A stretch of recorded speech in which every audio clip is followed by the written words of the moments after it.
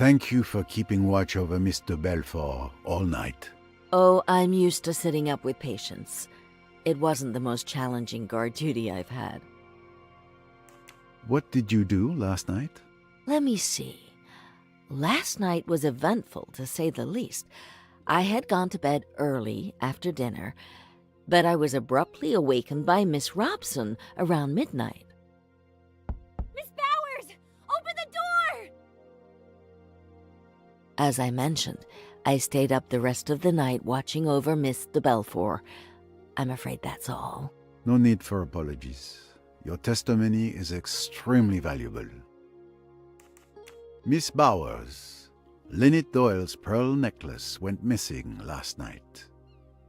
Can you tell me anything about that? The one she was wearing yesterday? A beautiful necklace. Even my boss doesn't have such pretty jewelry. I don't know what more I can tell you. Thank you for your testimonial.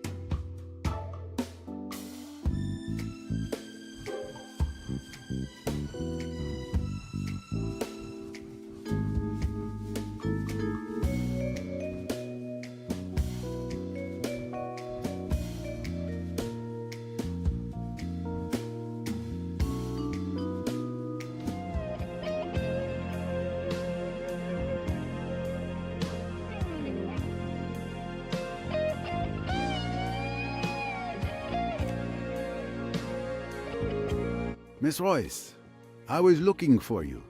I was looking for you too, Mr. Poirot. Time to share information?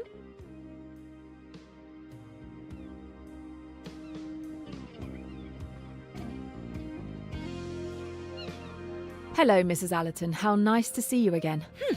And unexpected. Miss Royce, is it now? I understand you're a detective. You failed to mention that tidbit in Mallorca. I'm sorry, it was necessary, I'm afraid. No need to explain. It's still lovely to see you. They're not under the best circumstances, I'm afraid.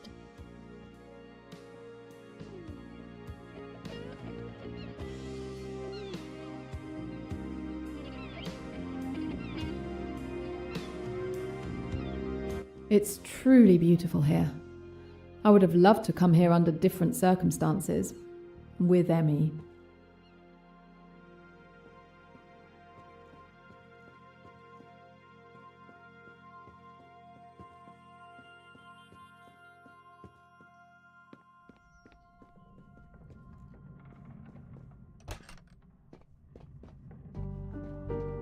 What do you find in a tool store room? Tools.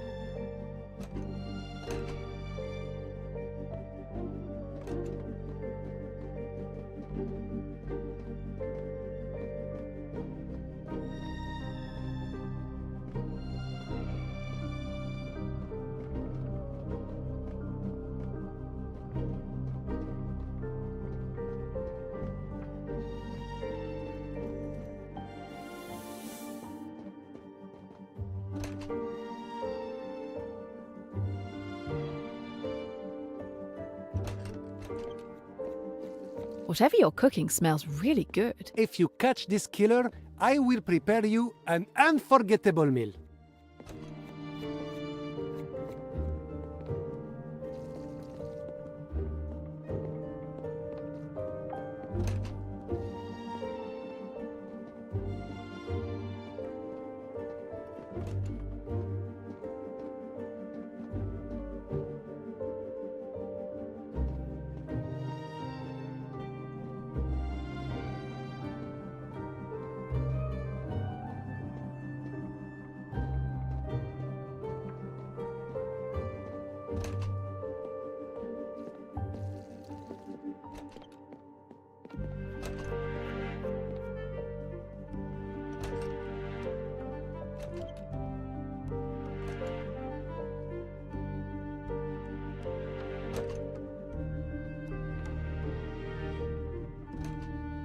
What are you doing here? Let me go and I'll tell you everything. No, I don't think so.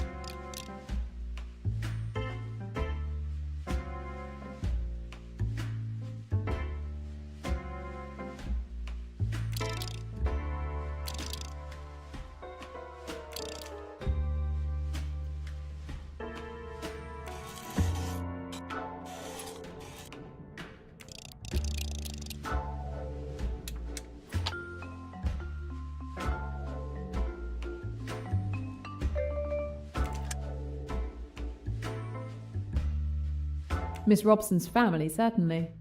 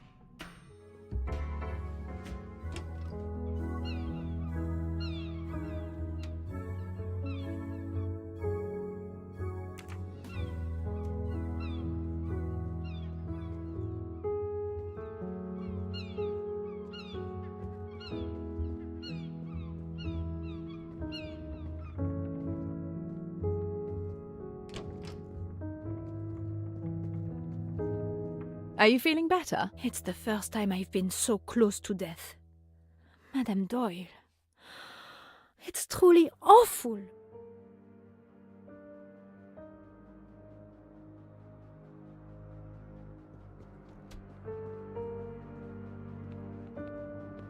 Did you win the game? Unfortunately, we didn't have time to finish. But this young man is not getting away with it.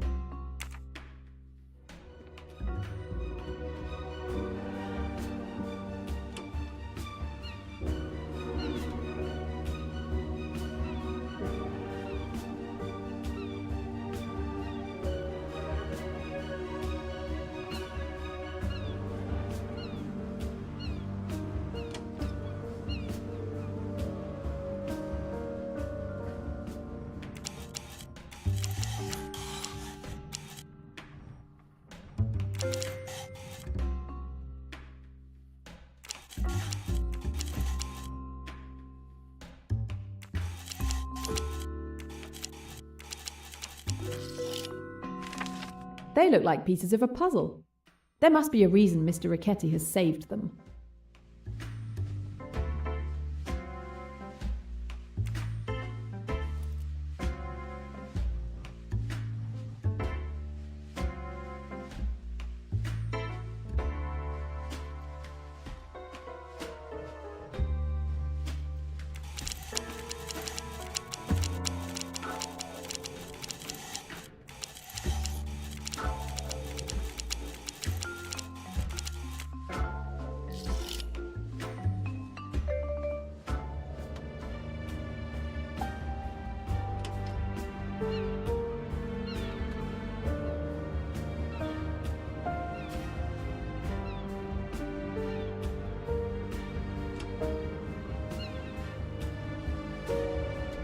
The shapes drawn on Richetti's papers seem to match the shapes on this globe. Let's see if we can find a match.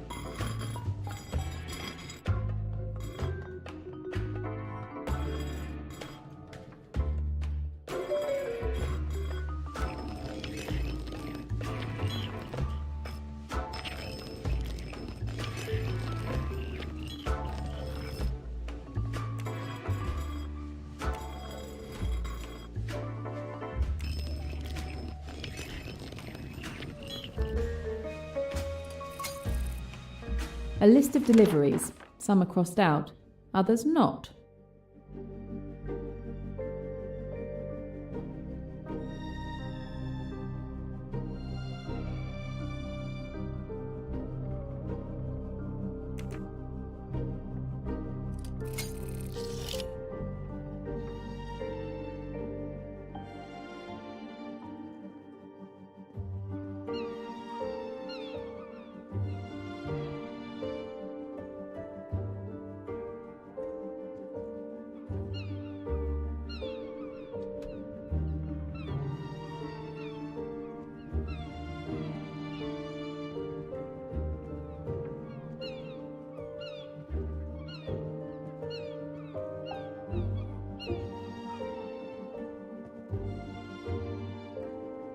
No regrets about not visiting Abu Simbel? Oh, I thought I knew the temple like the back of my hand, until I heard of Monsieur Poirot's discoveries. But the village nearby was still worth a visit. I hope you get the chance to see it someday.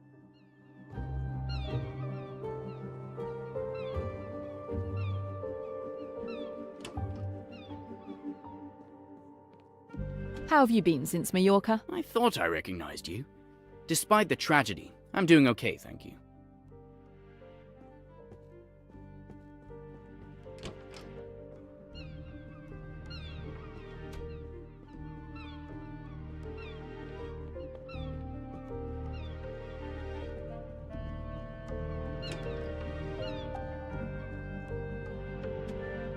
I don't think alcohol is the solution to your problems, sir. Don't worry, miss. I handle alcohol very well. I'm not going to drown myself in it.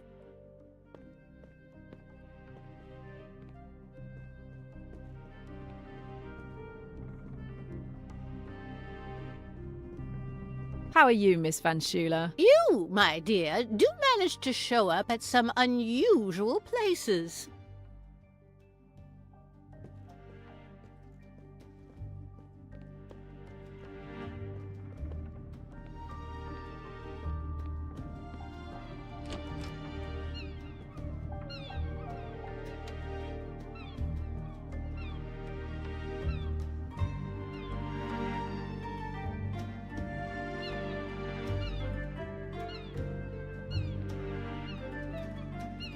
You often find yourself taking care of someone all night. It's a hazard of my profession, I'm afraid. Last time, it was that man who was ill, Kapoor, I believe.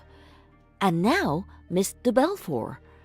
Believe me, this has not been the relaxing journey I expected.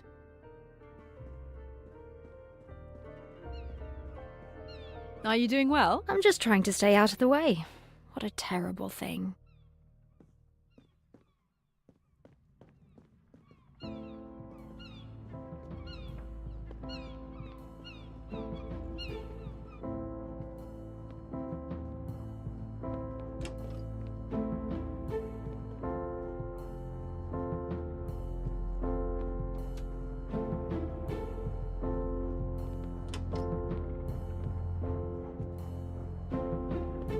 Excuse me, Captain, are you busy? Yes, you would think it's strange, but despite everything, I'm writing the next scenario for my Pyramids and Sphinx campaign.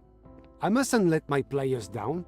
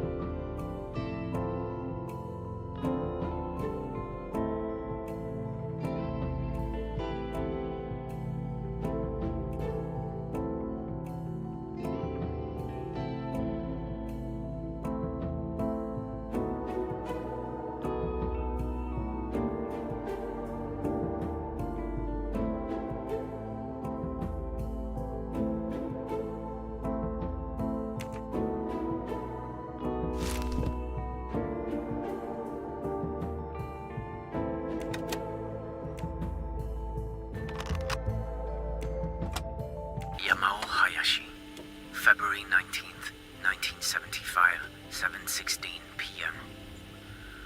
Well, I finally made it to the Doyle's hotel. It wasn't hard to spot them. I also ran into Pennington by chance. I was afraid he might recognize me, but everything is fine. So far, I haven't seen him do anything unusual. He spends some evenings with the Doyles, but it's just what friends on holiday might do. I expect I'll learn more about his intentions once we're all on the Nile. I'll try to record my next report in 2 days.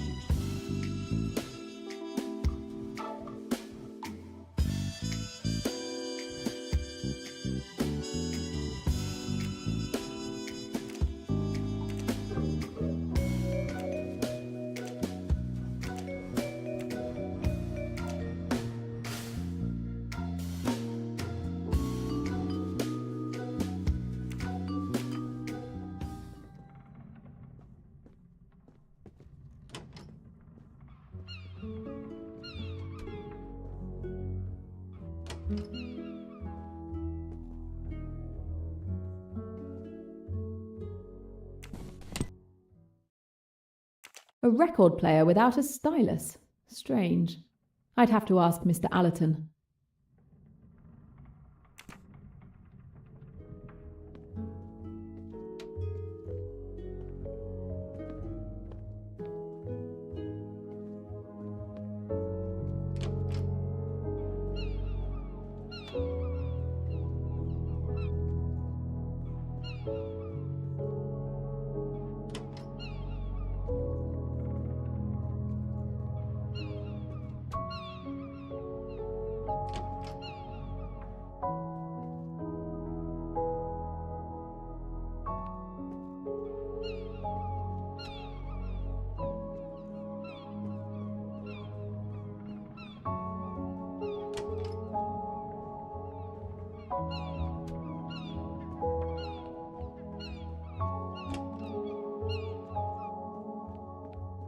How have you been since Mallorca? I thought I recognized you. Despite the tragedy, I'm doing okay, thank you.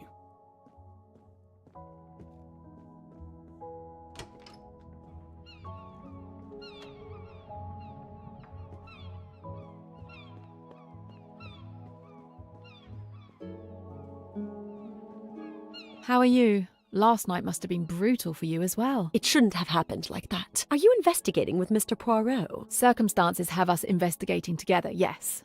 My name is Jane Royce. Pleased to meet you.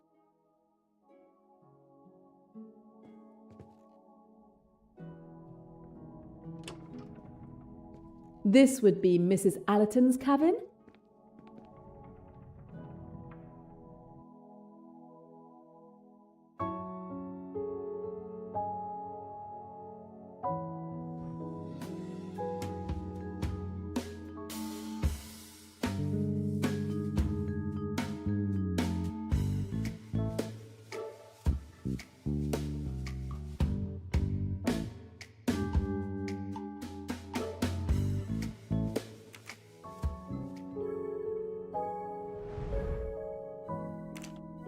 Seeds.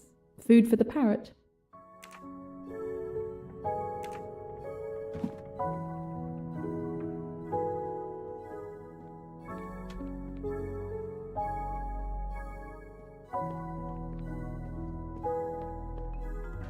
The lock is too small for my instruments.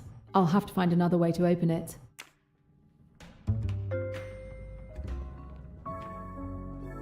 Hey there, parrot. Hey there. Can you talk? Talk, Oh, that's really impressive, isn't it? isn't it? What's your name? Grandma! Grandma! How does the box open? Mama's box? Can you open the box for me, Grimo? Mama's box? What's in the box? Mama's box? Grimo, I'm your mother. Mama's box? Mama's box? Do you want to go out, Grimo? Grimo? Hungry? Are you hungry, Grimo? Grimo? Hungry? I might have found the way to open this box. Do you want to eat? Peanuts?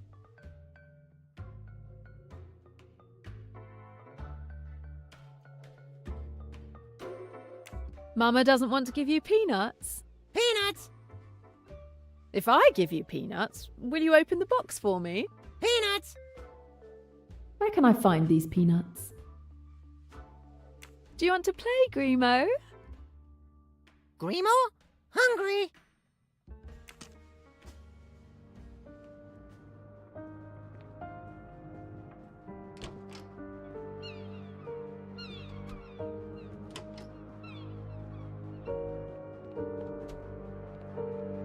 With any luck, Grimo should open Mrs. Allerton's chest for me.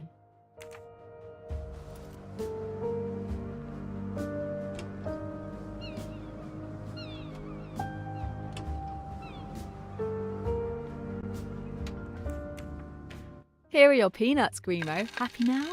Now, will you open the box for me? Grimo, happy! Mama's box? Wow, that colour pattern is gorgeous. Mama's box?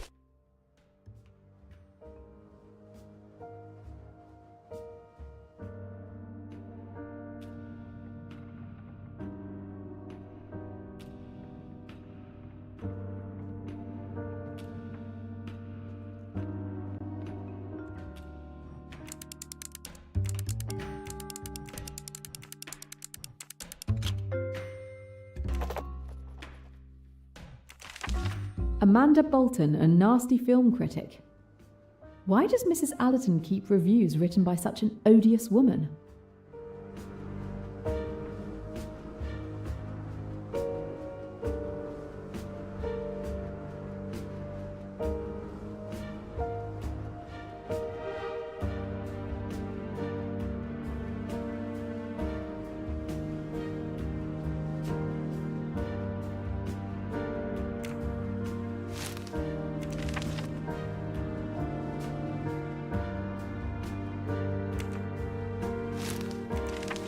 All these film reviews seem to have been written by this Amanda Bolton, a very critical person it seems.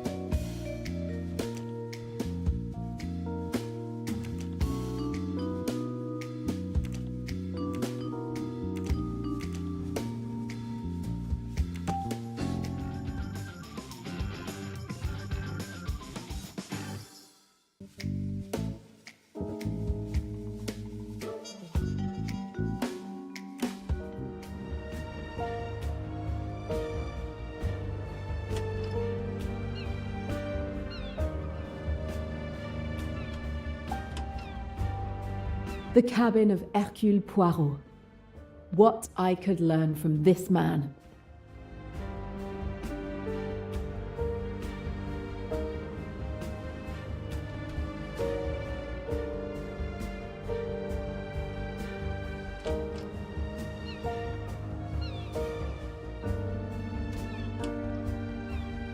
Jacqueline de Belfort occupies this stateroom.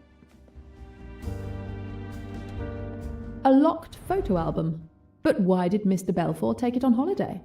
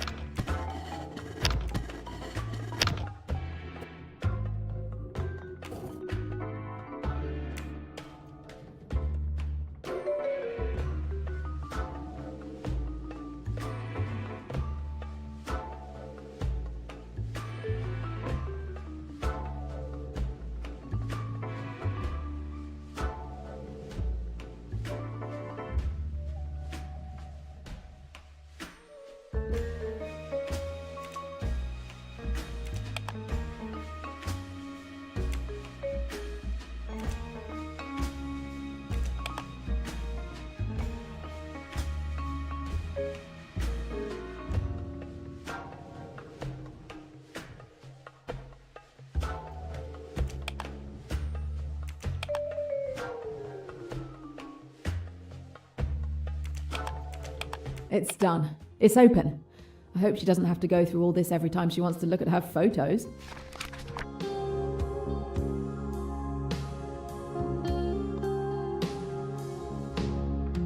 Oh, they seemed so happy back then. But now? Is hatred all they feel? Simon had proposed to Jackie. Their future seemed bright.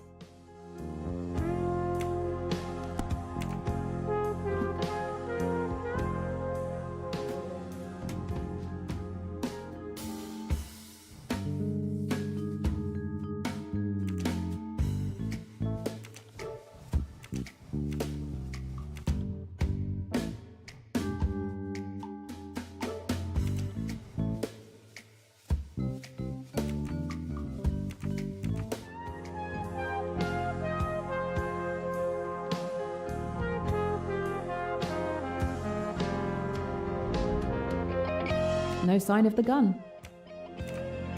The murder weapon is not at the scene of the crime or in Mr. Belfort's cabin. Why would the murderer get rid of the weapon? It would make more sense to use it to incriminate her.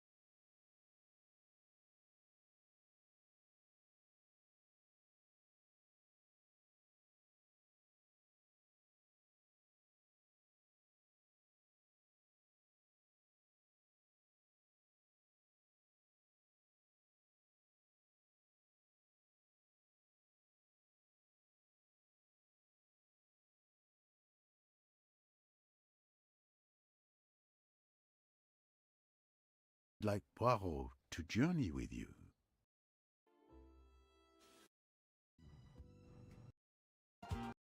Oh, absolutely. I wanted...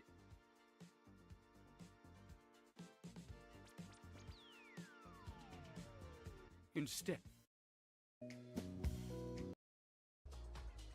Lifesaver then for Miss Ridgway.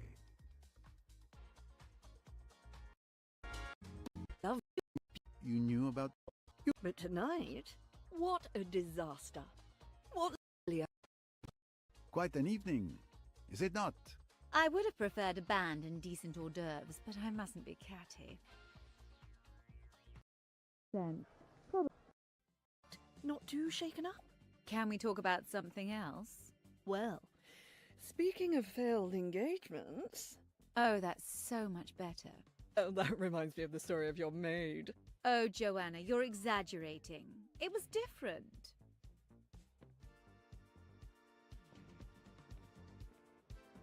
The poor thing had fallen for a strange man. She was very much in love, but I was suspicious.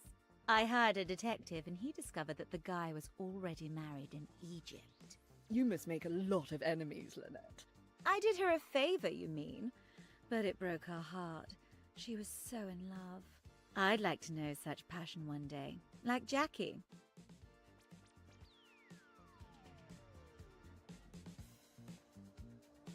Lucky Jackie.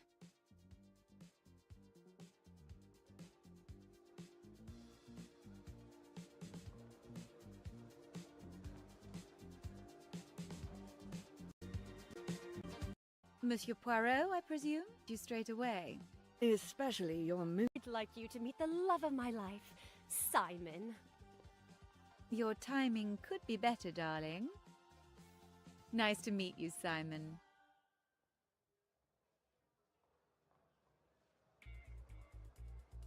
Jackie has told me a lot about you.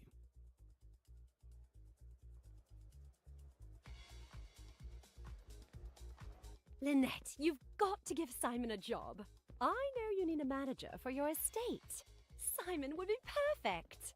I'm sure he would be, dear, but this is hardly the time. I'm having a conversation. You may not have noticed, but it appears there's... Thanks, Lynette. Oh, I'm so happy. If I don't marry him, I'll die. This conversation.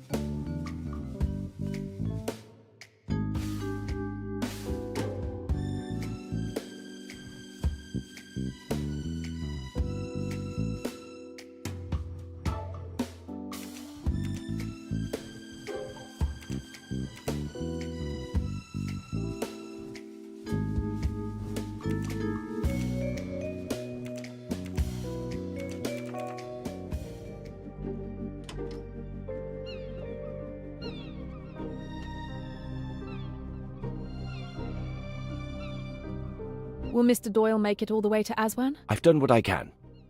But you have to be quick. He's in a pretty bad state.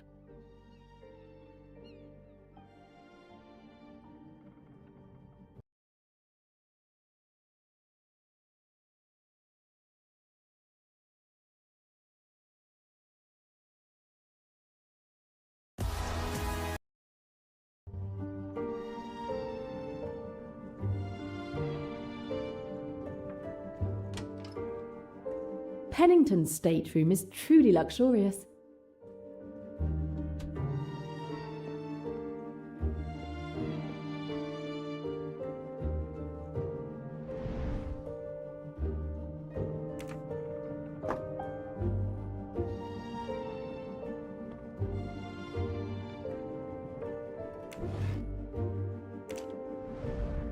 Pennington has a gun.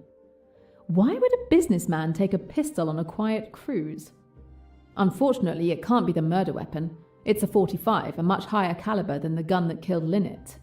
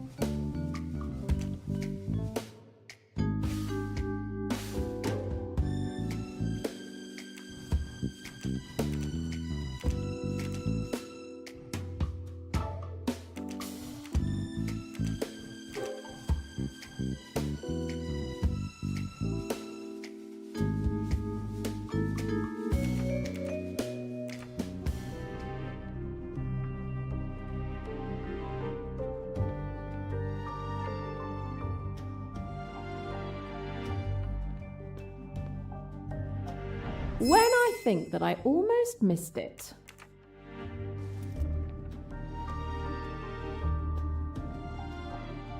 This Pennington guy sounds dodgy. I might find something useful in his papers.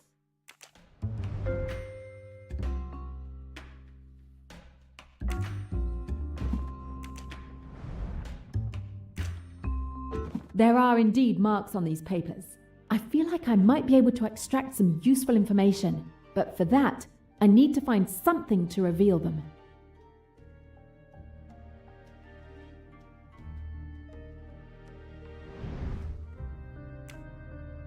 I don't think ink will help me reveal these marks. It might make everything illegible. I'm borrowing this, Mr. Pennington.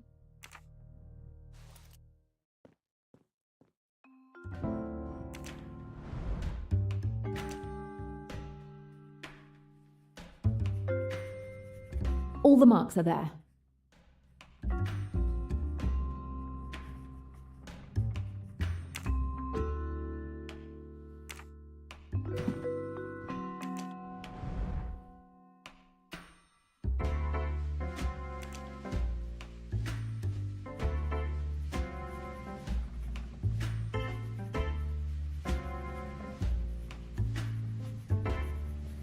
There are no marks left.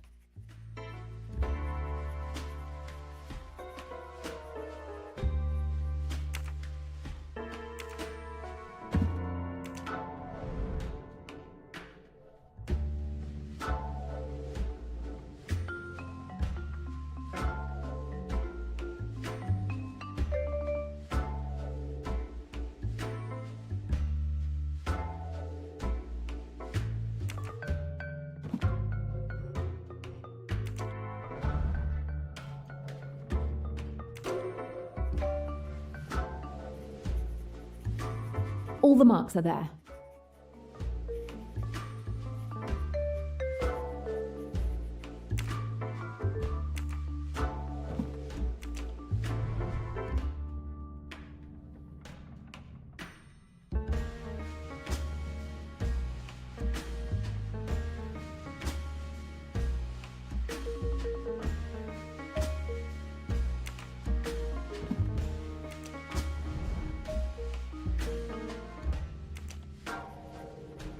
There are no marks left.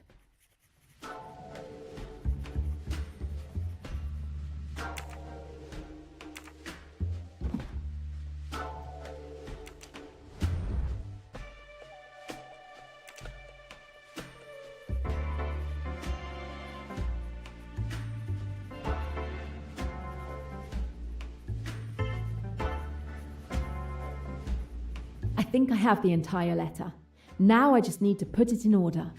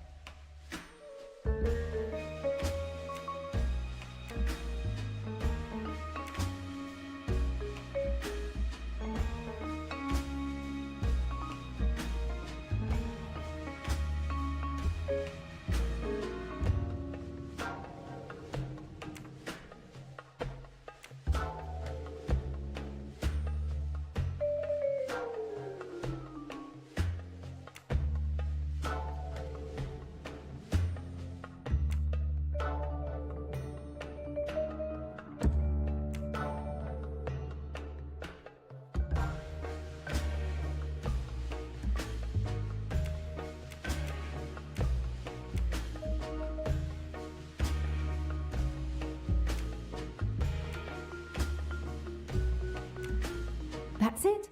I have the entire letter.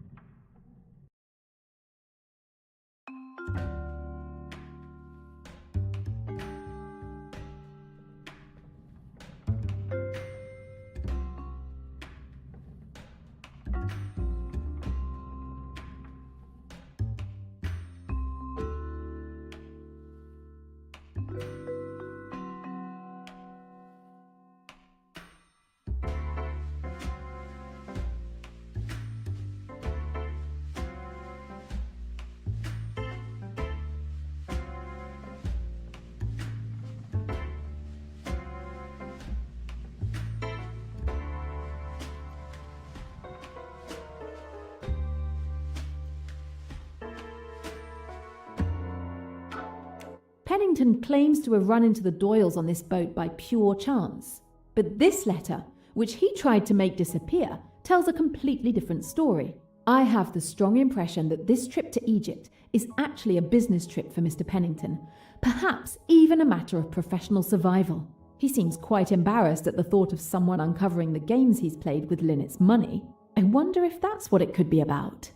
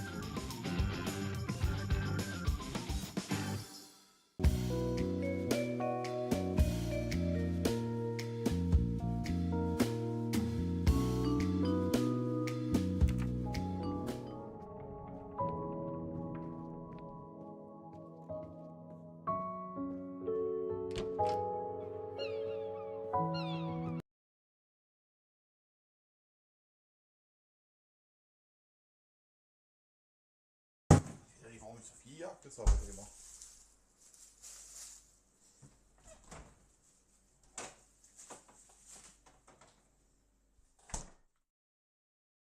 Gefüllten Geschoten. So. Jetzt haben wir hier einen großen.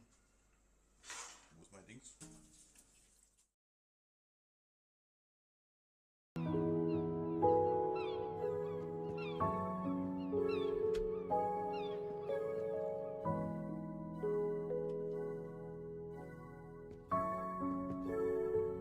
I'm sorry, I thought the cabin was empty. But who are you? Where'd you spring from? I'm Jane Royce. I'm a private detective working on another case. Now I'm helping on this one. The captain assigned me the task of searching all the cabins. If it will help uncover my wife's murderer, go ahead.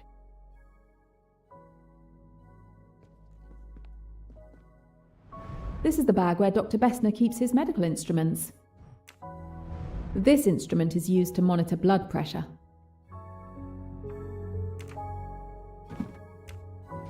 A scalpel. Not unusual for a doctor to carry one, but in the wrong hands it could become a weapon.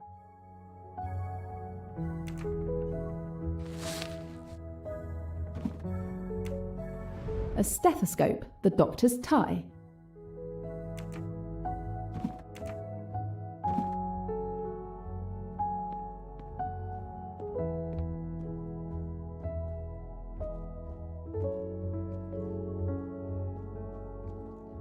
My condolences, sir. Thank you.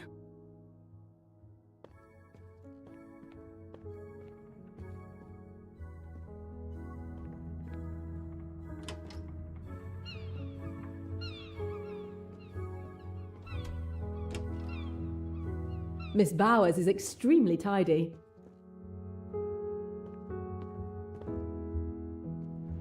I seem to have gained a moustache.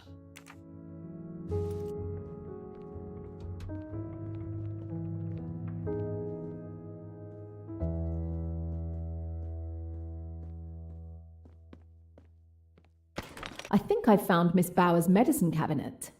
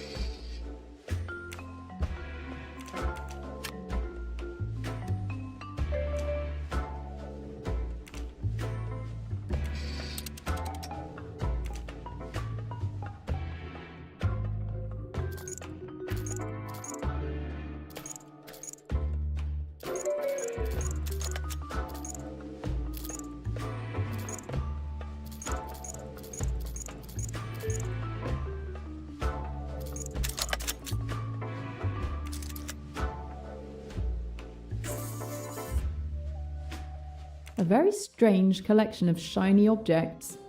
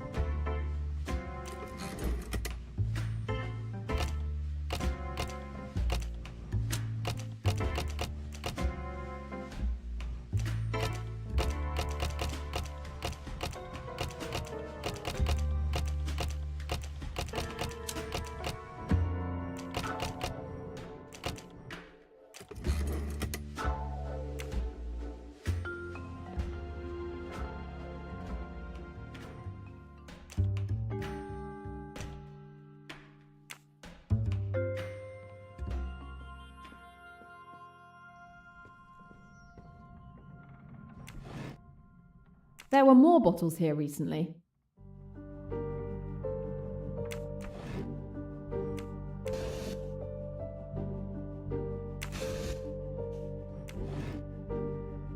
There were more bottles here recently.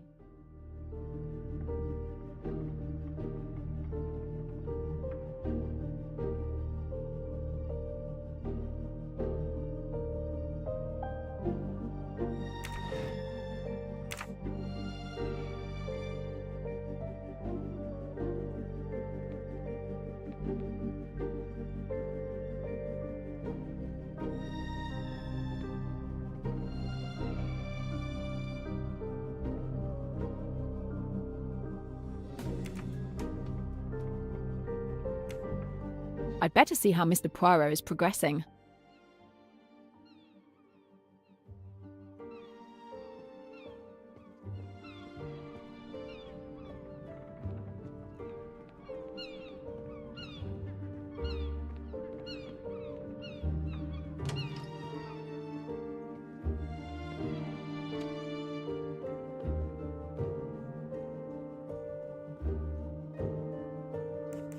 Why did you visit Mr. Doyle? I just wanted to check on him and express my sincere condolences for Madame Doyle. What happened to her is terrible, very, very terrible. You are hiding a peculiar photograph in your sewing machine. A picture of Mrs. Doyle's necklace, accompanied by an estimate of its value on the back. Well, you are quite a little snooper. What conclusion do you make from this exciting discovery? That you intended to steal Lynette Doyle's necklace, perhaps. Unfortunately, the truth is not nearly so exciting. Who do you think gave me that photograph? Madame Doyle herself. She feared someone might indeed try to steal it. I was to take the photograph to the jeweler who crafted it to make a cheap duplicate when we returned to London. Your explanation begs more questions than it answers. I believe I will leave this matter unresolved. For now.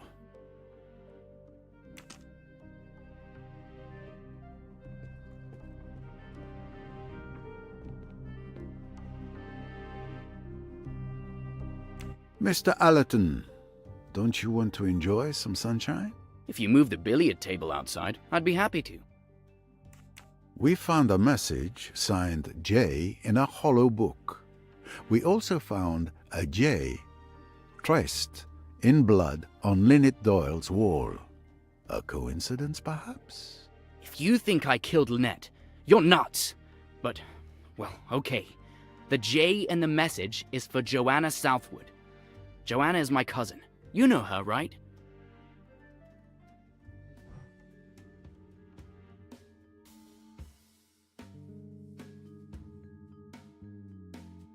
She told me you met her at Chez ma tante, the night that fool's wedding proposal backfired. Yes, she was the engagement ring's thief. Who saved Lynette from a disastrous marriage. Given the recent circumstances, we can say an even more disastrous marriage has occurred. But very well. It is your cousin who sends mysterious messages in hollow books? Yes, we've done it since we were kids. There's no harm in it. We'll leave it like that then, for the moment. We noticed that the stylus of your record player is missing from your cabin. Yes, I lost it somewhere while we were shifting our luggage in Aswan. That's unfortunate. The record player won't work without it.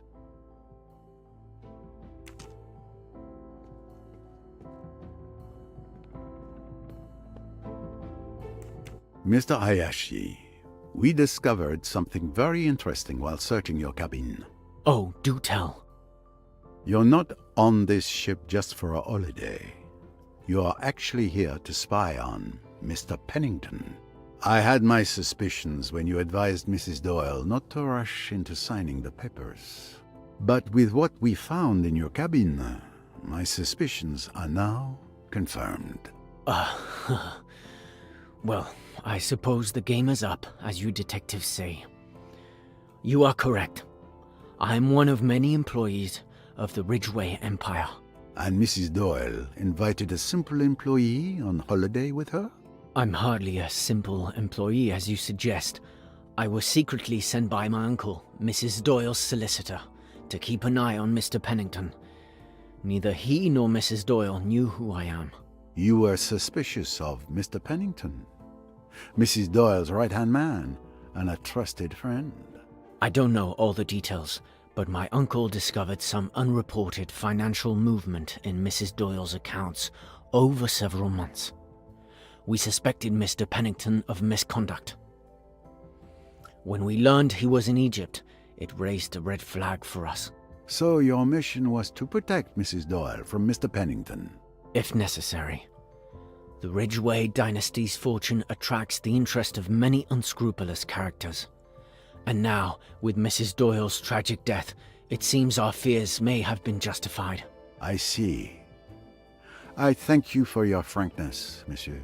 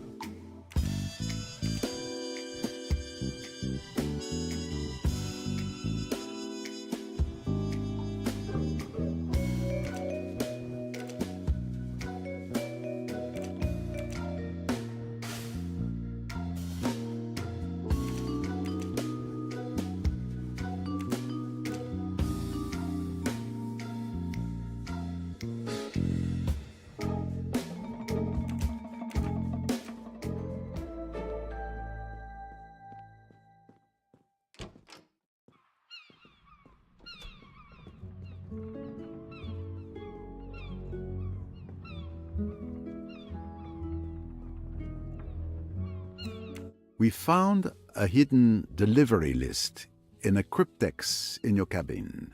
Ah. Well, you know, conducting archaeological research isn't the most lucrative job. So, to make ends meet, I sometimes facilitate the transfer of certain works of small value from one hand to another. Your offense? I wouldn't put it that crudely. Call it what you will. I'm not proud of it, but without it, I couldn't fund my research, which I like to think is a benefit to my colleagues. I see. Well, enjoy the view. I must concentrate on finding a murderer.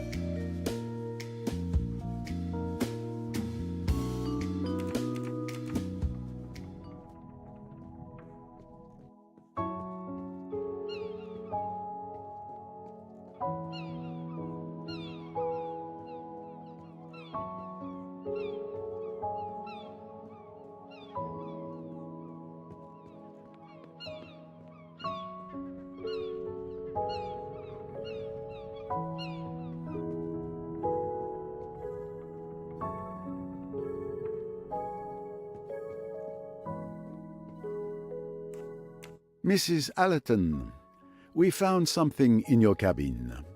Newspaper clippings written by someone named Amanda Bolton, a film critic known for being one of the most outspoken in the industry. Can you tell me why you saved these particular clippings?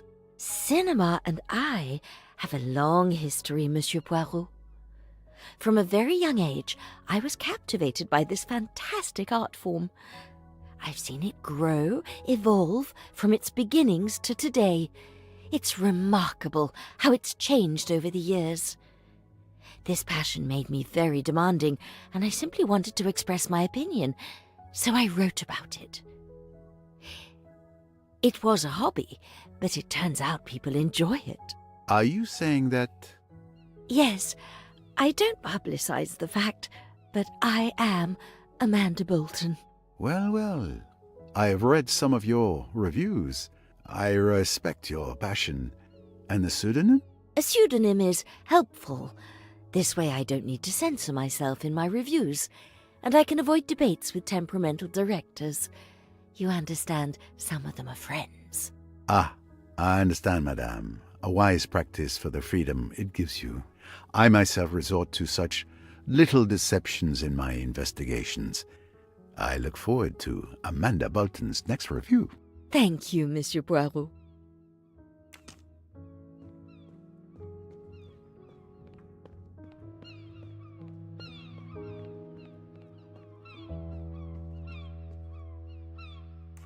We found a signet ring with a peculiar coat of arms in your cabin. I'm sure I've seen it somewhere before, but I can't quite place it. Perhaps you could enlighten me? I have no idea because it's just a keepsake. Just a trinket I brought back from a trip. Nothing significant. Yet, it was well hidden. In any case, this ring likely holds no importance for my investigation.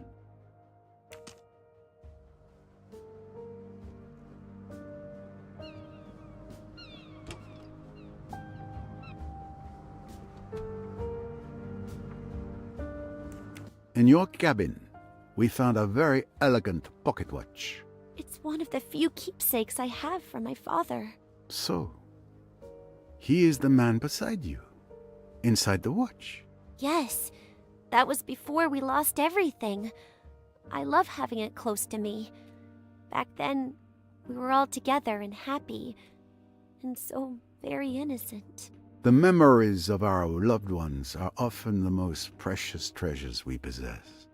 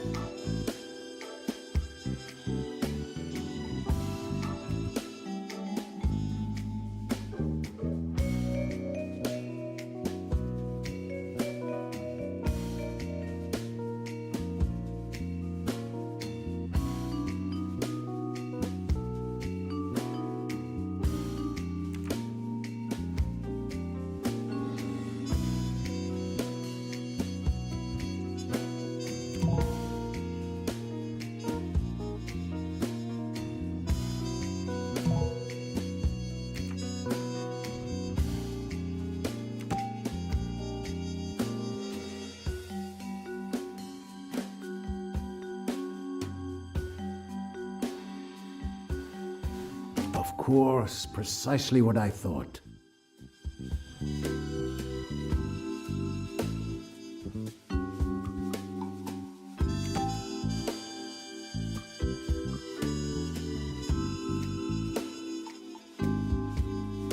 Excellent.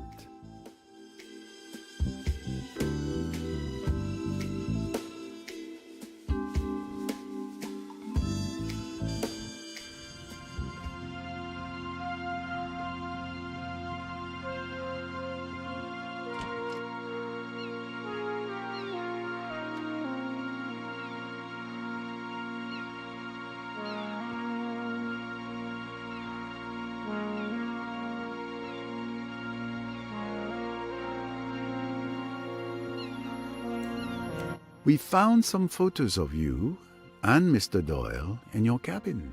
Yes, I admit I still hope that he will come back to me. I don't want to lose those beautiful memories with him. I understand. But be careful with the ghosts of the past. As comforting as they might be, they may only prevent us from moving forward. Thank you, Mr. Poirot, but I can manage my life on my own.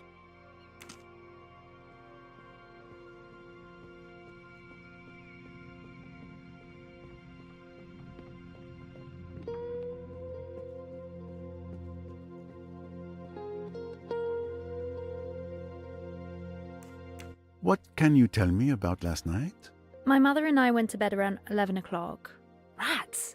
There I am again, securely tied to her apron. I didn't hear anything except some commotion near Dr. Bessner's cabin. It was stifling in our cabin. I couldn't sleep. Around 1 a.m., I went out on deck for some fresh air. I didn't stay long. I went back to sleep afterwards. I had no idea what had happened until this morning.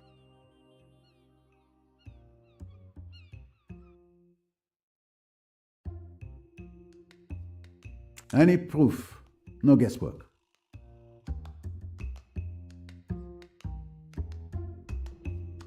Are you absolutely sure you were just taking a walk? What do you mean? Of course I'm sure.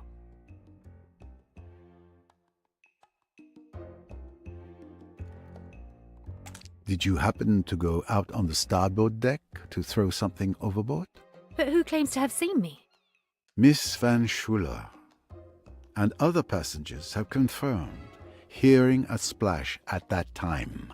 Miss Van Schuler, that old busybody? Maybe she heard a splash. I didn't. She still refuses to admit anything. I need to know what was thrown overboard. There's only one thing left to do. Recover that sunken treasure. The steward, Tarek, might be able to help us.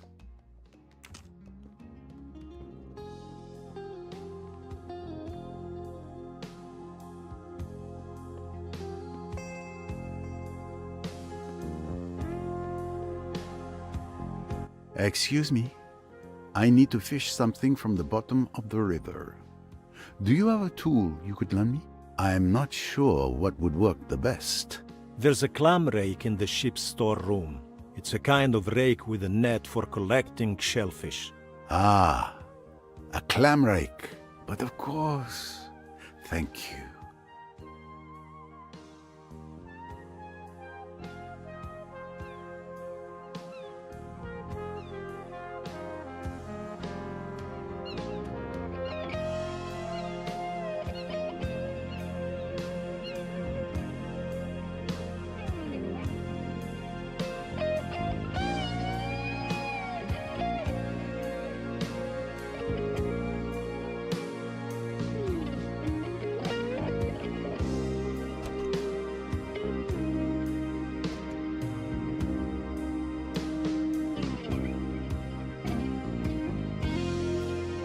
I doubt Miss Royce has ever used one, but I expect she's a fast learner.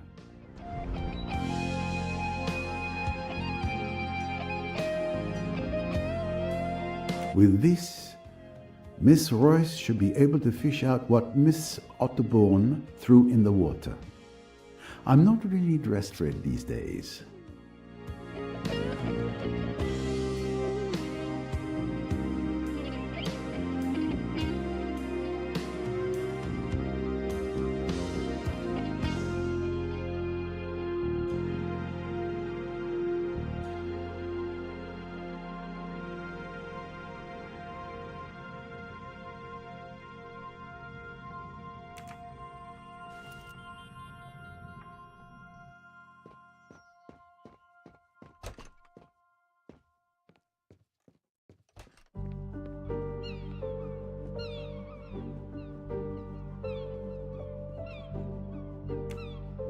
I should bring Miss Royce up to date on what I have discovered.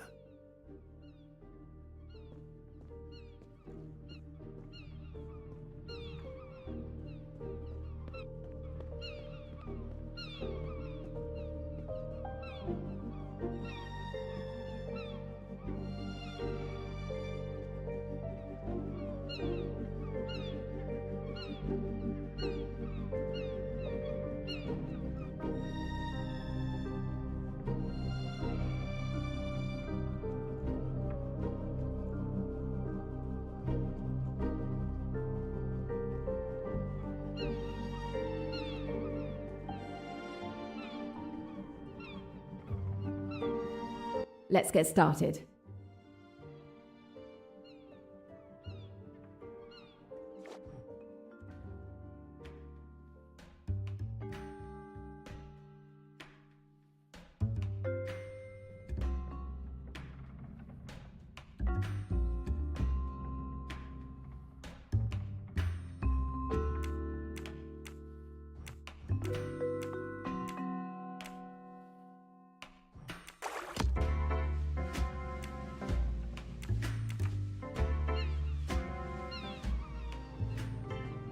Let's get started.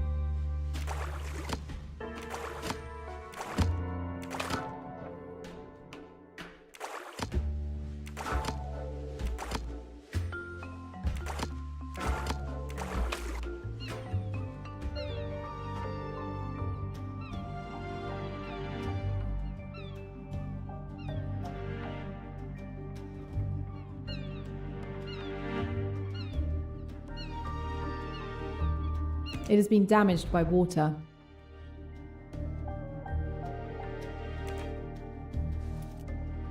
Not very interesting. Yuck.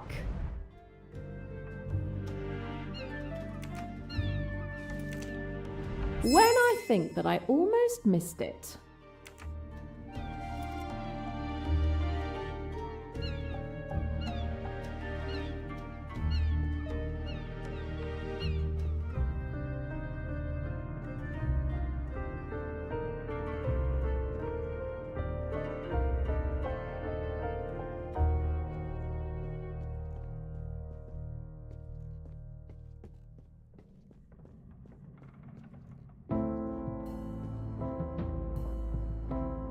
Let's go fishing for clues.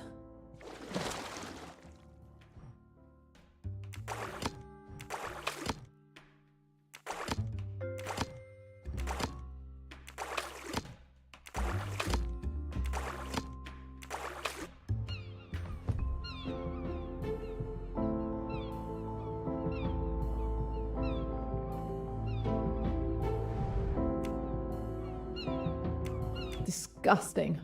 Digging through trash on a river bottom. I'm going to grit my teeth and just do it.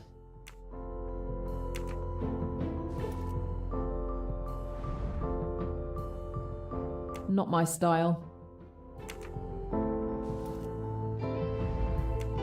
Not very interesting. Now this is more interesting.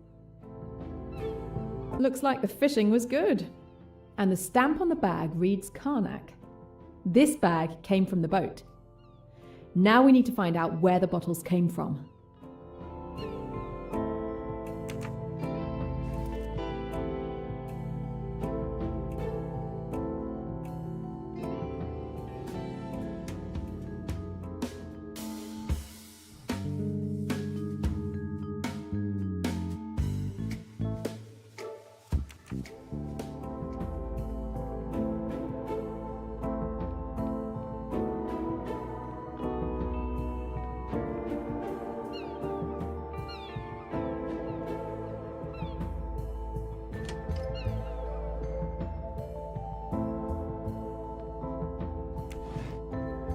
These traces seem to match the bottles fished out.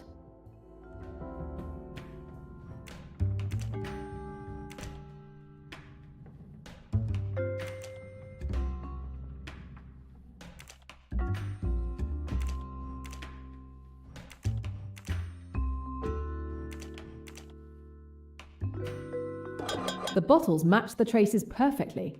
It can't be a coincidence. The recovered bottles belong to either Salome or Rosalie Otterborn.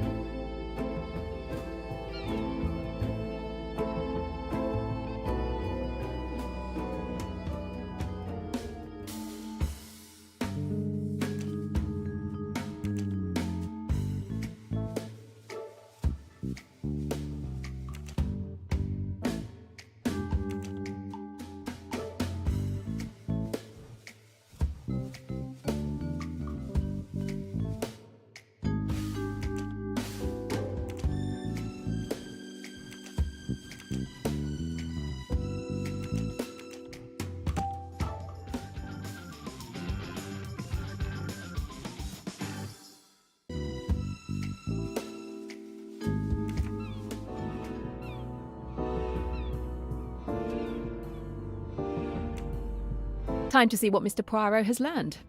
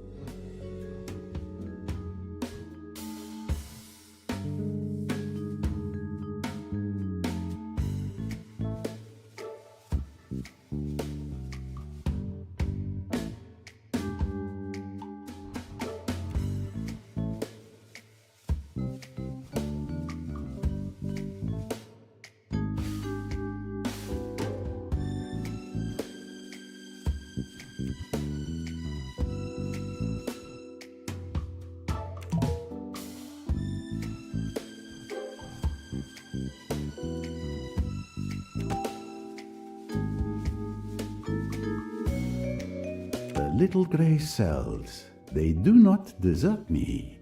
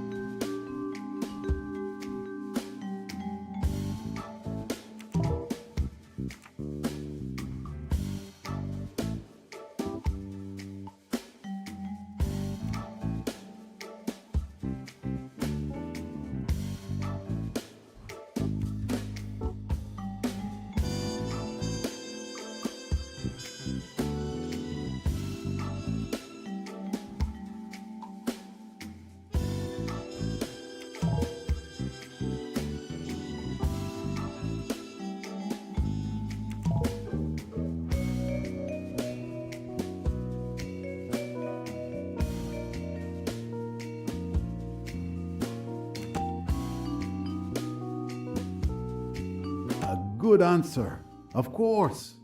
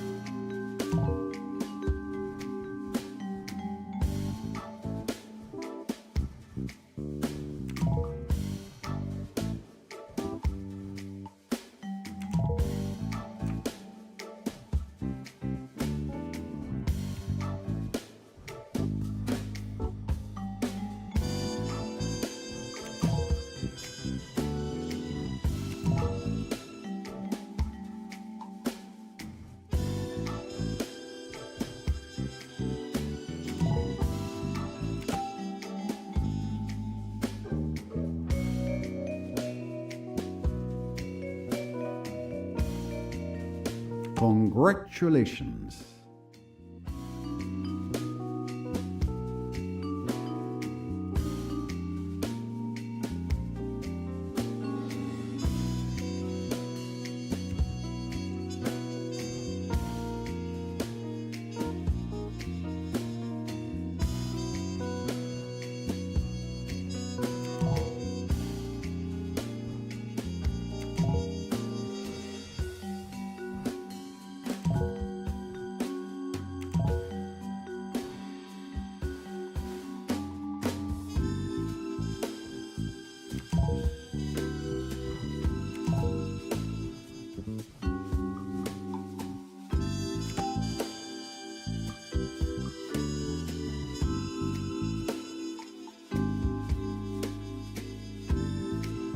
Not really. That's it.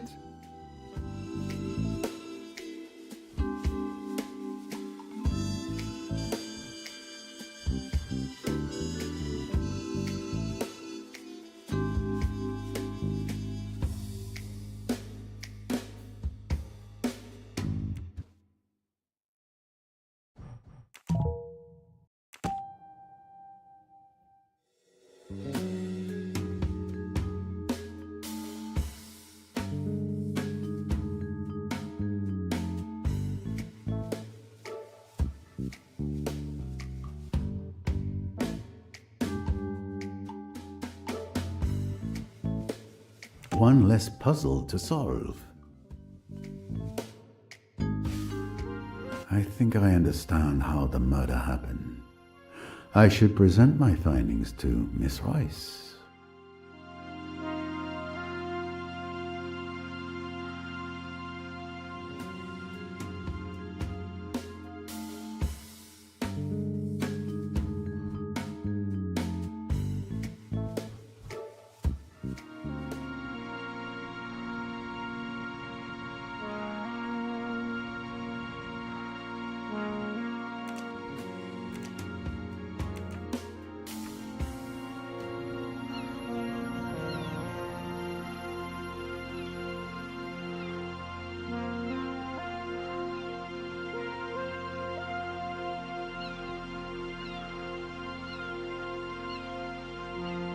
We have made progress in our investigation, but a significant problem remains. I think I know what you're referring to. Let's recap. I've discovered that the murderer intentionally drugged me at dinner, sometime before Lynette's murder. We can already draw a first conclusion from this. The crime was premeditated. It couldn't have been improvised. Exactly. The revolver that was used to kill Lynette Doyle is a key piece of evidence. Agreed.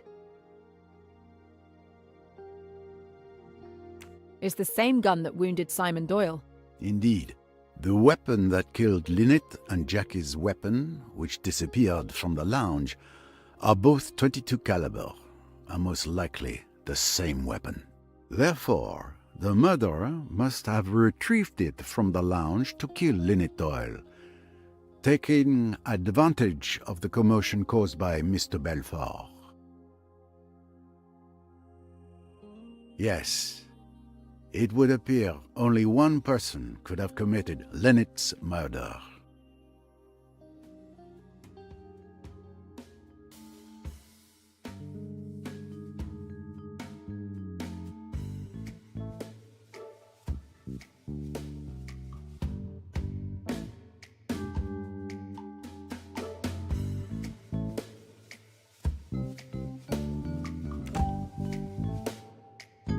Well done, that's correct. And it would seem that only Mr. Belfort could anticipate that the revolver would be there last night, available to kill Mrs. Doyle since she threw it down there, knowing that thanks to the excitement, a convenient weapon would end up by chance in the lounge, ready to be used again.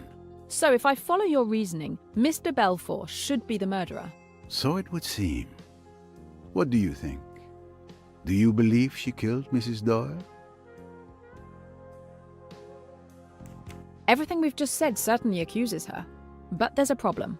That's exactly right. We have other evidence that exonerates Jackie.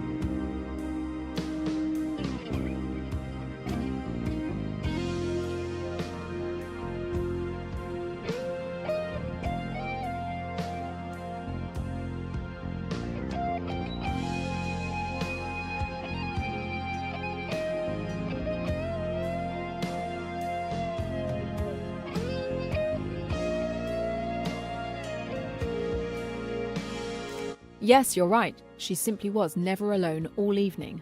Yes. If we trace the sequence of events.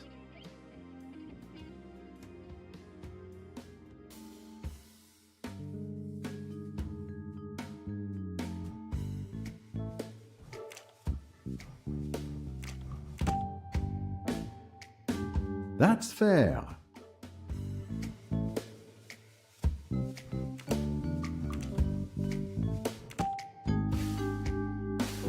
Now that is a good answer.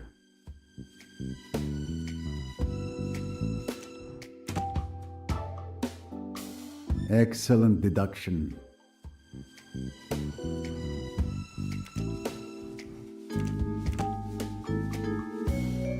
Impressive.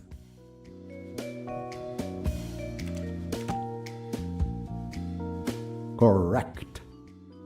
Several testimonies overlap to confirm that Mr. Belfort was never alone from the moment she entered the lounge until this morning.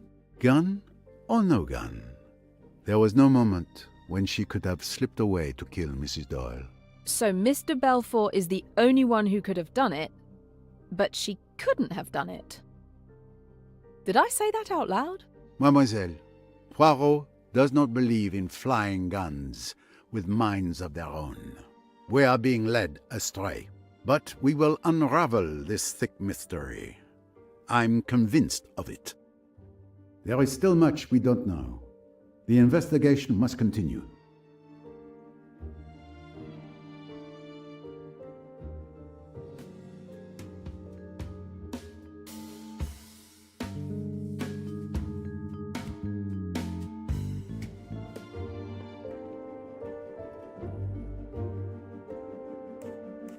What are you drinking? Whiskey. Any objection? None. Your liver is your own. Your cabin was searched. We found a note clearly indicating that you used Mrs. Doyle's money, formerly Miss Ridgway, for dubious investments. Nonsense. I merely borrowed the money, as is my prerogative, and unfortunately the investments went awry. All I wanted was to help Lynette diversify her portfolio, but I felt guilty enough. I fully intended to recoup her losses, but such a sum isn't easily gathered at the snap of a finger. Her death suits you then. You no longer need to repay anything, and Mr. Doyle being far easier to swindle than his late wife. Careful, sir. Don't poke your mustache where it doesn't belong. Lynette was like part of my family. I swore to her father on his deathbed that I would look after her. How dare you insinuate that I would take advantage of the death of someone so dear to my heart? I make no apologies. I'm simply following wherever my mustache leads me.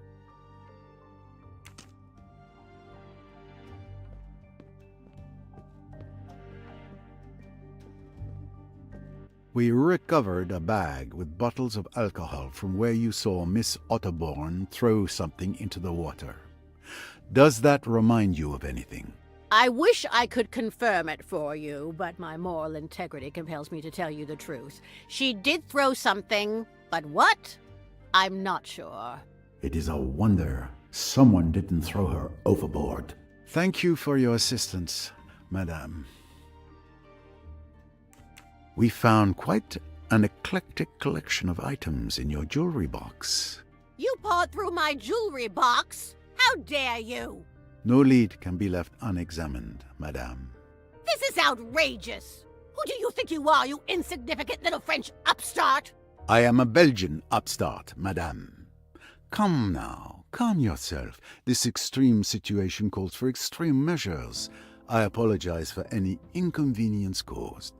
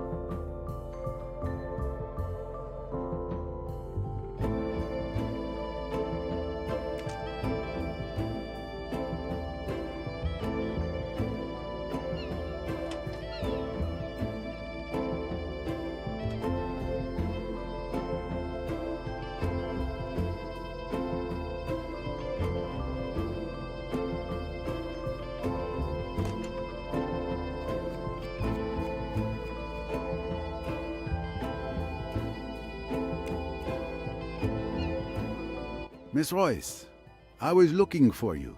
I was looking for you too, Mr. Poirot. Time to share information?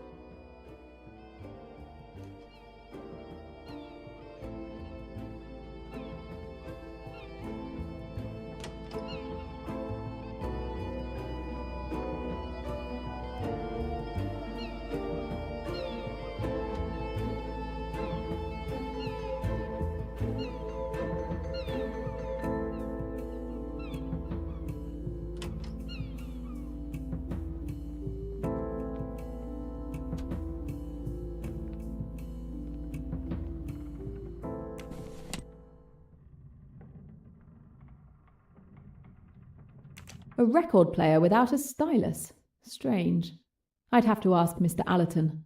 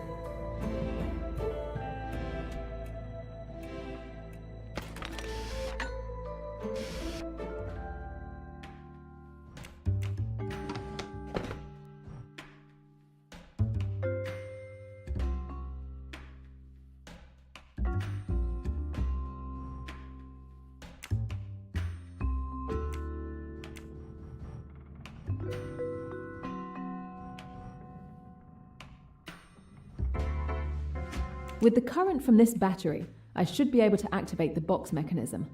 Then all I have to do is get it to the end of the line.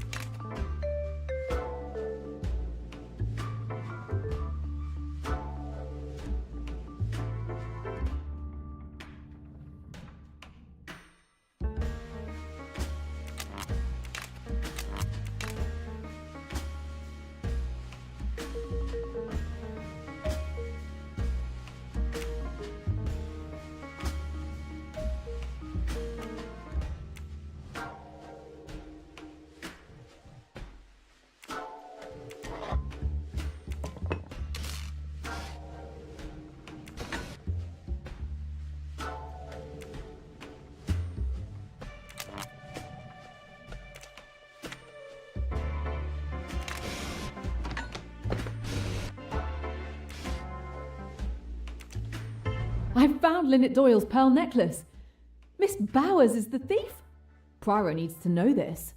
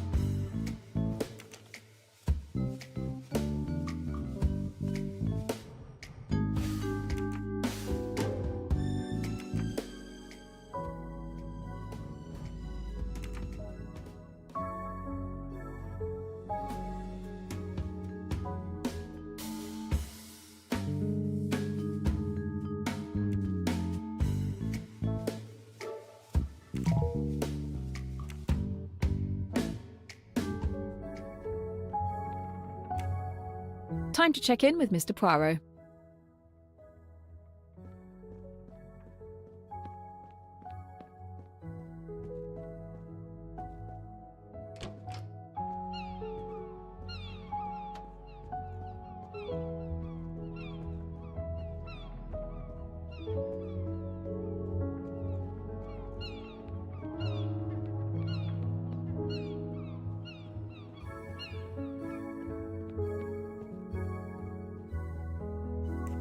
Miss Bowers, Lynette Doyle's pearl necklace went missing last night.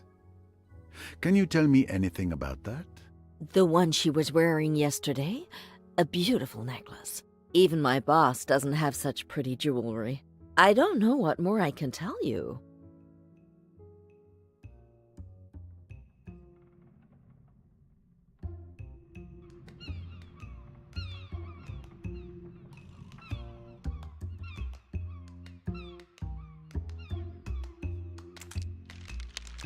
Are you sure you can't tell me anything more?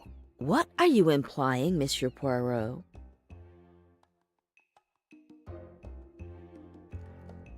Perhaps you forgot to mention that you have Lynette Doyle's necklace in your cabin? Oh, I see. So you found it. But it's really not what you think. Will you kindly explain, Miss Bowers? Miss Van Schuler, she can't help it, you know. But she does take things. Especially jewelry. That's really why I'm always with her. It's not her health at all. It's this little idiosyncrasy.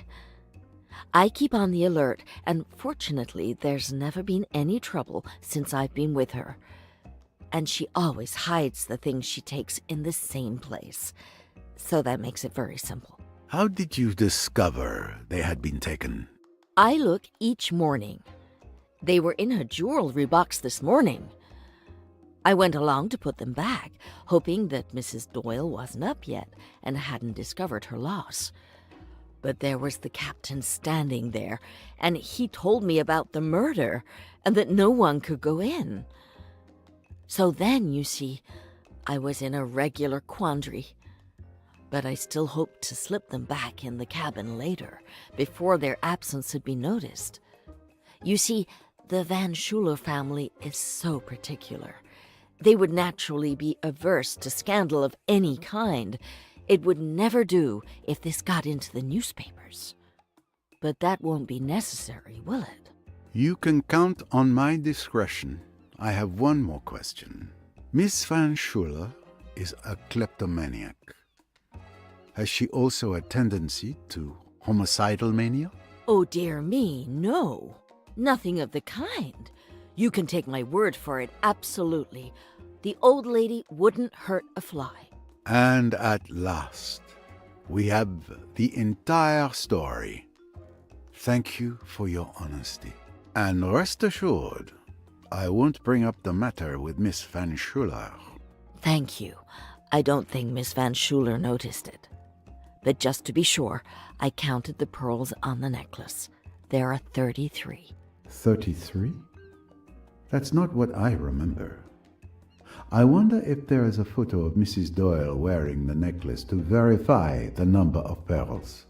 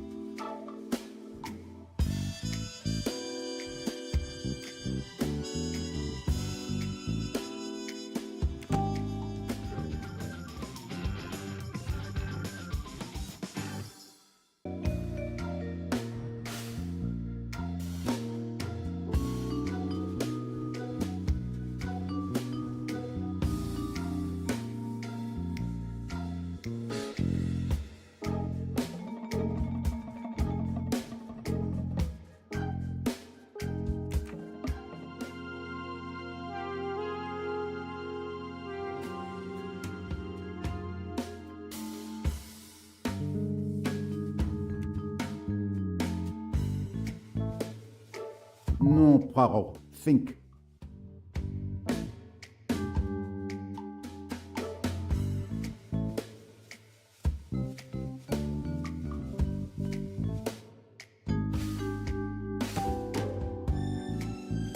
The little grey cells, they do not desert me. The necklace Miss Van Schuler stole, and that was recovered by Miss Bowers, is a fake. I must find out who could have swapped a real necklace for this one. My little grey cells did not let me down.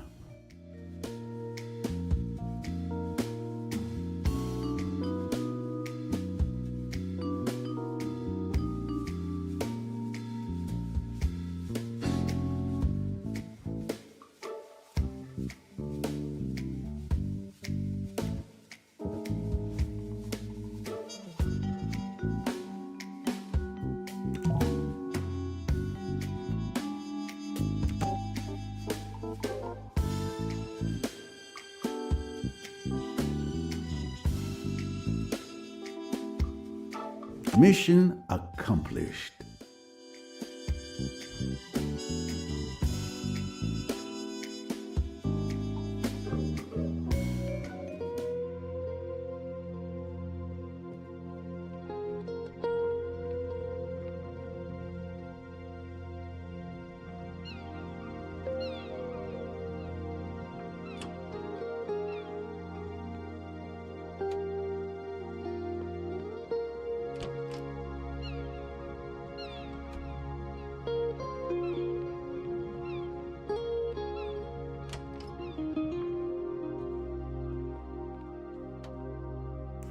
Lynette Doyle's pearl necklace disappeared last night. Can you tell me anything about that? You're the first to tell me the news. I didn't even know it had been stolen. The thief will make a fortune if he can sell it, but he doesn't stand a chance if you're there to stop him.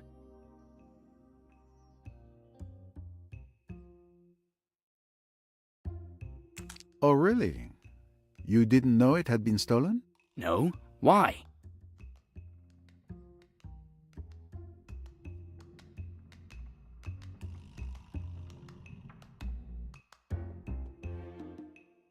I know there was a fake necklace in the hollow book that was sent to you. You know, do you? Where's the proof? The message that talks about a defective shipment, which matches the fake necklace with a flawed copy. Not to mention, you were one of the 3 suspects in the theft of Mrs. Leach's bracelet in Mallorca. Shall I go on? Where is the real necklace if you think I'm the thief? Enough lies. Give me the missing piece of your record player. Tell me where you've hidden it, or I will advise Miss Royce to destroy your record player to open it. All right, no need to destroy everything. Here it is. But I fail to see how this helps you. We had missed this during the search.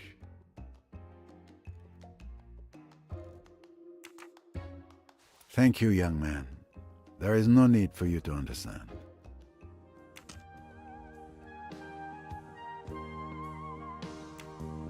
I should bring Miss Royce up to date on what I have discovered.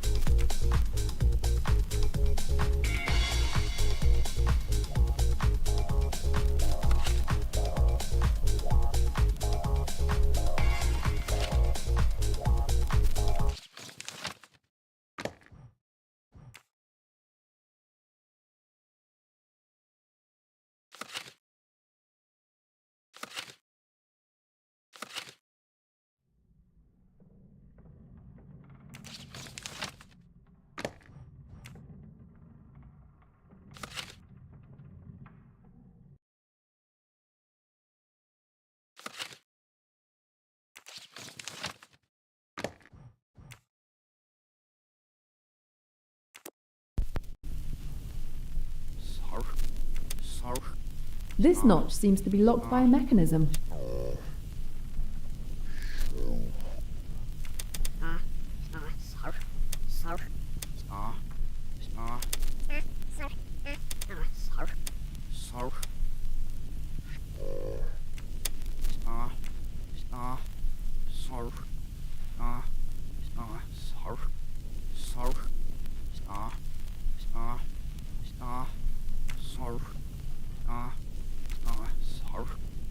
It's strange that these buttons don't do anything.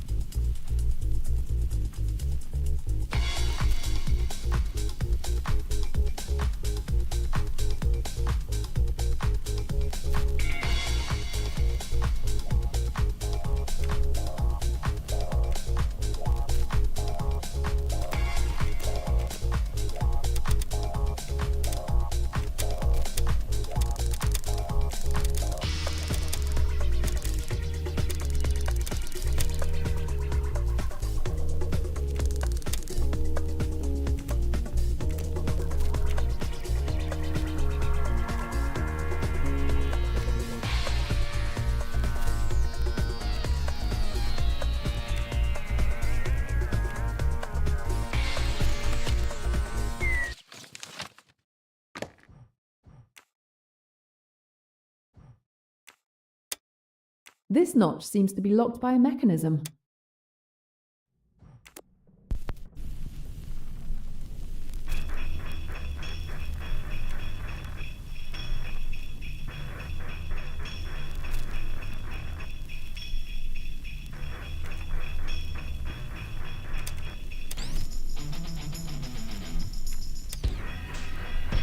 This notch seems to be locked by a mechanism.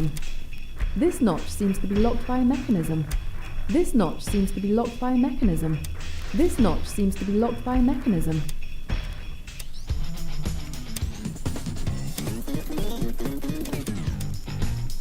This notch seems to be locked by a mechanism.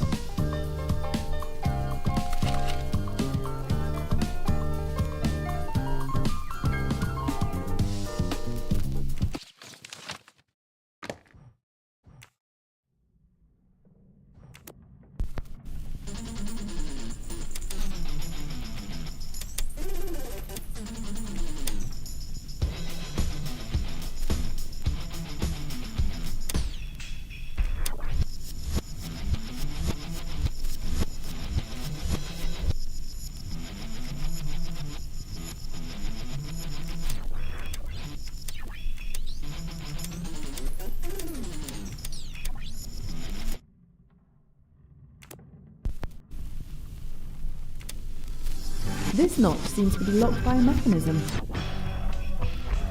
This notch seems to be locked by a mechanism. This notch seems to be locked by a mechanism. This notch seems to be locked by a mechanism.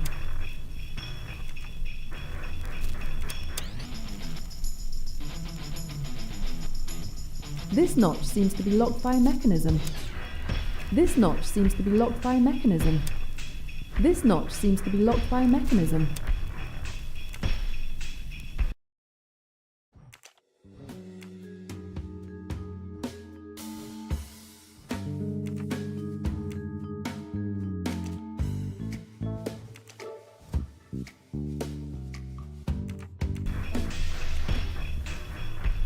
This notch seems to be locked by a mechanism.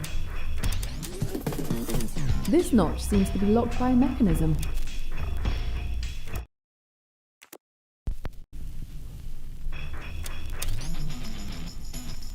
This notch seems to be locked by a mechanism.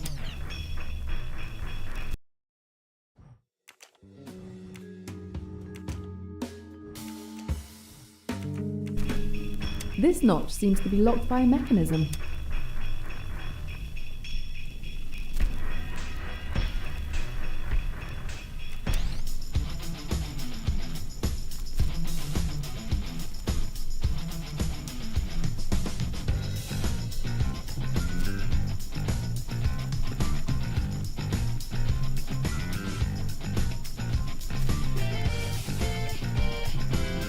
This notch seems to be locked by a mechanism. This notch seems to be locked by a mechanism.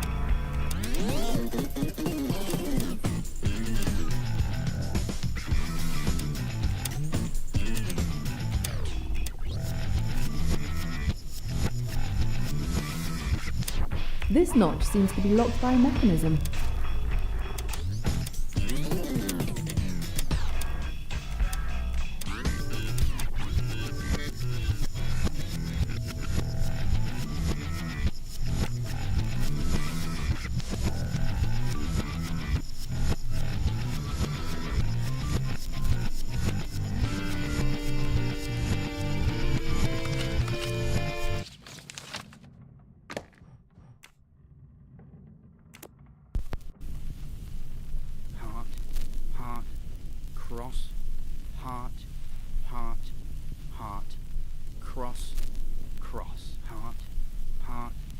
cross, heart, heart, heart, cross, cross, heart, heart, cross, heart, heart, heart, cross, cross, heart, heart, cross, heart, heart, heart, cross, cross, heart, heart, cross, heart, heart, heart, cross, cross, heart. Bingo! There it is at last. The pearl necklace. So Tim Allerton is the thief. But is he also the murderer?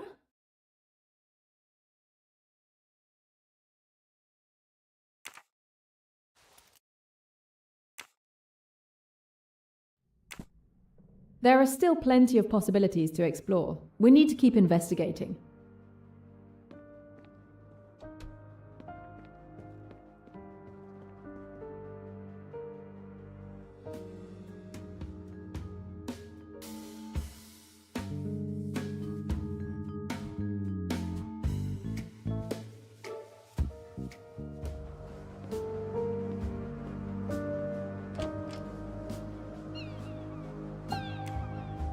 It may be time to compare notes with Mr. Poirot.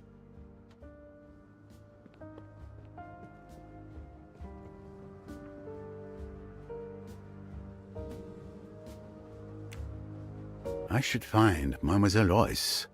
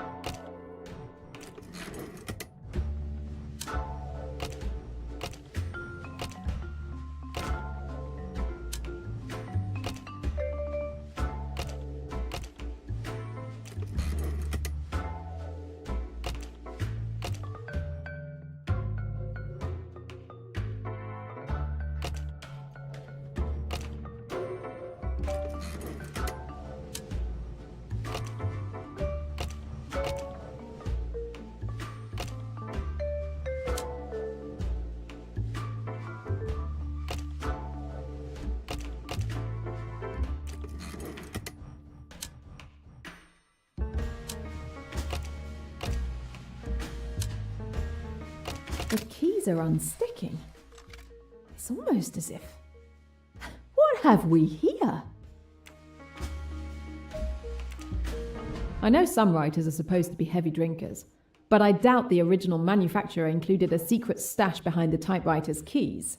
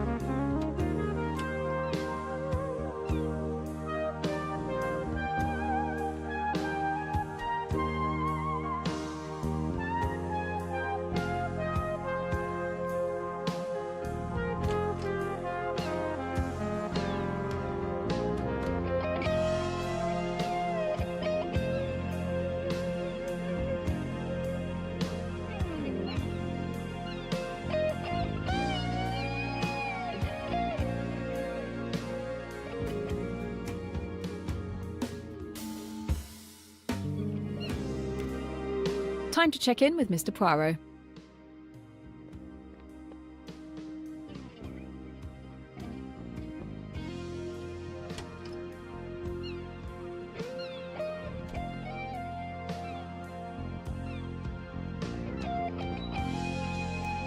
Mrs. Otterbourne, my associate found what was hidden in your typewriter.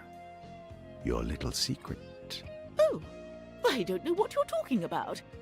And besides, find me a person on this boat who doesn't have a little secret to hide.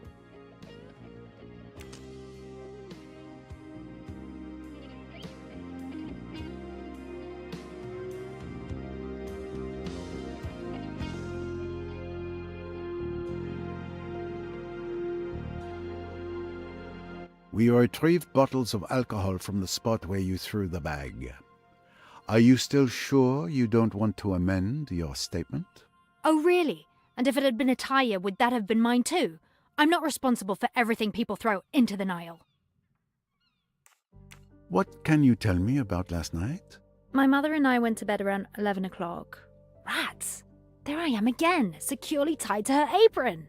I didn't hear anything except some commotion near Dr. Bessner's cabin. It was stifling in our cabin. I couldn't sleep. Around 1 a.m., I went out on deck for some fresh air. I didn't stay long. I went back to sleep afterwards. I had no idea what had happened until this morning.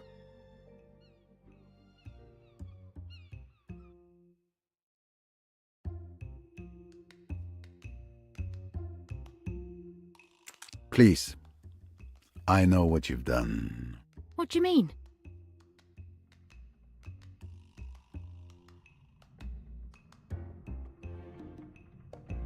That's enough now. I know you threw your mother's liquor bottles into the water. Am I right? Yes, you're quite right. I was a fool not to say so, I suppose. But I didn't want everyone to know. It would go all over the boat, and it seemed so silly. I mean, that I... So silly that you should be suspected of committing a murder? I've tried so hard to keep everyone from knowing. It isn't really her fault. She got discouraged. Her books didn't sell anymore. People are tired of all that cheap sex stuff. It hurt her. It hurt her dreadfully. And so she began to drink. For a long time, I didn't know why she was so weird. Then, when I found out, I tried to stop it. She'd be all right for a bit. And then suddenly, she'd start and there would be dreadful quarrels and rows with people. It was awful. I had always to be on the watch, to get her away, and then she began to dislike me for it. She's turned right against me. I think she almost hates me sometimes. Pauvre petite. Don't be sorry for me. Don't be kind. It's easier if you're not. I'm so tired. I'm so deadly tired. I know. People think I'm awful. Stuck up and cross and bad-tempered. I can't help it. I've forgotten how to be nice. You have carried your burden by yourself too long. It's a relief to talk about it. You've always been kind to me, Mr. Poirot. I'm afraid I've been rude to you often. Are you going to tell everyone? No, it is not necessary. Just tell me what I want to know. Now tell me, mademoiselle. Miss Van Schuler saw you. Did you see her? She says that she looked out of the door of her cabin. I don't think I should have seen her. I just looked along the deck and then out to the river. Did you see anyone at all when you looked down the deck? No. I saw nobody. I thought the splash heard by several witnesses was the murderer disposing of the revolver. But it was only Rosalie Otterborn throwing away evidence of her mother's alcoholism. It explains one mystery, but it is doubtful it helps identify the murderer.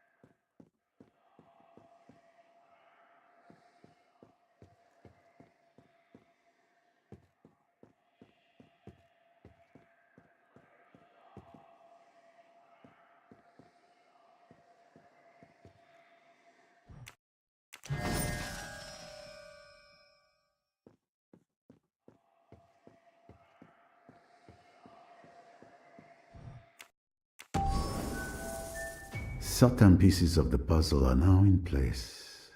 It's clear that Rosalie must have seen Tim when he came in or out of Lynette's cabin with the necklace. I must confront them.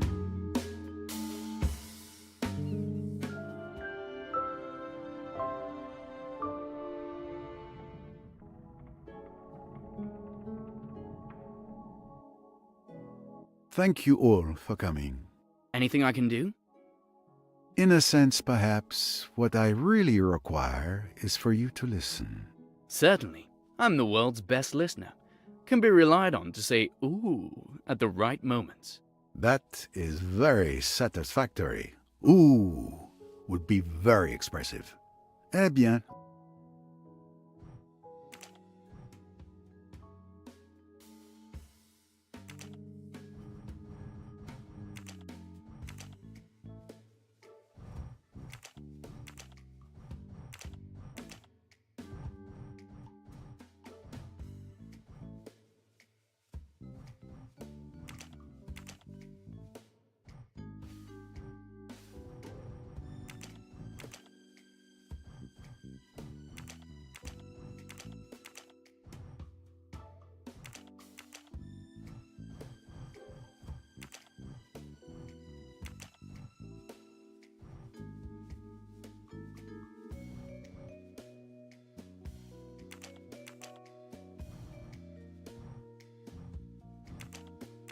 Let us begin.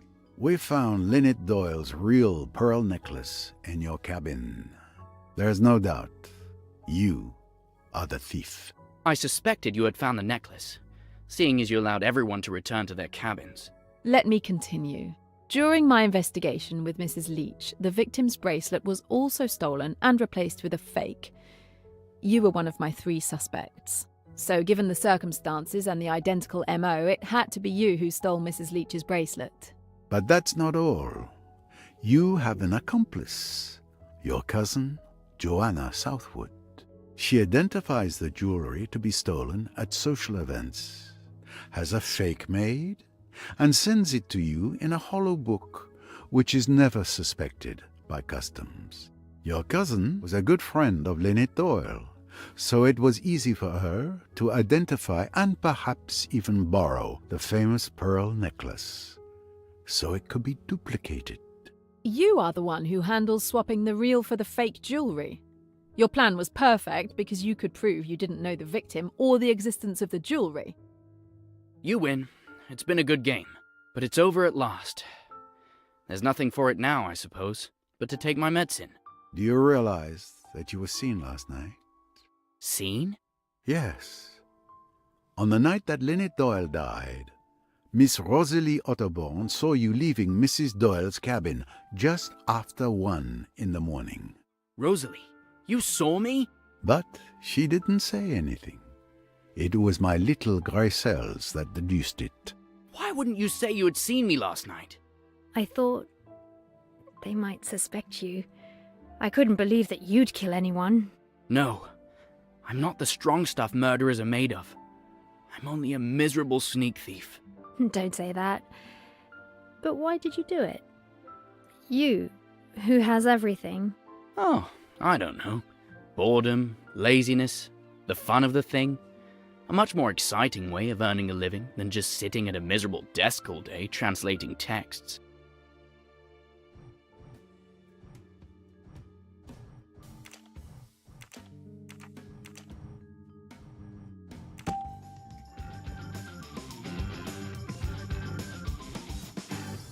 Rosalie, would you...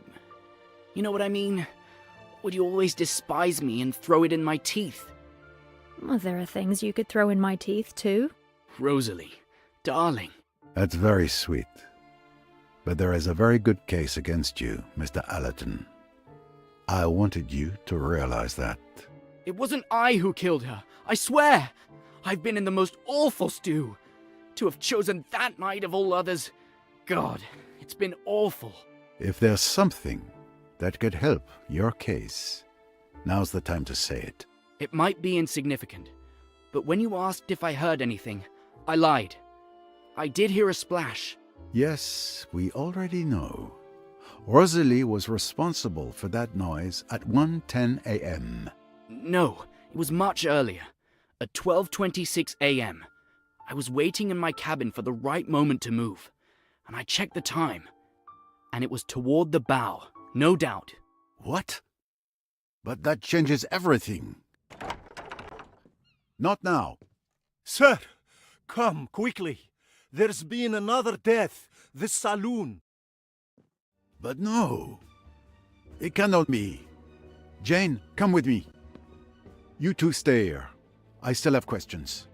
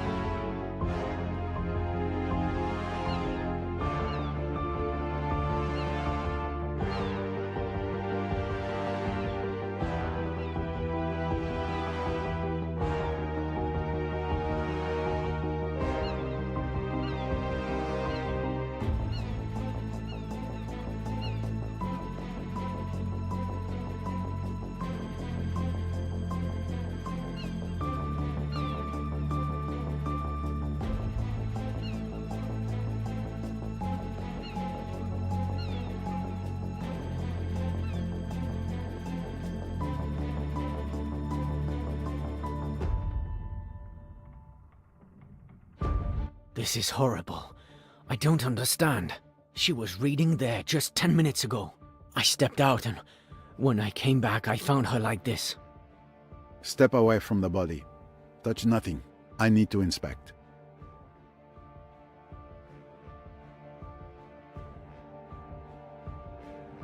A ribbon for bundling stacks of notes.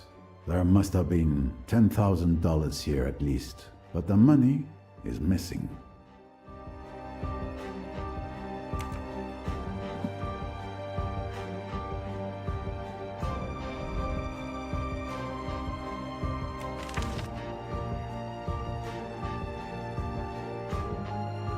A telegram used as a bookmark.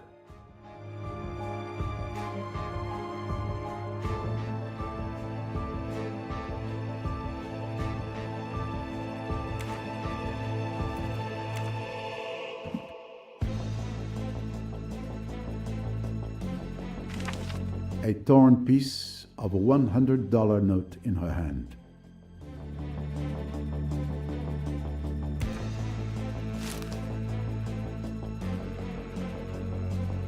A thin weapon, very sharp, has slit the throat, possibly a scalpel.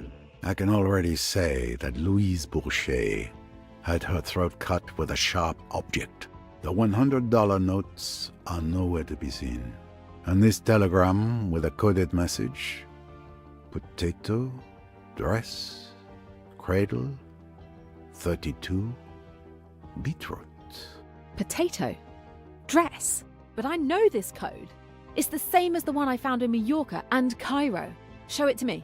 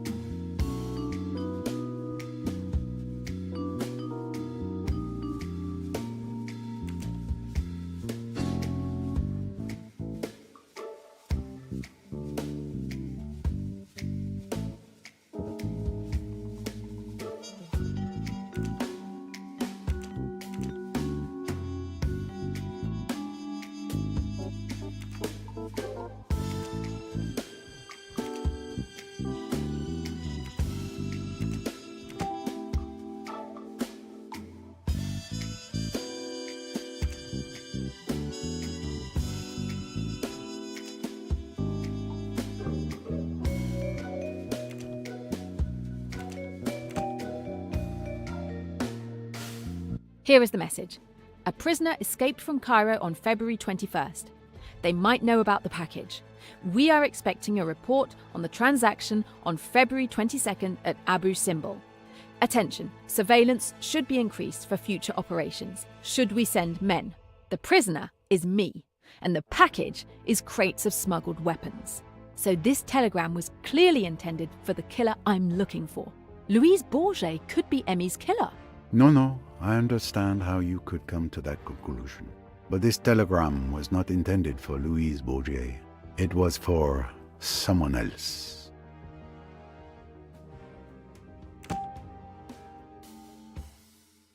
Yesterday, Lynette Doyle mistakenly received this telegram that was meant for Riquetti. When she returned it to him, he was furious that she had read it by mistake. Now, I understand why. Riquetti is your man. Where's Riquetti? He was right there. He's gone.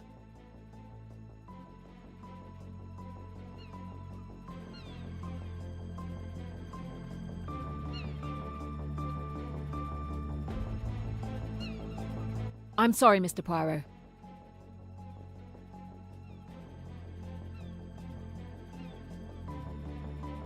Of course. Miss Royce, good luck.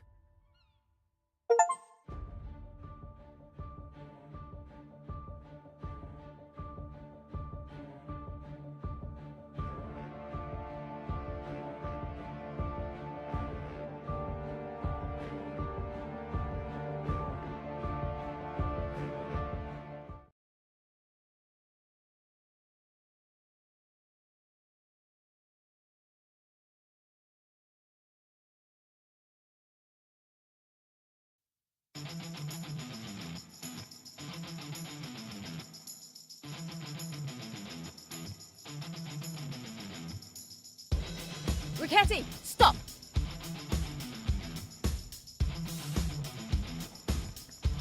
He couldn't outrun the jeep, so he slashed the tires.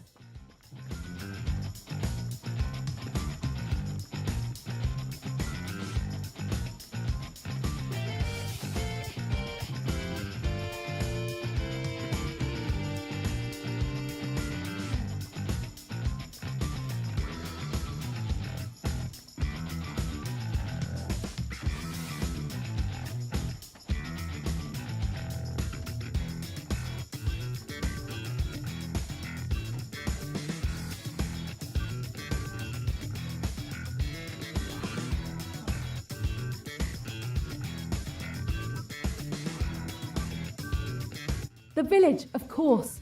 He'll be looking for transportation.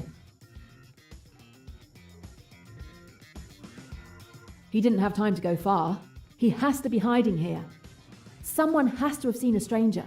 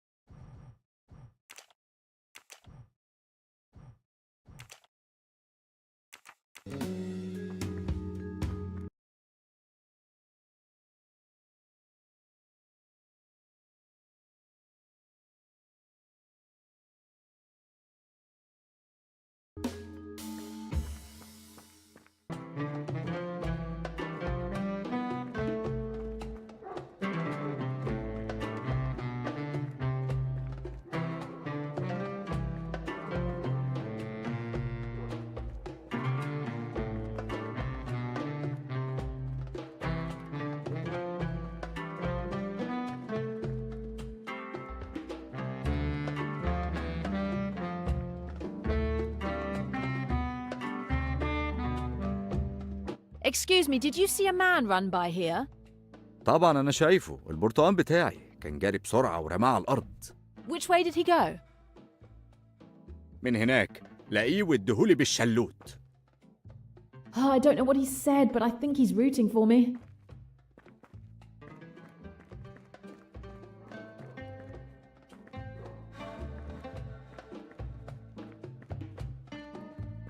Excuse me, did you see a man run by here? راجل كان بيجري؟ شفته راح من هناك.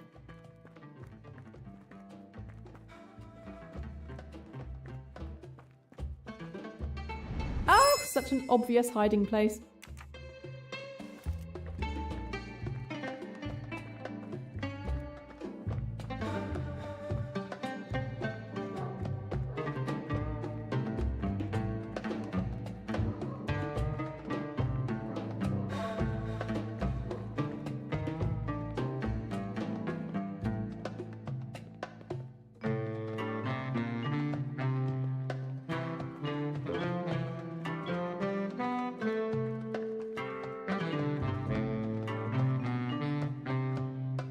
One more record for my collection. When I think that I almost missed it.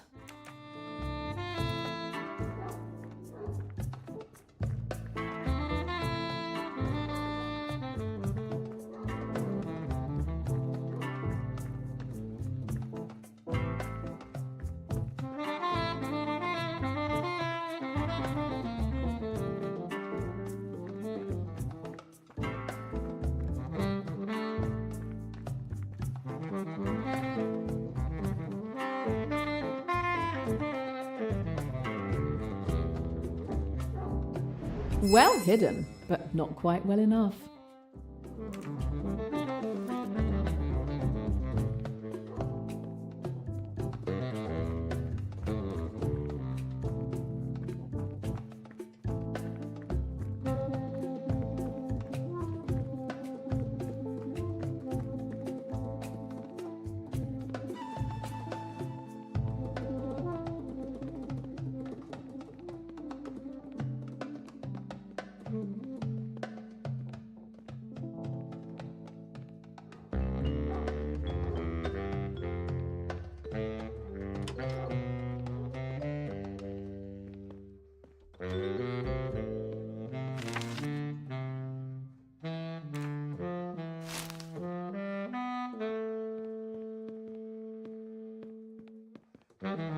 Come to me, moustache. Don't be shy.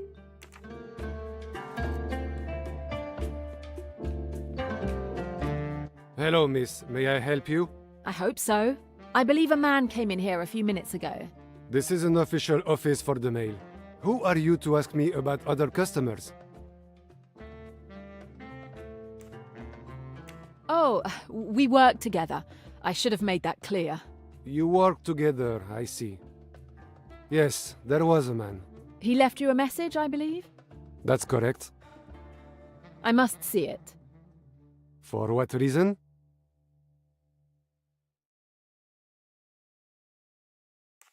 I think there's been a mistake. I absolutely need to check. Unfortunately, it's too late. I've already sent it. All the more reason to check. If incorrect information was sent, I need to know immediately.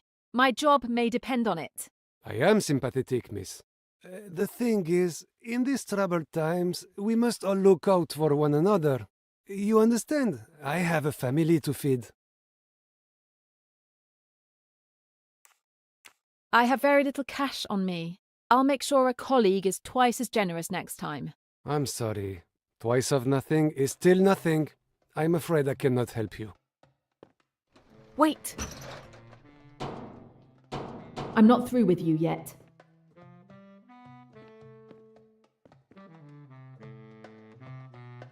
Damn it!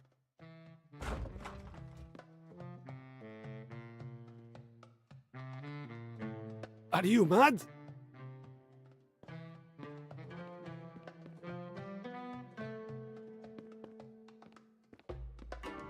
Another of the world's strangest collectibles.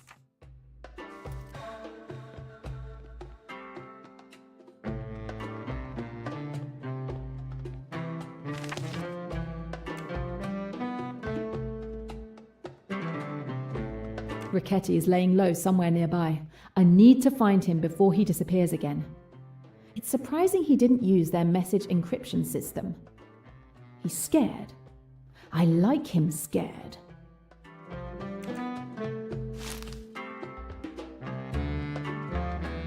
what's this story about a red salamander? I don't know what you're talking about. Leave me alone.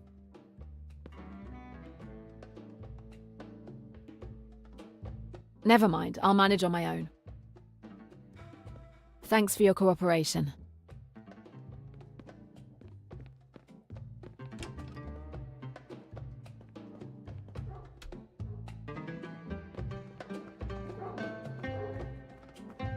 Can you help me? I'm looking for a red salamander. آسف.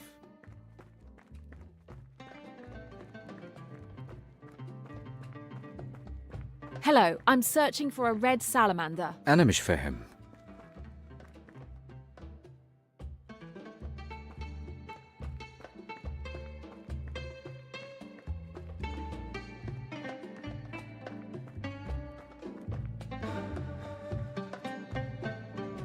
Found another one. It was easy.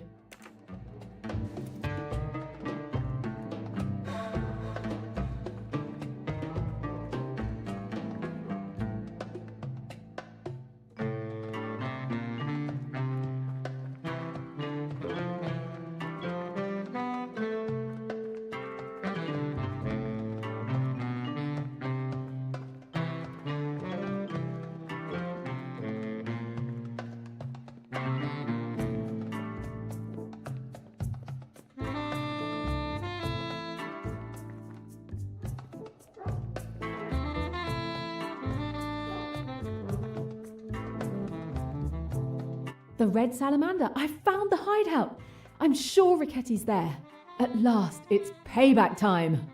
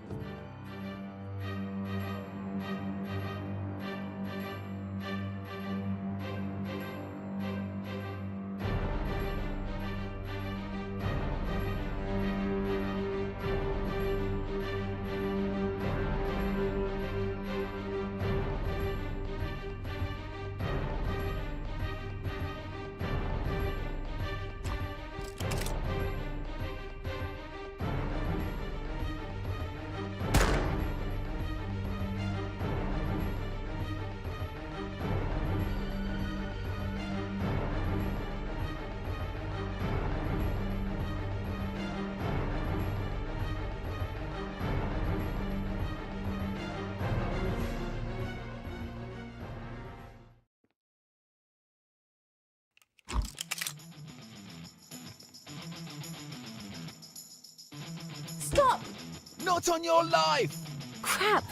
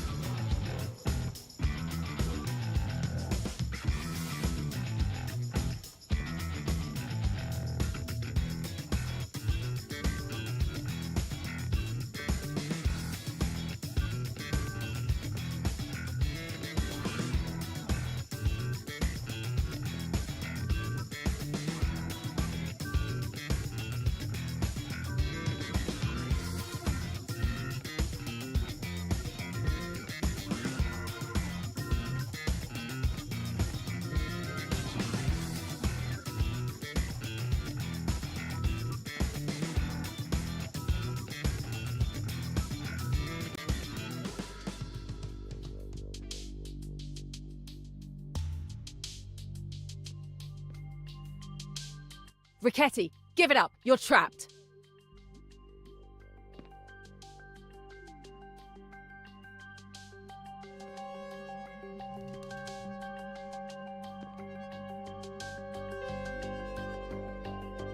He is injured.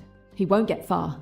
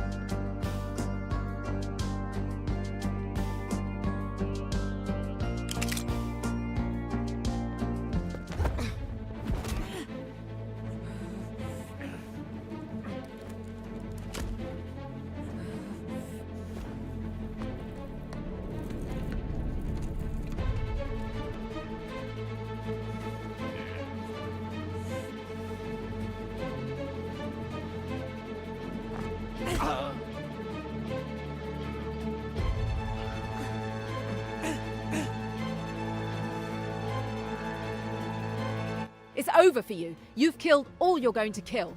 I didn't kill that servant, and I didn't kill that stupid rich bitch. Why would I? I barely knew them. Cut the crap. I know you're the spider. And Emmy Duns. Maybe you barely knew her too? You just killed her for the thrill of it? Duns? Name doesn't ring a bell? August 3rd, 1974 in London. You shot her in the street because she had enough evidence to close down AWL. Ah, the Chinese restaurant hit. Is that what this is all about? She was snooping around too much for some friends of mine to let her continue. A friend of yours? She was much more than that, you bastard. Listen to me. It was a simple contract. Nothing personal. Who at the Spire ordered the murder? All I can tell you is that Kapoor alerted us that your girlfriend was threatening the organisation. They sent me. Who is they?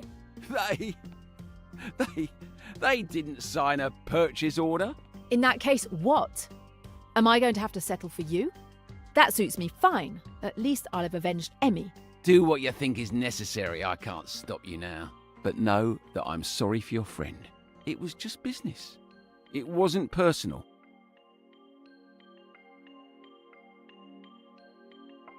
Get up. I can't do it alone.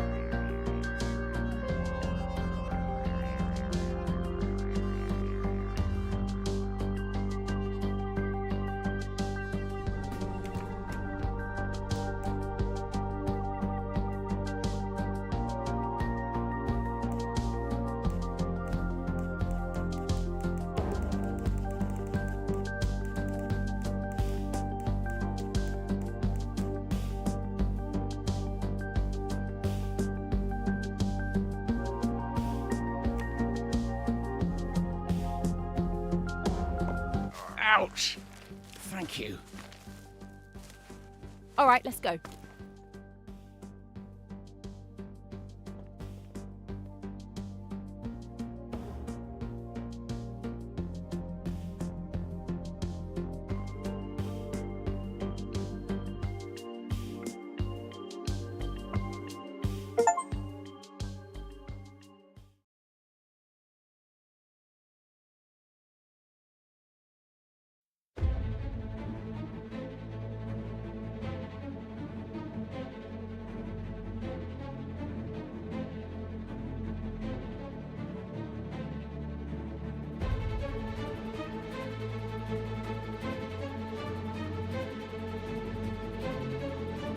Where's Ricchetti? He was right there. He's gone.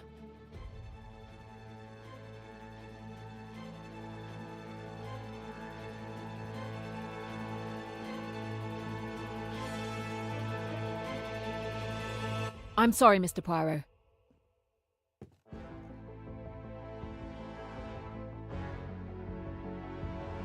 Of course. Miss Royce, good luck. What is going on? Another murder? Oui, monsieur. Another murder. And for the second time, Poirot has arrived too late. Focus, Poirot. Summarize what you know. First, Mademoiselle Bourget was slashed by a thin, extremely sharp object. Possibly a scalpel.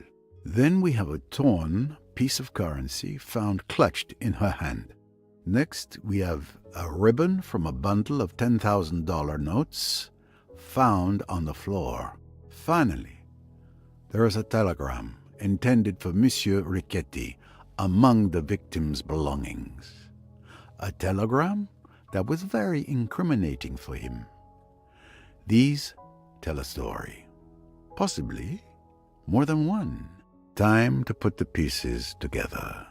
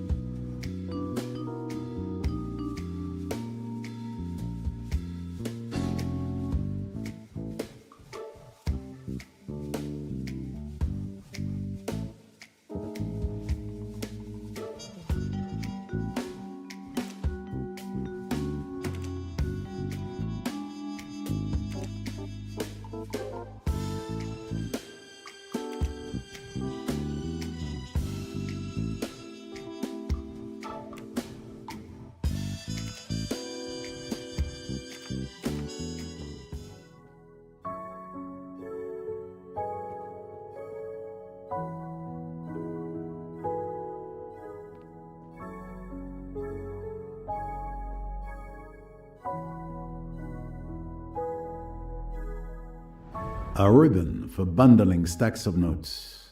There must have been $10,000 here at least, but the money is missing.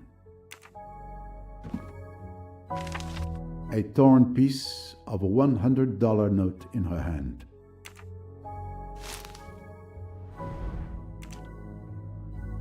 This is where I found Mr. Riquetti's encrypted telegram.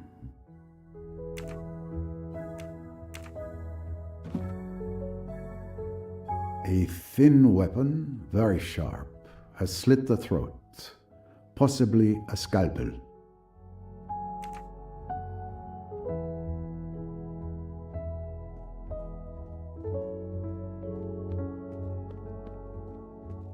Tell me, Tarek, what were you doing at the time of Miss Bourget's death? I was on the deck near the gangway. The captain had asked me to stand guard. And you didn't see anything unusual or unexpected? Not really. I saw Mr. Hayashi and Mr. Allerton leave the saloon together. Mr. Hayashi called out to me to ask if I wanted to play billiards, but I declined. After all, I was on duty, no time for games. Mr. Hayashi, what can you tell me about Mademoiselle Bourget's death? Let me see.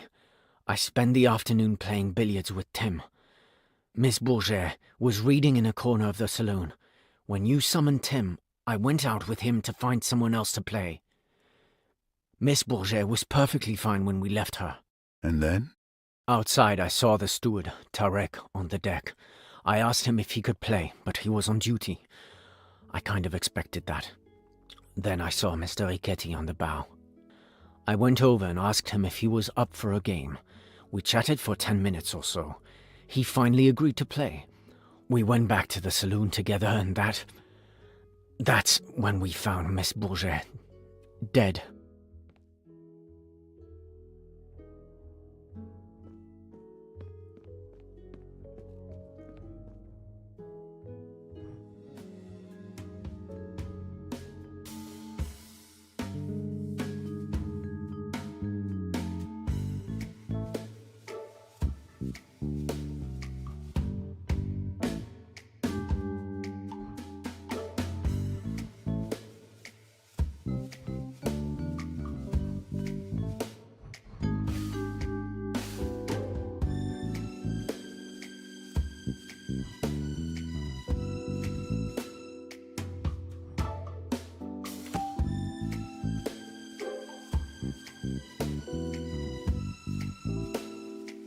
Not quite.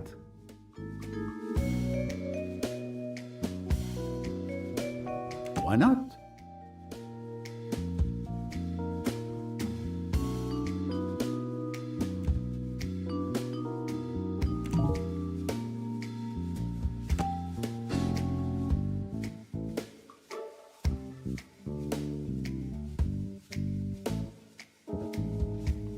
Well done.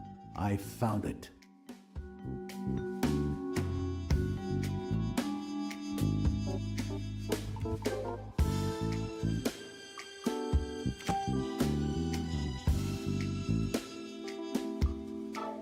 Mission accomplished.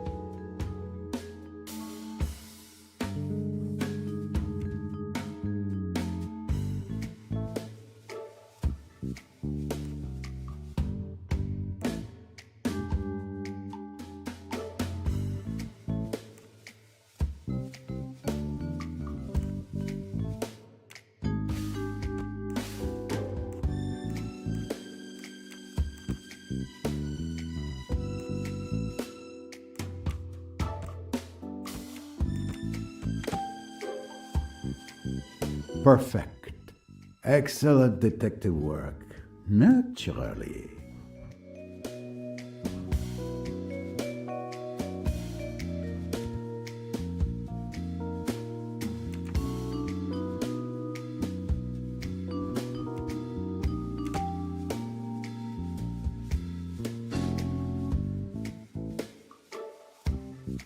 Exactly, that's it.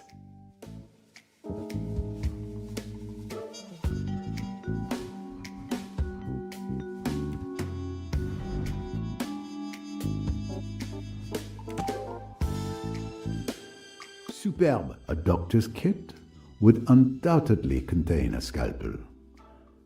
Possibly more than one. And in fact, this was confirmed by Miss Royce, who searched his cabin.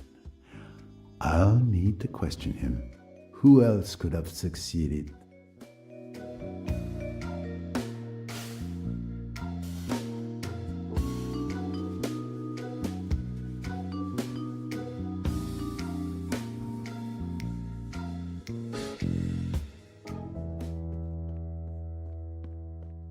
Don't be in such a rush, Poirot. This room may still contain more to uncover.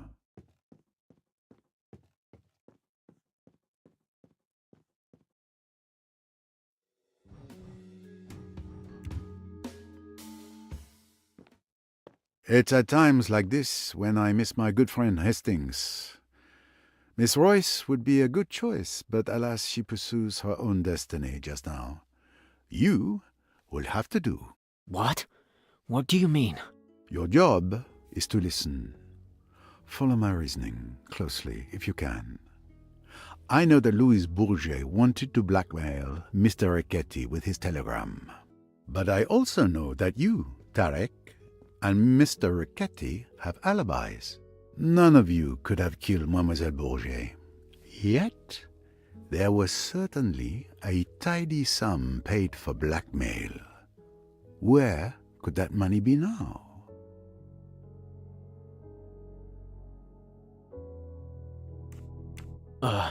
Very well.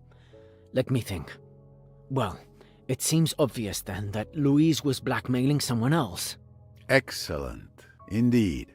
Louis Bourget must have been blackmailing both Riquetti and another person on his boat, connected to another case. Which one?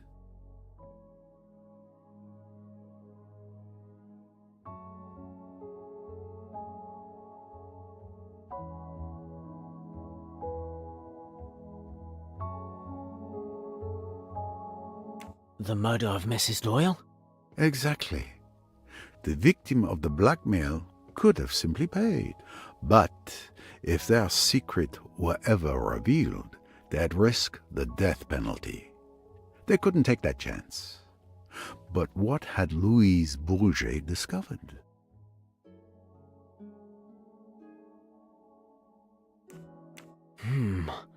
Could she have discovered where the murder weapon was?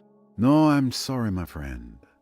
If Louise had the weapon alone without knowing who it belonged to, she wouldn't have known who to blackmail. Louise had discovered the identity of the murderer. Precisely. Louise knew who murdered Mrs. Doyle. She wanted to blackmail that person instead of telling me. Instead of getting paid by the killer, she paid with her life. But what about Riquetti? I'm afraid Miss Bourget saw the rewards of blackmail, but not the danger. She must have planned to blackmail Riquetti as well. But she was killed before she could. Of course. You're right, Monsieur Poirot. It's brilliant. Yes, I know.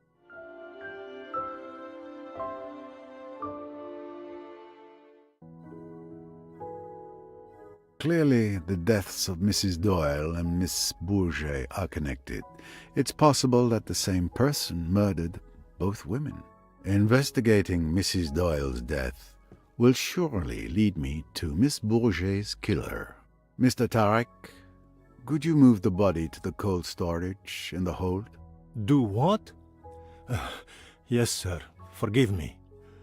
The usual request I expect to receive is more like, may I have another glass of wine? It's time for me to speak with Dr. Bessner.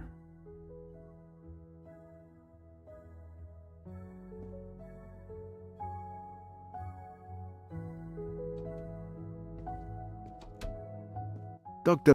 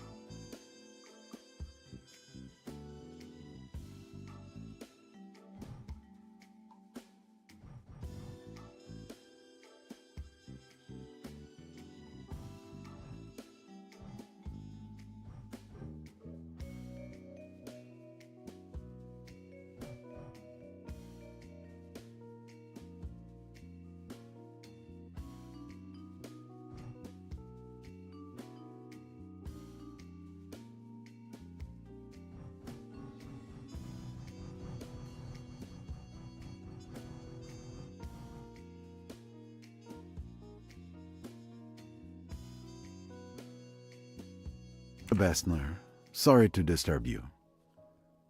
Mr. Doyle, how are you? My leg is in pain, but Bessner has some marvelous little pills in that bag of his that help. His condition has worsened. He has a fever. We really need to get him to the Aswan hospital as soon as possible. Yes, it won't be long now. We're waiting for Miss Royce to return before we leave. In the meantime, could you show me your scalpels, please? I want to see if you might be missing one. Missing one? I assure you I take great care of my instruments. Louise Bourget was found with her throat slashed by a small, thin, sharp weapon. Probably a scalpel. Do you think I, Carl Bessner, who is so well known all over Austria, I, with my clinics, my highly born patients, I have killed a miserable little femme de chambre? Ah, but it is ridiculous, absurd what you say. None of my knives are missing. Not one, I tell you. They're all here, correct in their places. You can see for yourself.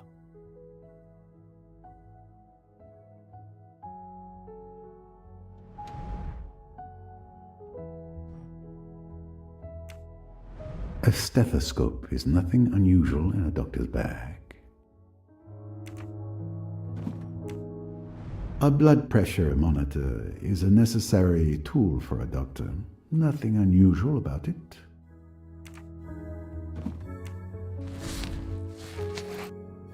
As expected, a scalpel is missing. Dr. Bessner, you are missing a scalpel. Was? This insult to my profession I will not forget.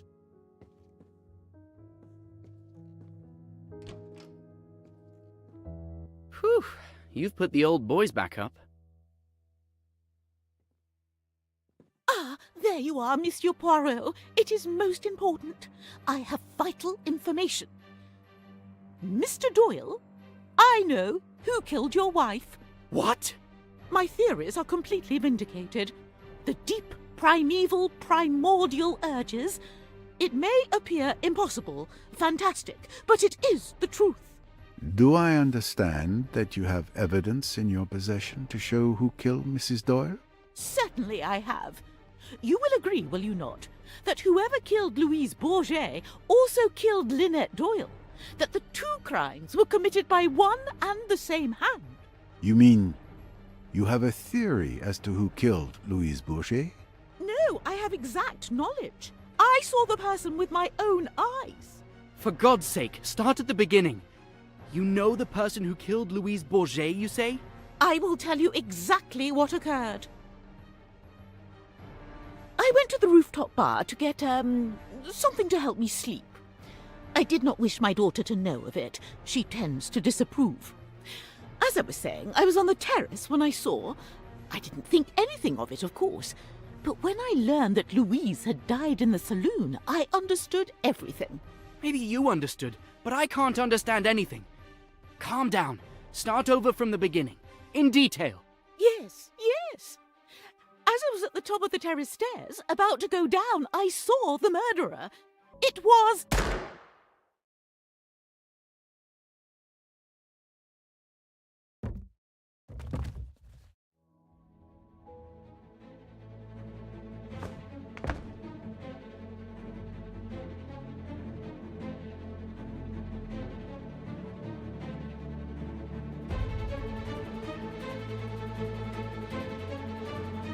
What the hell was that? Was that a gunshot? What's going on?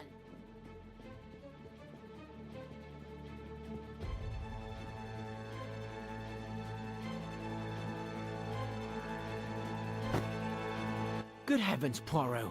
What's going on? Did you see anyone run past just now? No. Don't move from here.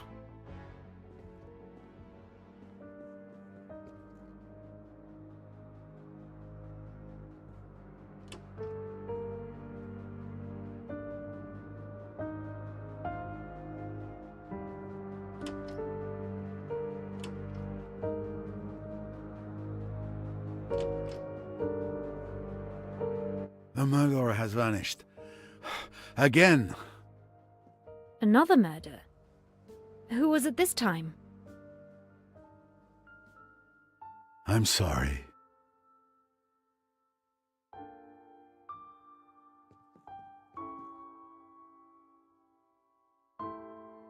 My God. Mother!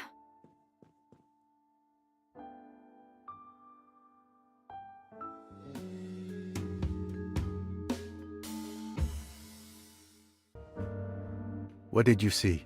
Nothing. I was looking at the Nile on the other side of the starboard deck. I heard a gunshot and rushed over. Probably not the smartest move. Did you run into anyone? No, no one. Why I was running towards someone firing a gun, I'll never know. If the instinct overcomes you again, I would resist it. And you, Mrs. Allerton? I was reading in my cabin. I heard the noise and peeped outside. I wish I could help, but I saw no one. Thank you, madame.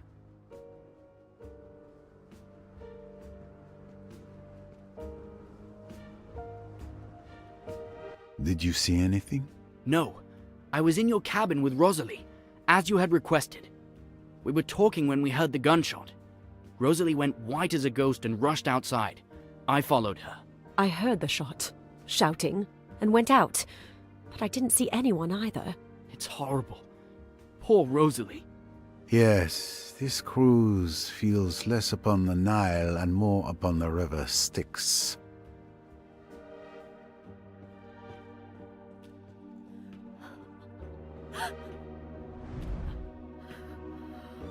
The barrel is still warm. It's definitely the murder weapon. I've seen this pistol somewhere before.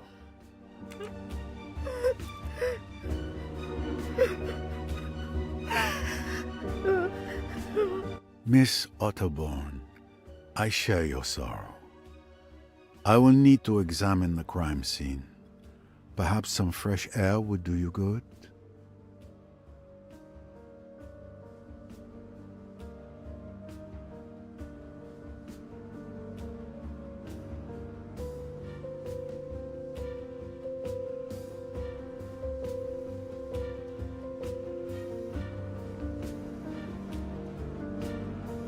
A bullet to the head. Behind the left ear, a large caliber. She died instantly. Another life gone on this cursed boat. What a horror! You were close to the door, and you really didn't see anything? No, not even a shadow. Poirot, I beg you, do something! Another murder. The killer laughs at Poirot. It is a nightmare.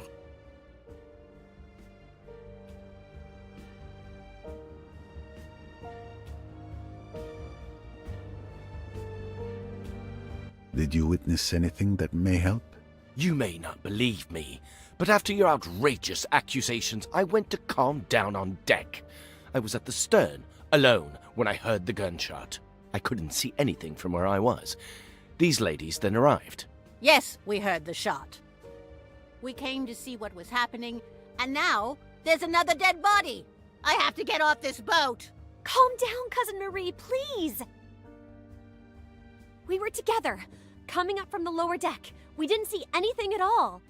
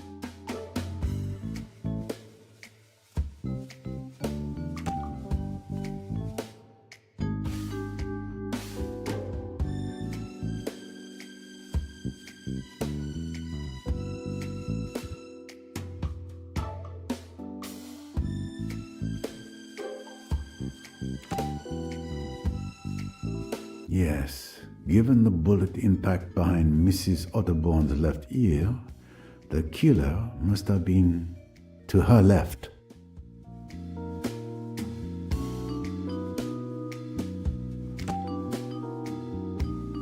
The killer must have fled towards the front of the boat. Otherwise, I would have seen them pass by the door. Precisely. Is that applause I hear?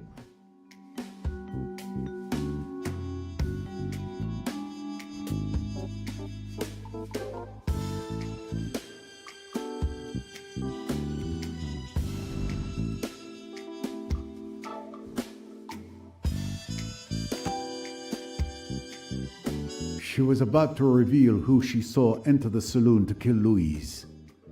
It's certainly the same person who silenced her before she could speak. Who is the world's greatest detective?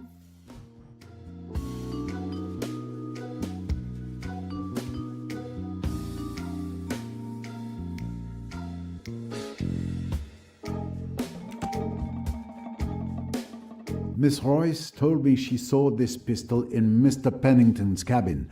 I'll need to question him once I'm done here. He should still be in the lounge. Another victory for Poirot, of course.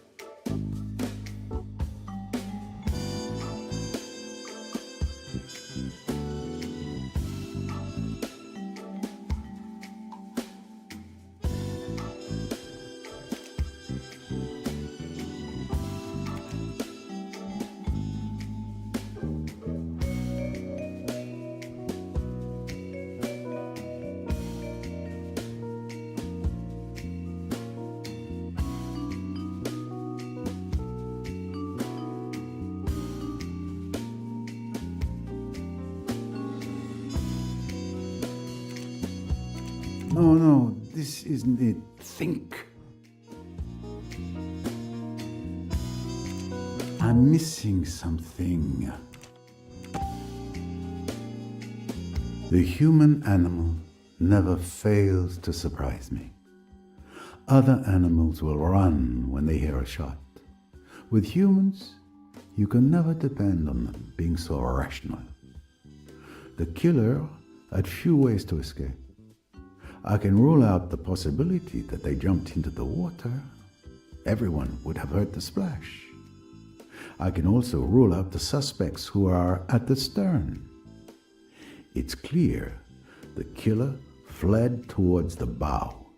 Therefore, the killer is now either on the upper deck among the present passengers, or they jumped to the lower deck and are hiding there. My little grey cells did not let me down. Please, let me through.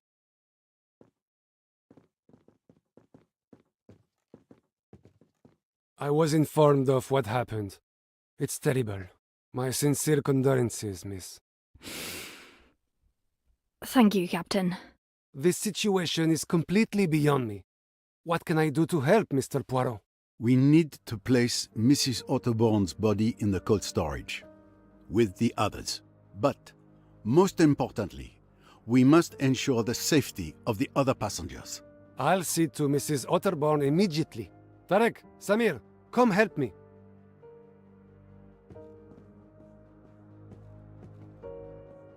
Thank you, Captain. Then please stay on the alert. Don't you worry. My crew and I will be vigilant. How is Mr. Doyle? The fever has worsened, but I've just given him an antibiotic, and Miss Bowers is watching over him. There's nothing more we can do for now.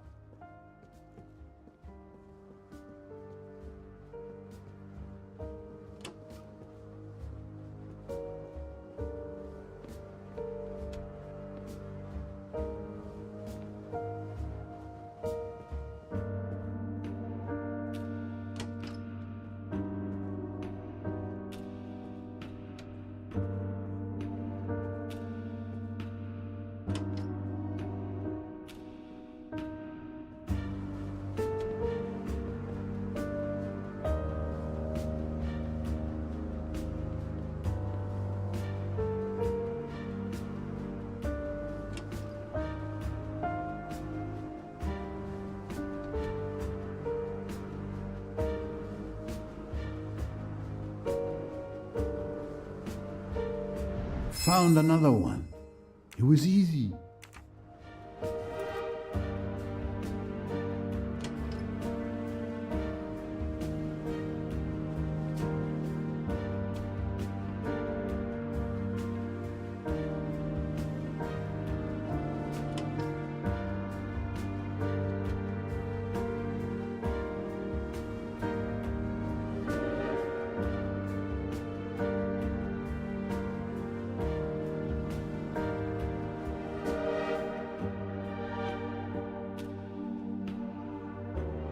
Nothing to report, but I'm staying alert.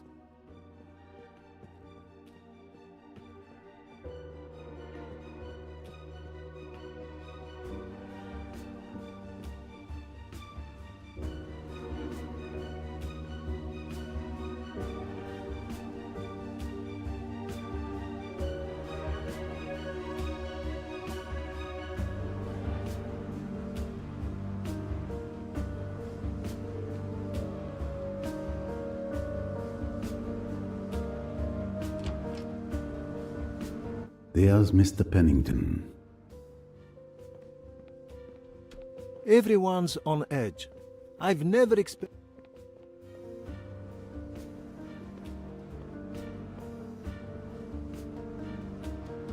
I'm so very sorry, mademoiselle. She's completely in shock. Take good care of her, young man.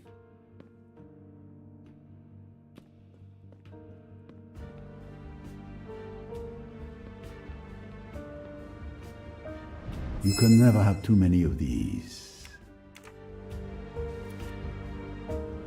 This record is perfect for my collection.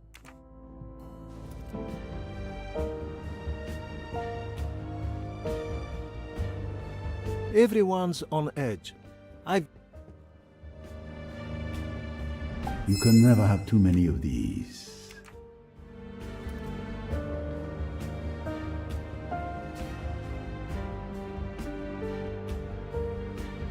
Mr. Pennington, didn't you hear a gunshot? I've been thinking about it, yes. I may have. Someone was shot? Mrs. Otterborn. She's dead. Mrs. Otterborn? Who on earth would want to shoot that harmless old lady? Someone who brought a gun aboard. It's your pistol that killed Mrs. Otterborn. My pistol? Really? Is that an accusation? I haven't moved since the last time we spoke. And anyway, everyone knew I kept a gun in my cabin. I mentioned it at dinner. It's true. He showed his gun to Mr. Hayashi last night at the restaurant. Everyone saw it and could have stolen it from his cabin, especially since it wasn't particularly well hidden. Besides, why would I want to kill her? There is an obvious motive, monsieur. Mrs. Otterborn was killed because she knew who murdered Miss Bourget. She had to die just as she was about to reveal their identity. So you really think I'm the killer?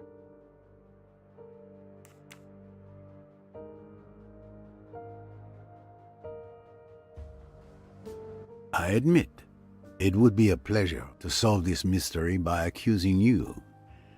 But I know you're not the murderer.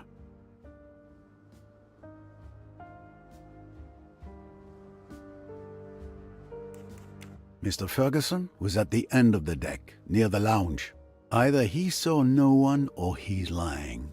And then he's our murderer, which logically means it's not you.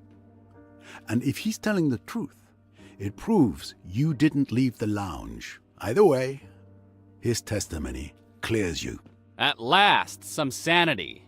Since you're not the police, would you kindly let me have my pistol back? I suggest you take better care of it. And do not be so very pleased with yourself, monsieur. You and I are not done yet.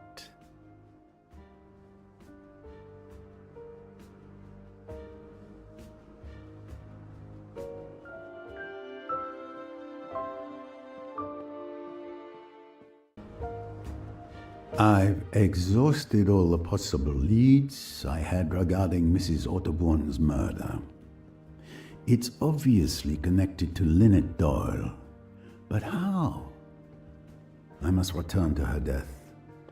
Solving that will lead me to whomever turned this cruise into a nightmare.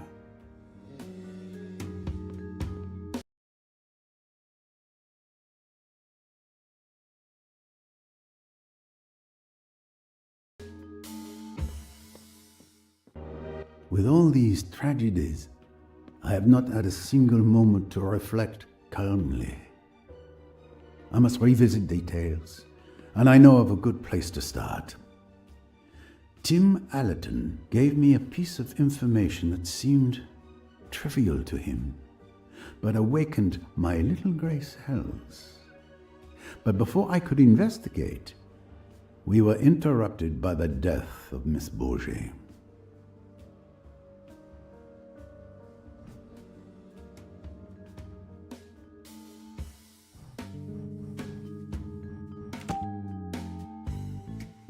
What was it now? Ah, yes. Mr. Allerton told me he heard a splash at 12:26 a.m. near the bow. However, Miss Otterbourne admitted to throwing her mother's bottles overboard at 1:10 a.m. near the stern. 2 splashes, 2 objects thrown into the water last night. I need to find out what the first one was.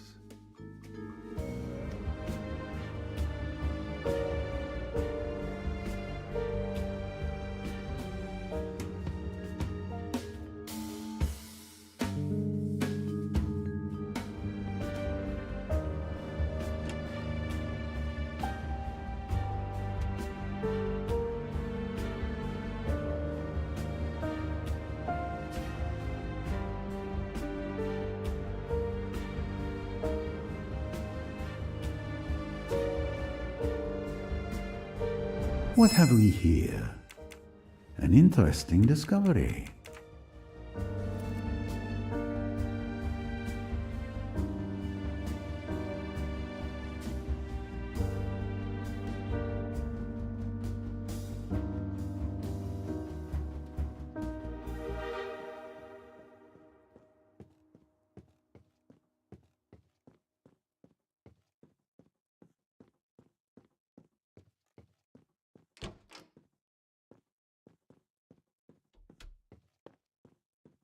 I'd rather be here with everyone than alone in my kitchen, with those bodies piled up in cold storage so close.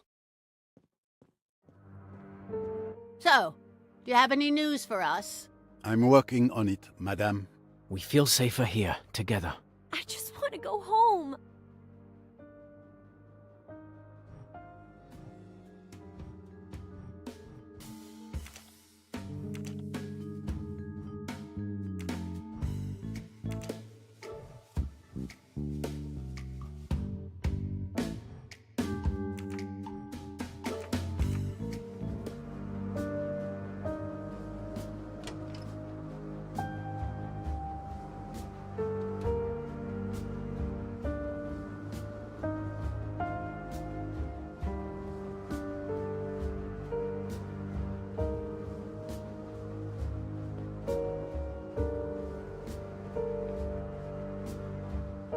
No, this isn't where Tim heard the splash.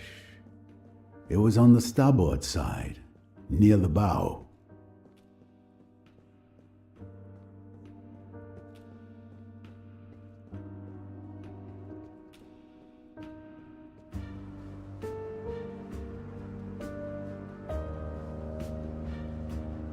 No, this isn't where Tim heard the splash. It was on the starboard side, near the bow.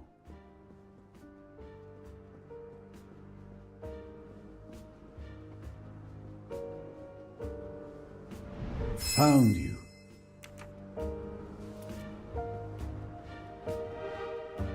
Perfect.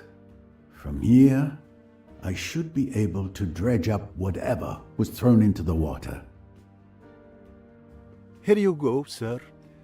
I've brought what's needed to dredge the bottom, as you requested. Thank you very much. Let's get to work. We shouldn't waste any time. I'll guide you.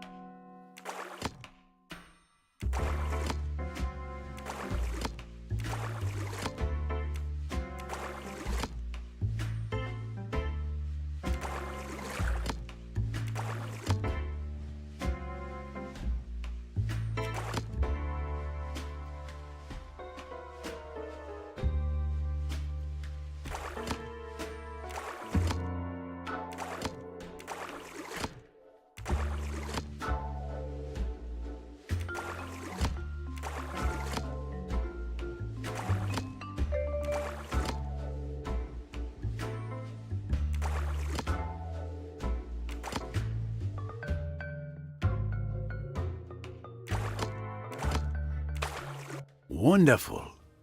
A successful catch indeed. Let's see what treasures you found for us.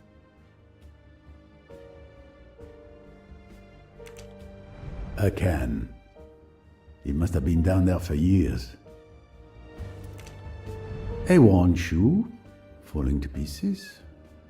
It serves some foot well. A Morse code bracelet. What an odd place to find such a thing. A plastic bottle, thoughtfully tossed overboard by a tourist, no doubt. These colors. I've seen this scarf somewhere before. It has a hole with burn marks on the edges. This handkerchief is quite ordinary. Not expensive. It's stained red. Blood? No. After a night at the bottom of the Nile, the color should have faded. But the stain is still bright red, as if it were just made. It looks more like red ink. Ah, there you are. The infamous revolver of Mr. Belfort, and the presumed murder weapon.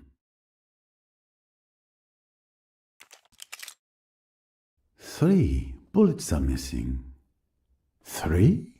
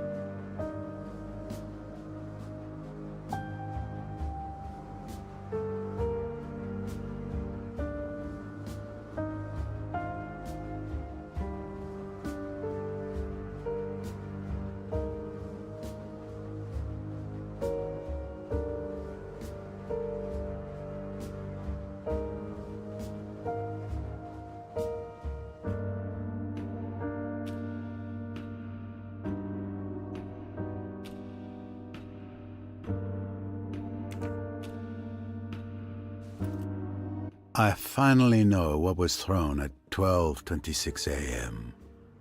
A torn scarf, a stained handkerchief, and Mr. Belfort's revolver with 3 missing bullets.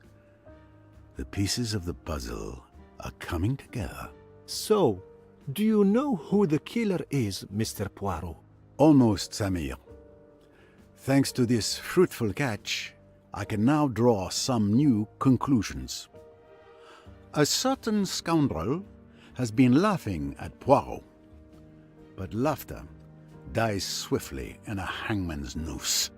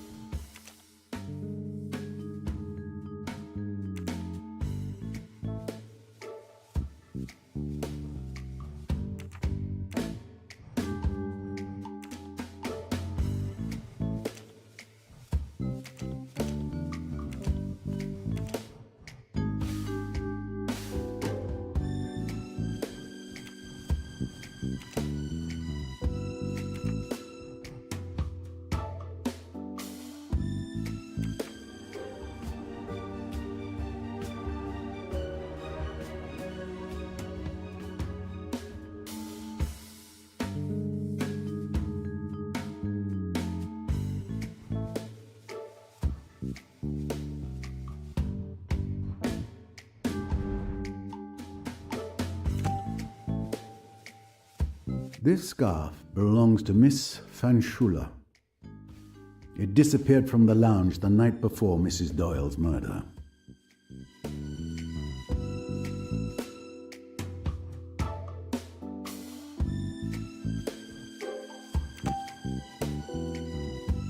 Given the size of the hole and the burn marks around it, it is clear someone fired a small caliber bullet at this scarf at close range. Who is the world's greatest detective?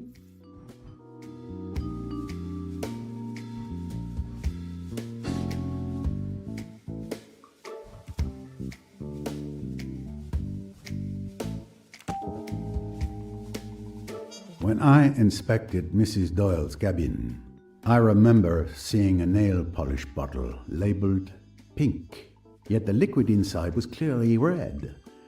The contents of that bottle deserves a closer look. Precisely. Is that applause I hear?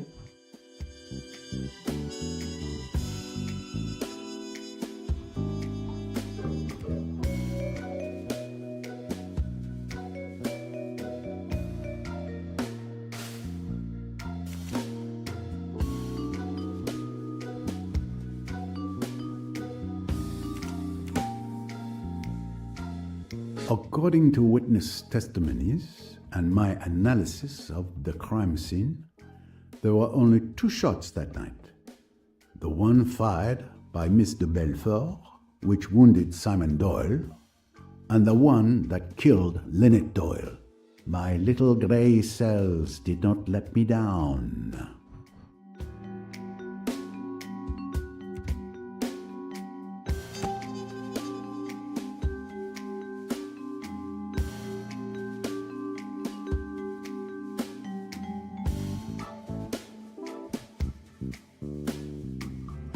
One less puzzle to solve.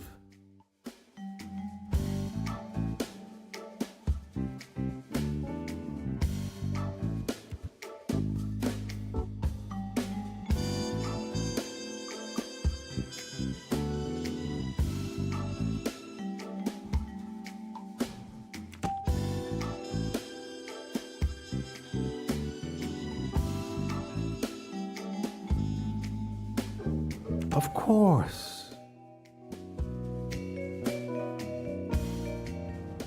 Et voilà. I now have all the facts I need to reconstruct the events of the night Lynette Doyle was murdered.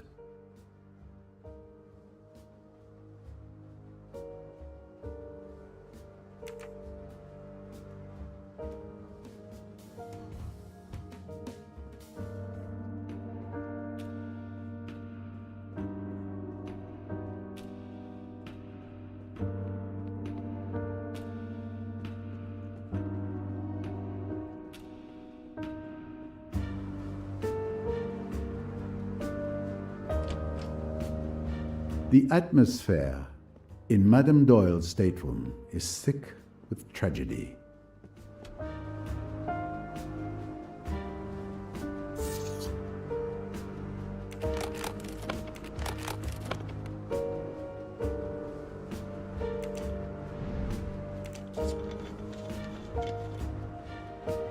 My memory was correct. This doesn't smell like nail polish at all. Or blood. It's red ink.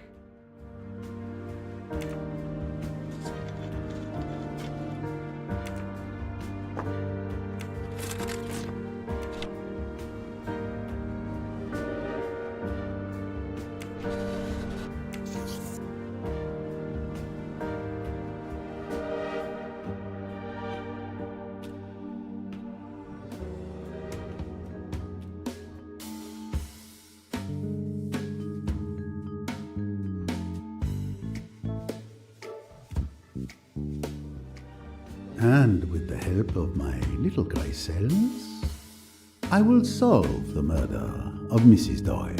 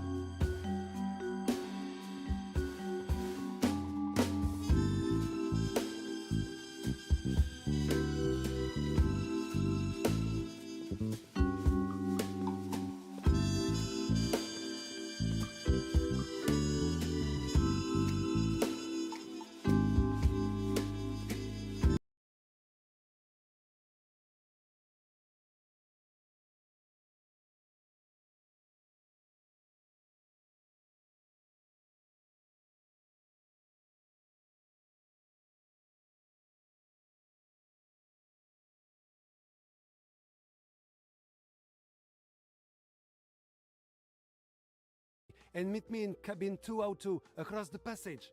Yes, yes. For certain. Kill you sooner than see you go to another woman. You're my done. Have quite Myself. I'll drown myself. better, Miss Bowers. I'll stay while you get her.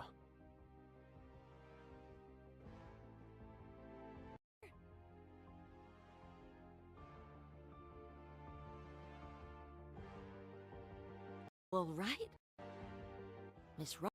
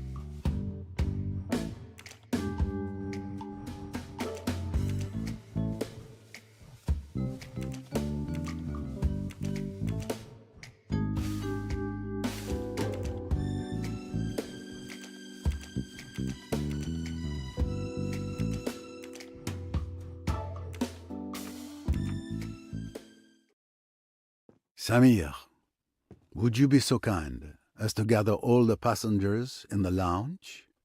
As quick as you can. Everyone? Even Mr. Doyle? In his condition? Yes. It is absolutely crucial that all the passengers are present. I'm counting on you. Right away, Mr. Poirot.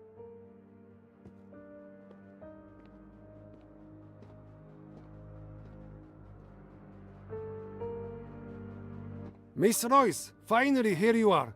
We were starting to worry. Good evening, Captain. Is there somewhere secure where we can lock up Mr. Richetti? Mr. Richetti? So he's the murderer? He was always so polite. I haven't killed anyone on this stupid boat. Contact the authorities. She kidnapped me.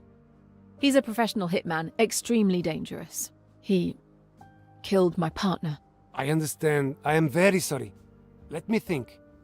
You understand we've already got the ship's mechanic locked up. Well, I suppose the second storeroom in the hold should do. Do you have a key? Yes, of course. But this is supposed to be a pleasure boat, not a present ship.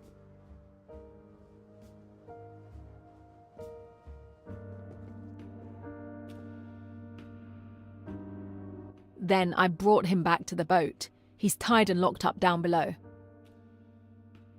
I see.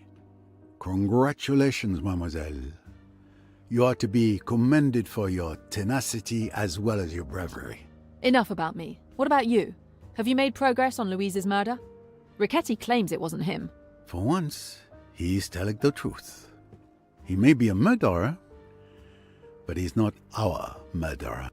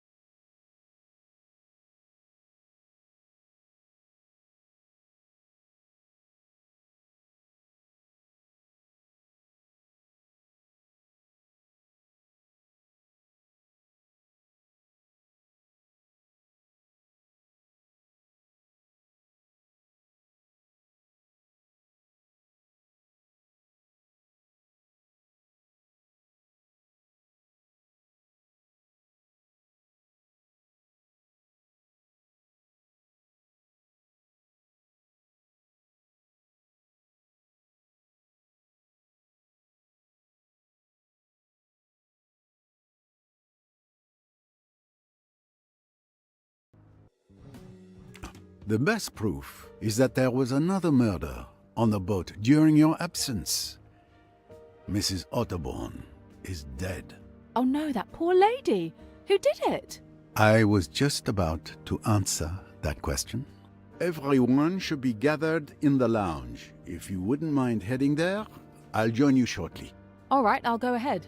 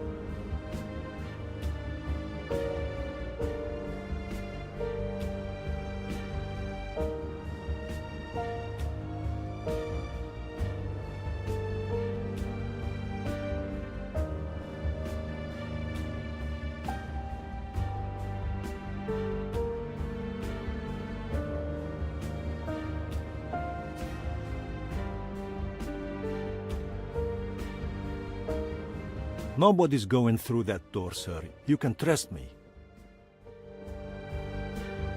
I've gathered all the passengers, as you requested. Perfect. Thank you very much.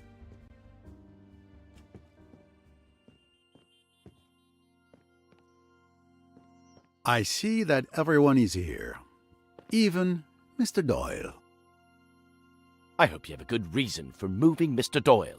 He is in very bad shape, as I've mentioned more than once, mein Herr. I'll be fine. I want to hear what Mr. Poirot has discovered about Lynette's murder. Thank you, monsieur. Now then, when we first began our investigation, we had two hypotheses. The first was that the murder was not premeditated. The killer witnesses the scene between Mr. Belfort and Mr. Doyle, waits for everyone to leave the lounge, grabs the revolver that was under the chair, and shoots Lynette Doyle. The second hypothesis was that the murder had been meticulously premeditated. Correct, Miss Royce? Correct. Very quickly we were able to eliminate one of these two hypotheses. The murder was very carefully planned and accurately timed, with all the details meticulously worked out beforehand. Even to the drugging of my bottle of wine on the night in question. Let us explore the elements that support this hypothesis. Miss Robson had seen Mr. Belfort fire her revolver, had seen Simon Doyle collapse onto a chair, and had seen him clasp a handkerchief to his leg.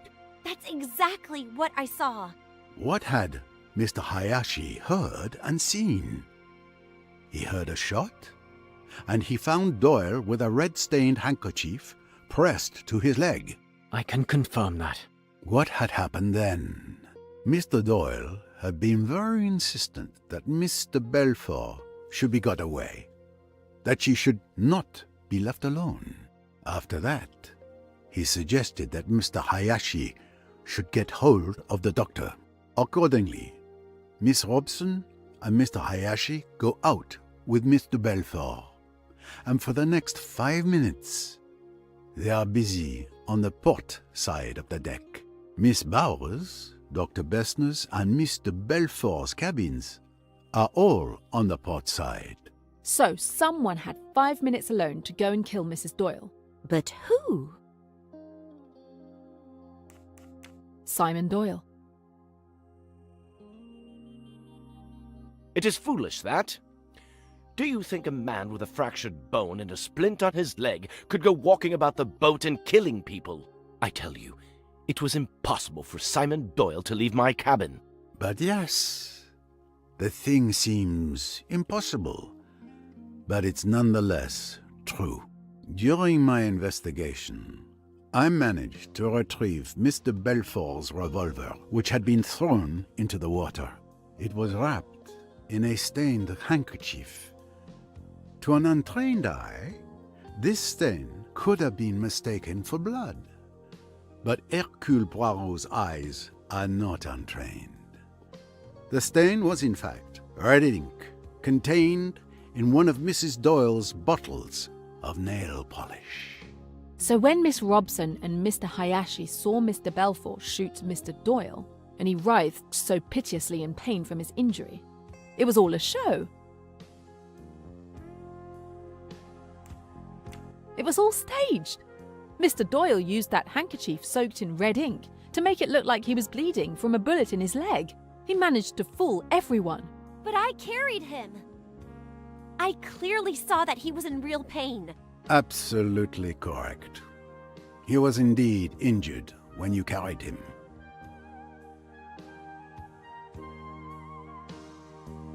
But you just said that... Patience, if you please. We're getting to the boldest part of this plan. As I mentioned earlier, after Mr. Belfort fired her shot, Mr. Doyle insisted that Miss Robson and Mr. Hayashi remove her from the lounge. Now he is alone. 2 minutes are all that Simon Doyle needs.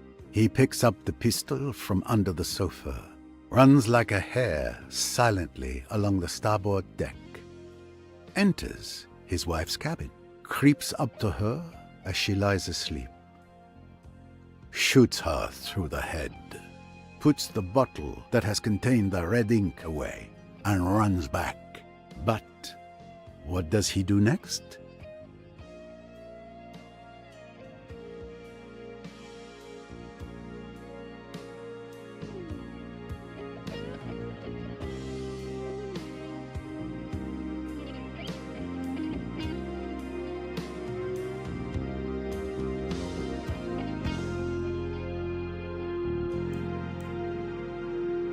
He sits back down in his chair and shoots himself in the leg.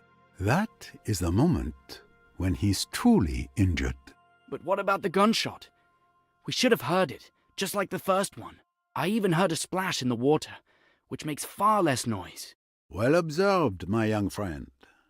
Mr. Doyle used an object to muffle the sound of the gunshot. Remember, on the night of the murder, Miss Van Schuler had lost her scarf. In fact, it was Simon Doyle who stole it and hid it under a cushion, setting the stage for his crime. Scoundrel! How dare you involve me in your nasty schemes? We fished the scarf, the handkerchief, and Mr. Belfort's revolver from the Nile. As you can see, the scarf has a hole ringed with powder burns, caused by a bullet fired at close range. You, Dr. Bessner, examined Lynette Doyle's body. You will remember that the wound showed signs of scorching. That is to say that the pistol had been placed close against the head before being fired. So, that is exact. Now, thanks to this scarf, we know that the gunshot was muffled. This also wasn't the shot that killed Lynette Doyle, because as we also now know, that the burn marks on her skin means the gun's barrel was placed very close to her skin, with nothing in between. It also could not have been the shot Mr. Belfort fired at Simon Doyle, as no one mentioned anything about it sounding muffled. Given these facts, the conclusion is quite clear. A third shot was fired that night. The third missing bullet from the revolver. You make it sound so simple and logical. Because it is, Monsieur Ferguson. Miss Van Schuler's scarf was used to muffle the sound of the gunshot when Mr. Doyle shot himself in the leg. But that's not the end of the revolver's journey. Mr. Doyle wrapped the revolver in the stained handkerchief, then put everything in the scarf and tossed the bundle out the window into the Nile. And that's the splash I heard. Exactly, Mr. Allerton. It required very precise timing, but Monsieur Doyle acted coldly and swiftly, just as he did when he murdered his wife.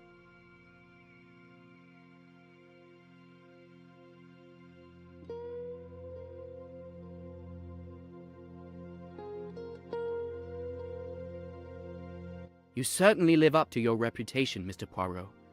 Your theories are quite spectacular, but something is bothering me.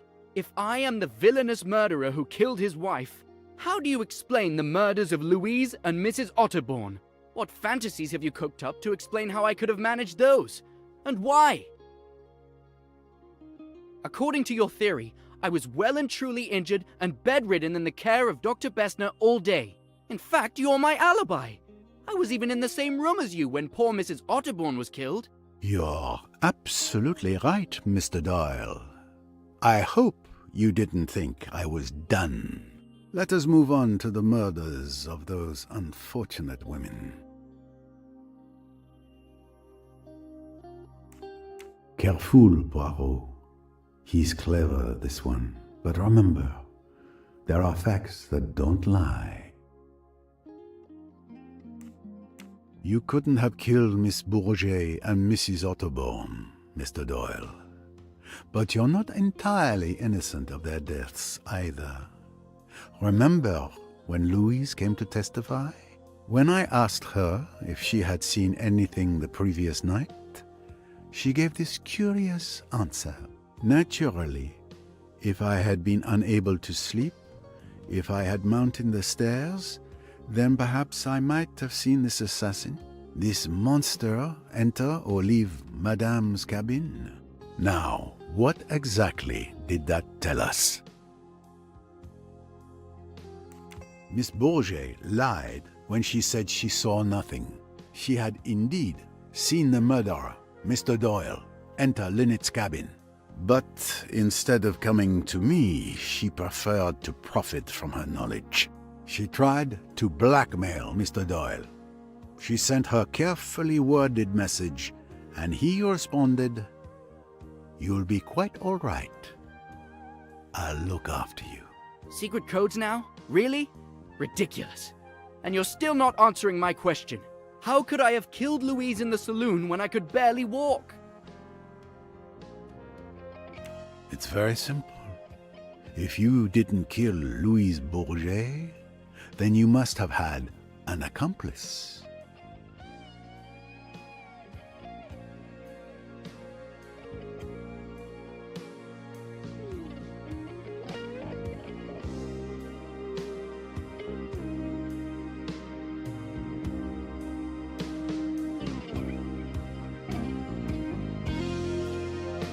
An accomplice? Are you accusing me?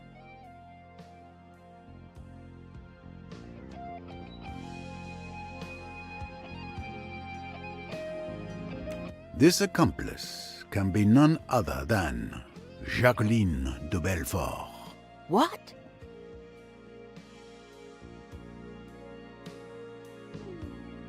I beg your pardon. You're insane. As I say, it was a very cleverly planned and well thought out piece of work. It could not be chance that Simon Doyle had a bottle of red ink in his pocket. No, it must be design. It was not chance that he had a plain unmarked handkerchief with him. It was not chance that Jacqueline de Belfort's foot kicked the pistol under the settee, where it would be out of sight and unremembered until later. So you truly believe that Miss de Belfort and Mr. Doyle are accomplices? Certainly, the two halves of the murderer. What gave Simon his alibi? It's the bullet that Miss de Belfort fired into Mr. Doyle's leg that provided him with an alibi. Even if left alone, he wouldn't have been able to crawl to his wife's cabin to kill her. But Miss de Belfort didn't actually hit Mr. Doyle with that shot. He pretended to be injured, so crawling wasn't necessary. Now let's move on to the shooter. What gives Jacqueline de Belfort her alibi? Mr. Doyle was insistent that Miss de Belfort was never to be left alone from the moment of the gunshot until this morning.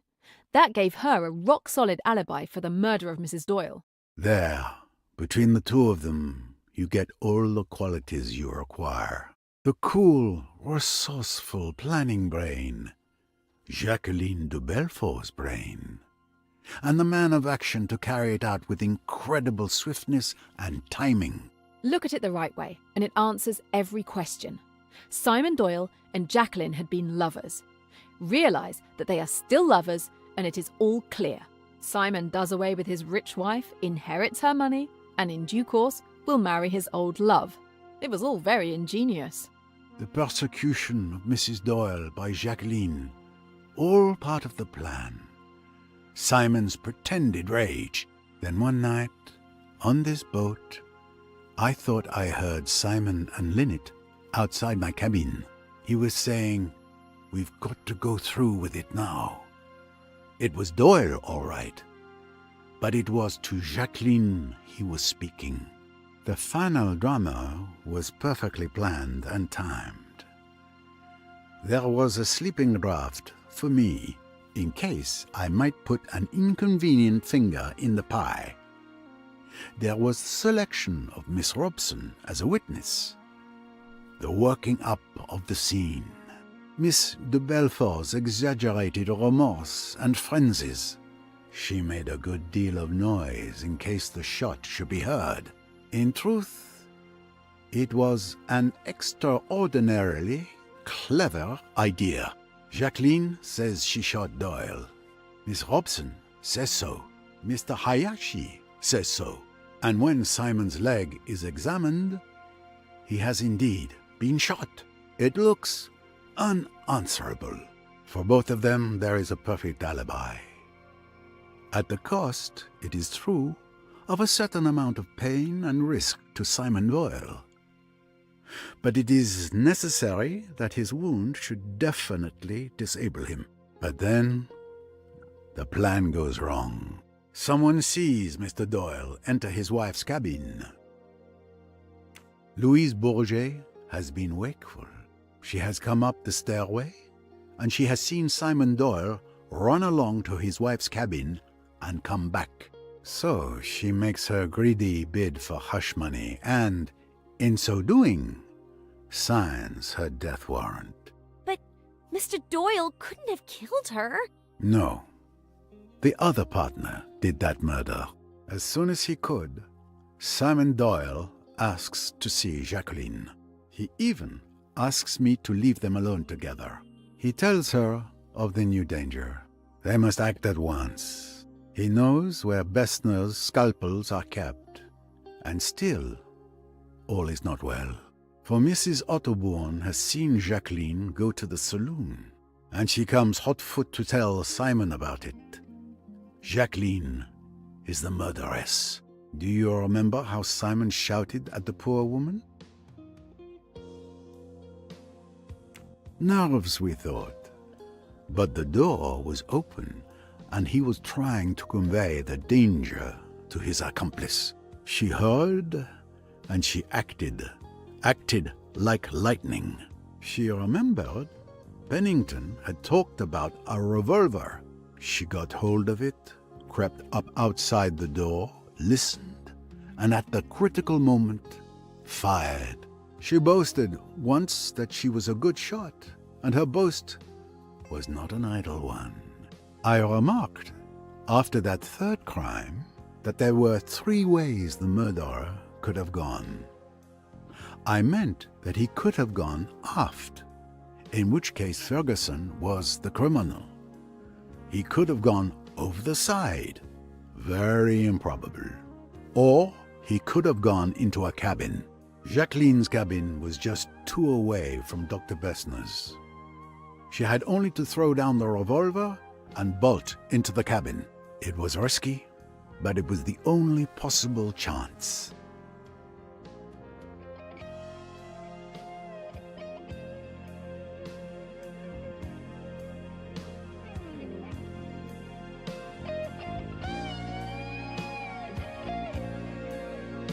So you killed my mother, you filthy witch!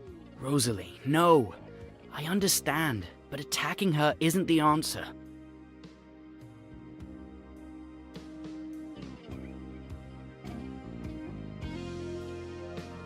Come on. How can you listen to the ramblings of this old fool? His entire grand theory is based on the fancies he's made up out of whole cloth, without a shred of evidence. You might hope it is so, young man. You insist more proof is needed?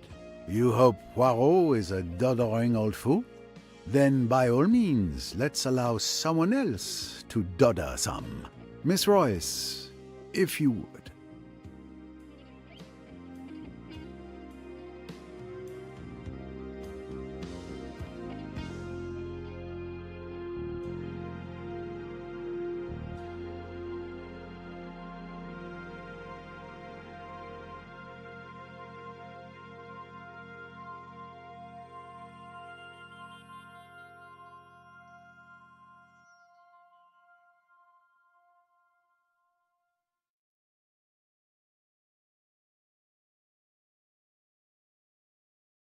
I don't think so.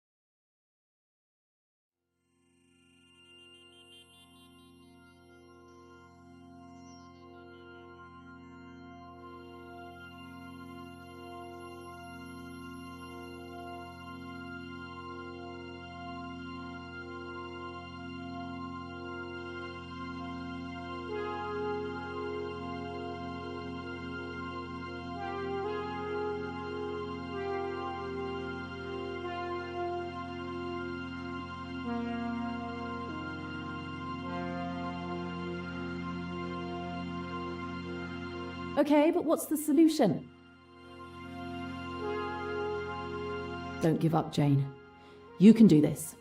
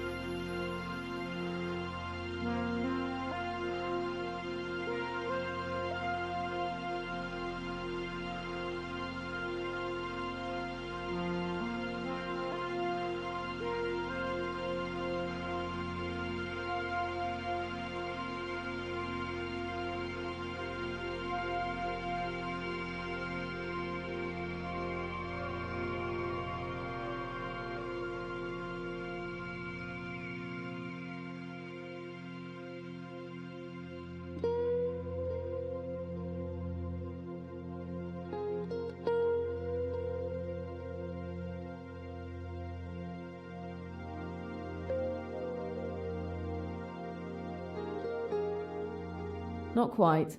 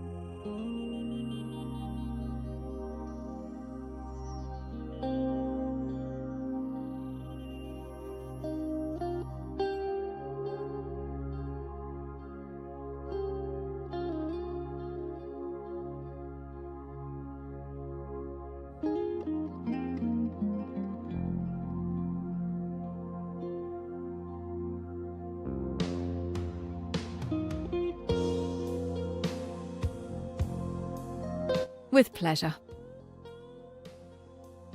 The irrefutable proof is tiny, but look here. You can see that the wood is damaged, and the bullet that caused it is still lodged in the hole. I'm sure forensics will prove that it's a .22 caliber cartridge fired from the murder weapon. This is the bullet Mr. Belfour shot at Simon Doyle. It ended up in the wall, not in his leg.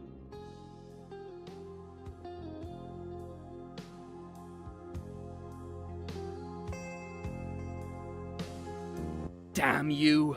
Damn you both! Our plan was perfect! It took 2 meddling detectives to work it out. Jackie and I were going to be rich and happy. We deserved it! And we derive the penalty for our failure. Simon, darling, let me speak. You were too clever for us, Mr. Poirot. That night, at Aswan, you told me not to open my heart to evil. Did you realize then what was in my mind? I only knew that what I said was true. It was true I could have stopped then, you know. I nearly did. I could have told Simon that I wouldn't go on with it. But then perhaps... Would you like to hear about it? From the beginning? If you care to tell me, mademoiselle. It was all very simple, really. You see, Simon and I loved each other. And for you, love would have been enough. But not for him. You might put it that way, perhaps. Simon always wanted money so dreadfully, and all the same, he never tried to marry anybody rich and horrid. He wasn't that sort. And then we met. Our love was obvious from the first glance. We were broke, but we wanted to get married. There we were, up against it. And then I thought of Lynette. It might make all the difference to me and Simon if she'd give him a job. It was about then that you saw us that night at Chez ma tante. You know, Mr. Poirot, I loved Lynette, really I did. She was my best friend, and I never dreamed that anything would ever come between us. But she went all out to get Simon away from me. I don't think she even hesitated for more than about a minute. I was her friend, but she didn't care. She just went bald-headed for Simon. That's why I'm not really sorry about her, even now. And Simon didn't care a damn about her. But he did like the thought of her money. Of course I saw that.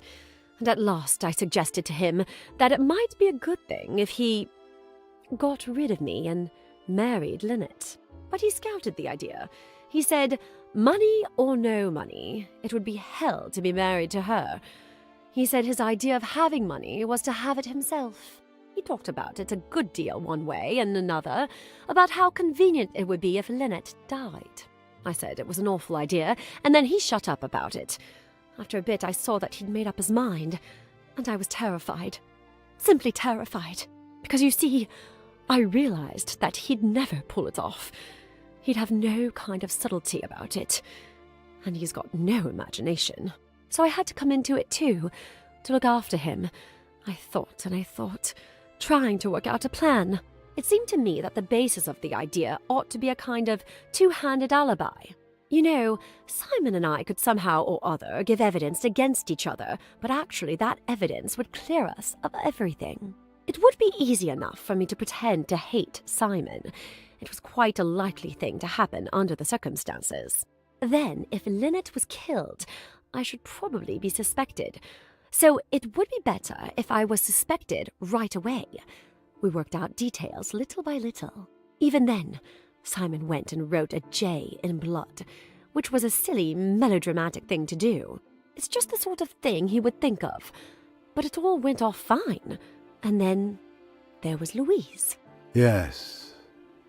It was not your fault that Louise Bourget could not sleep that night. That miserable Frenchwoman tried to blackmail us. I pretended to grovel. I took her all the money we could get hold of. And then, when she was counting the money, I did it. It was quite easy. That's what's so horribly frightening about it. It's so terribly easy. And even then, we weren't safe. Mrs. Otterborn had seen me. I'd no time to think. I just acted like a flash. It was almost exciting. Love can be a very frightening thing. That is why most great love stories are tragedies. Don't mind so much for me, Monsieur Poirot. After all, I've always lived hard, you know. Jackie, I ruined everything. I'm sorry for it all, my love. If I had known all this before, It's all right, Simon. A fool's game, and we've lost. That's all. Look out! She took my gun! Adieu, mon amour.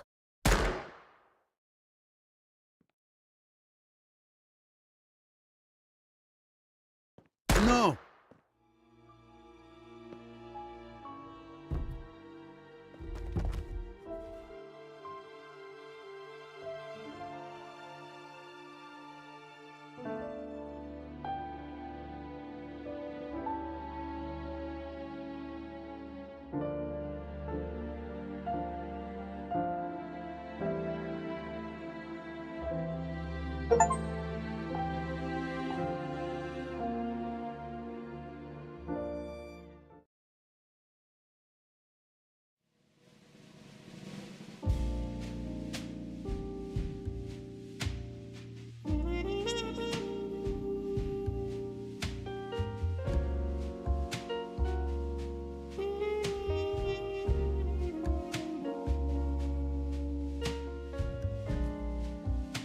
Aswan at last. Still trying to absorb one shock after another. And how are we greeted upon our arrival? A day of police interrogation. We didn't reach the hotel until now. You there! I'm Mr. Pennington. Remember me? Is my room ready? Yes, sir. Everything is ready. You are in room number 106. Oh, it's not the same as last week? I like that one. I assure you, sir, you won't notice the difference. Oh, my feet are killing me. My back. The police might as well have beaten me. What brutes. All those embarrassing personal questions, as if I were a criminal when we already know the truth. Yes, the police could have simply relied on Monsieur Poirot's explanations. It would have saved us from wasting our entire day at the police station. Fortunately, we're leaving tomorrow. They won't be seeing me in Egypt again anytime soon, I can tell you that. Thank you for assisting me with the official statement to the police today, Miss Royce. Repeating it all for the police requires great patience. I agree with you on that, Mr. Poirot. But I enjoyed the expressions on their faces as you explained the facts. It was my pleasure. At any rate, I understand we won't have to return there tomorrow? No, the Egyptian police can take over from here. The narrative I provided seems to satisfy them. The case will be officially closed. My God, I'm so hungry. Then let's eat. All this excitement has made me quite hungry as well, my boy. Ladies and gentlemen, your dinner is ready to be served. If you would kindly proceed to the terrace, everything has been arranged.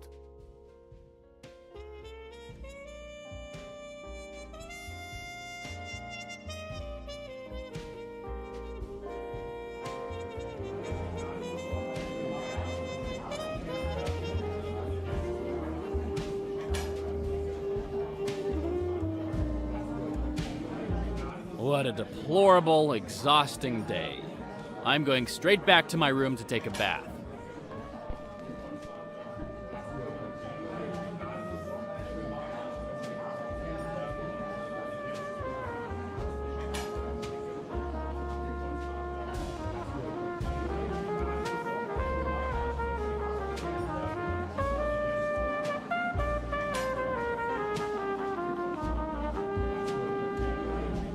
Mr. Poirot, I'm very sorry to disturb you, but the police commissioner just called.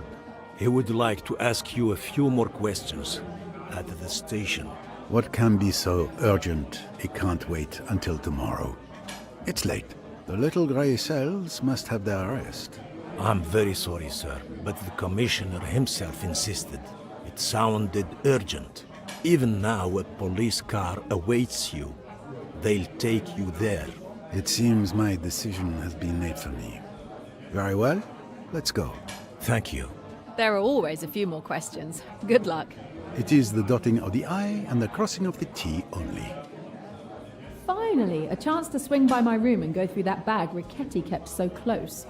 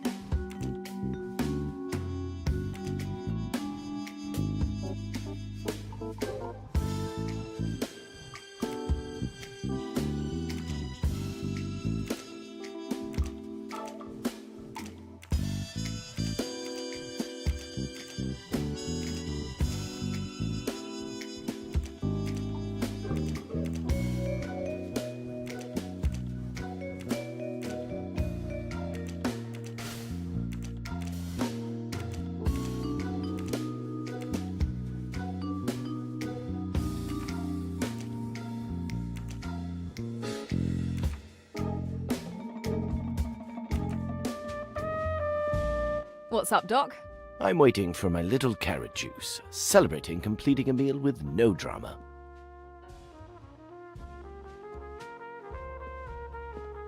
Hi, how are you doing?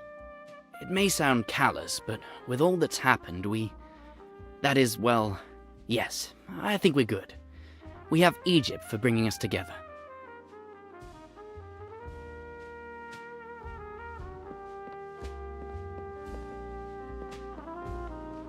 Beautiful evening. Yes, I intend to make the most of it. My last night in Egypt.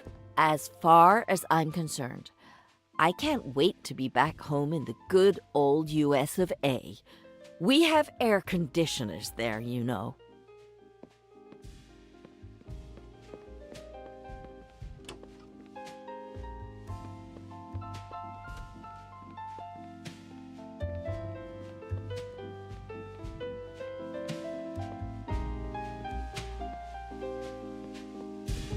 I'm sorry to bother you, but I forgot my room number. It's room 107, miss. The cruise passengers took all the rooms.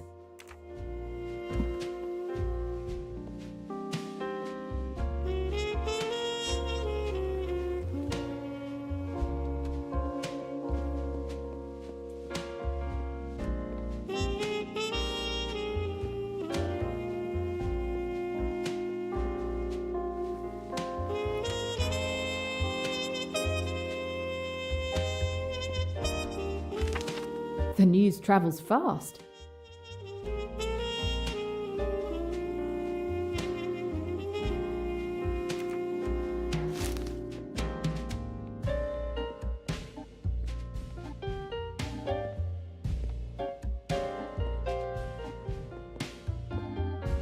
Checkmate in 3 moves.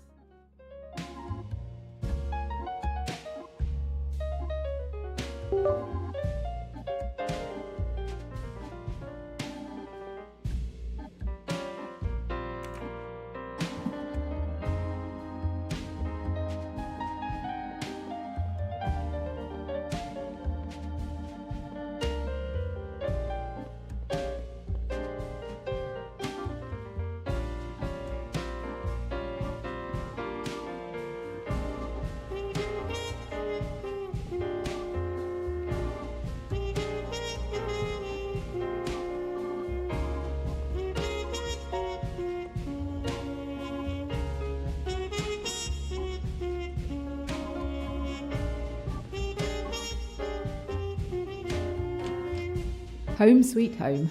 Too bad it's only for one night. My camera, ready if I need it.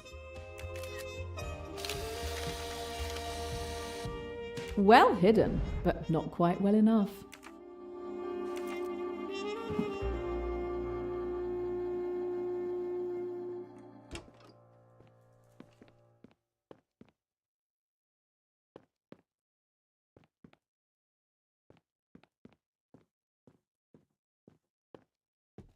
Candy, a nice gesture. Okay, Ricchetti, let's have a look at your little secrets. Interesting. It looks like an organisational chart for the Spire, and there seems to be plenty of other interesting information. I think it's time to create a clue wall.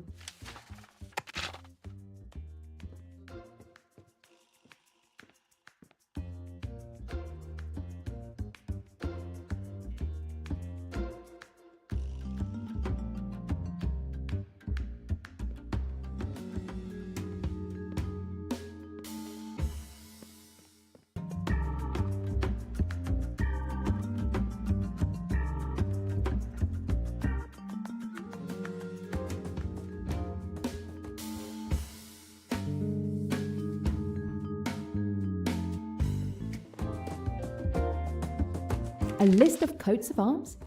Targets that the Spire was aiming at? And I feel like I've seen some of these coats of arms before.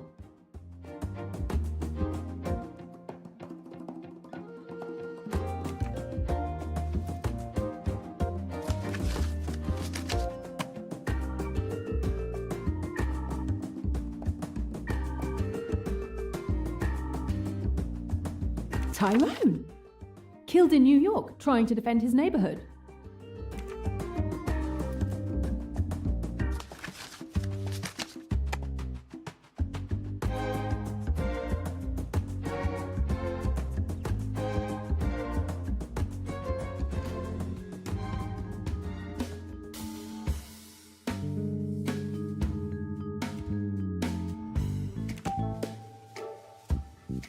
Yes, when I searched his room on the boat, I'm almost certain Ferguson had a similar coat of arms on his ring. At some point, I'll need to get Ferguson to confirm that.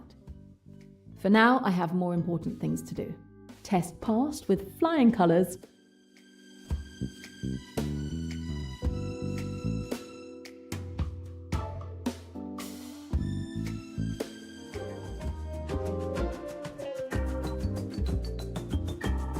Emmy, I promise you, I will find out who ordered your murder. They will pay.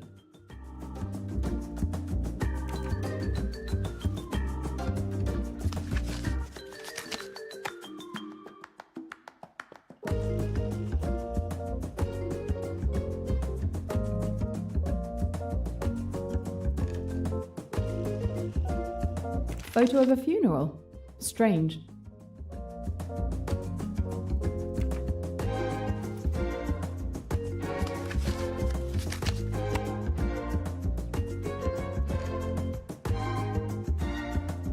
It's Lynette Doyle and her father.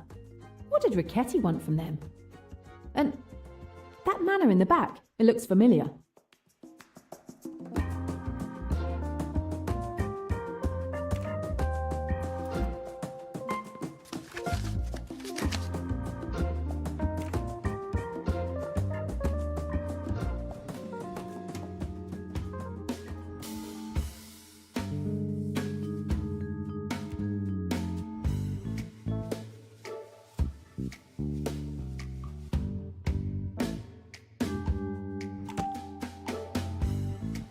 Yes, when I searched her cabin on the boat, I saw that Cornelia had a picture of herself as a young girl with the same manor house in the background. At some point, I'll need to get Cornelia to confirm that. For now, I have more important things to do. That one's for you, Emmy.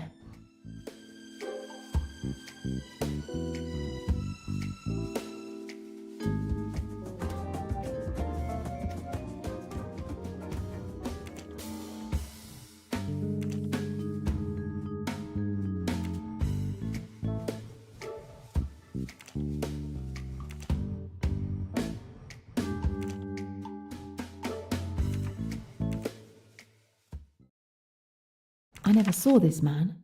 Number 12.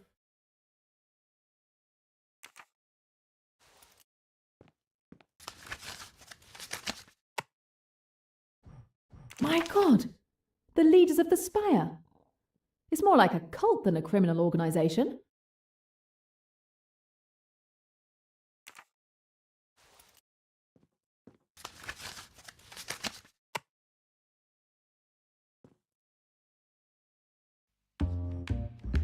Emmy! My Emmy. Video surveillance cameras. AWL's security was spying on her.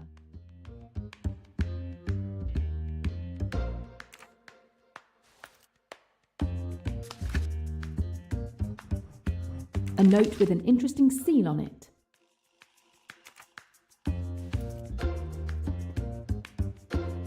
Another note with a seal.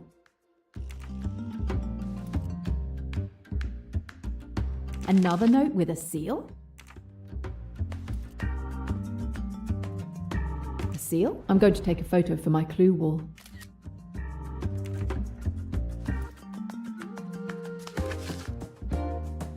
A cassette tape. I need to find a way to listen to it. I need to listen to this tape. One of the passengers had a cassette player in their room on the boat. Who was it? Yes, Mr. Hayashi has a cassette player. I'll ask him.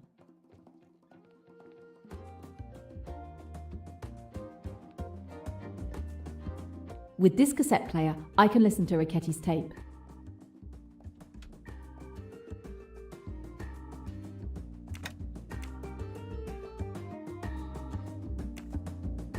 Memo number 13, December 9, 1971. My investigation is progressing well.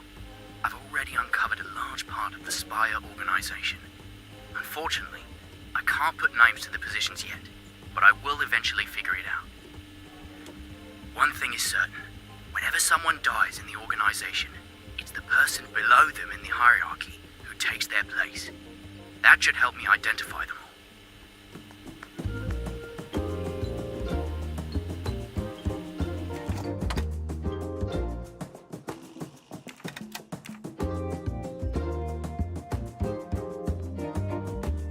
A second tape. And a third one.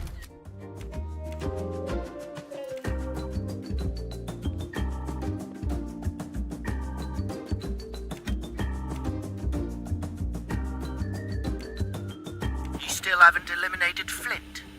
What are you waiting for? Where is the validated mission order? No need. That's not protocol. Protocol is I tell you what to do and you do it. You execute, and that's it. It needs to look like an accident.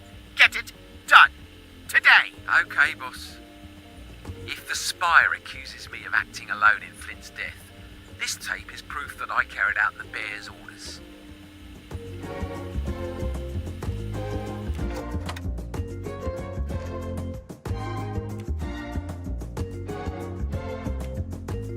Internal note. Logistics are currently slowed at AWL because of the spy in our midst. We need to do something. Deliveries are falling behind. Customers are growing impatient.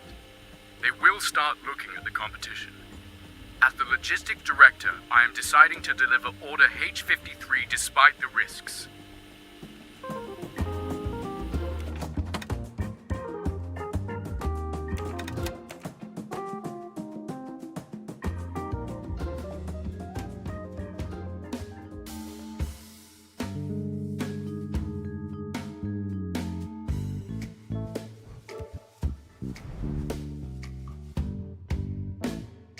You still haven't eliminated Flint.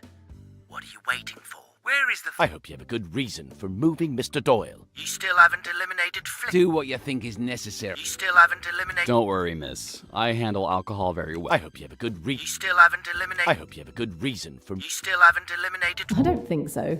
Do what you think... That's Ricchetti's voice. That means the bear ordered Ricchetti to kill someone named Flint. And Ricchetti killed him and made it look like an accident. Yes! Sometimes I even surprise myself.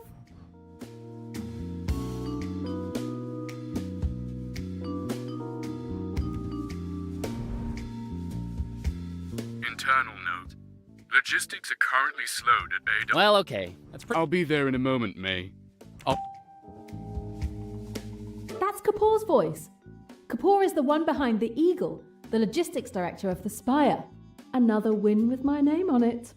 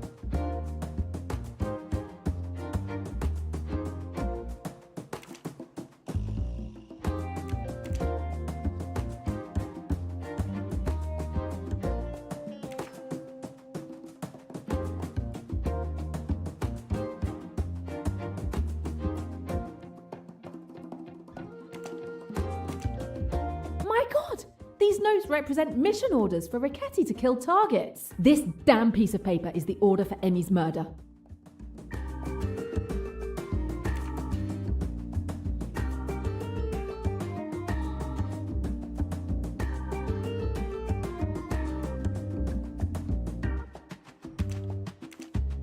The mission order for Tyrone's execution.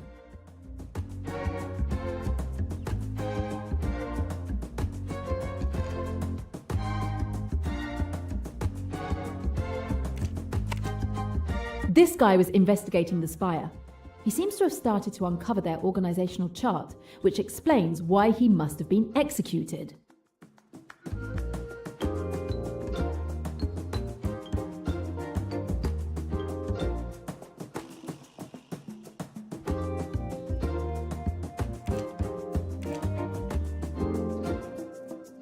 Impressive.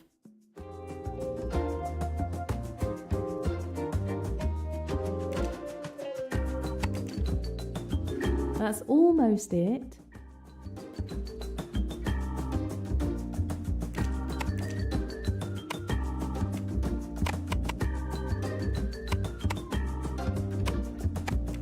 No, no, no.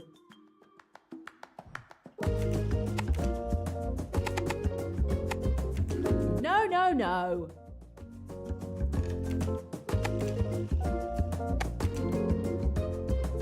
Great.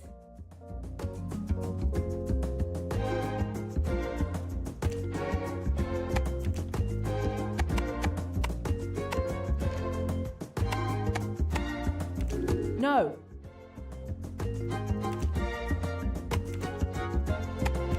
No.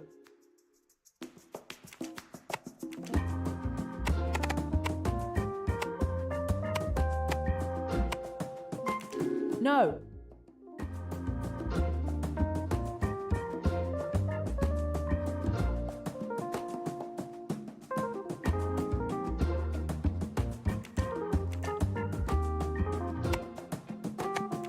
No.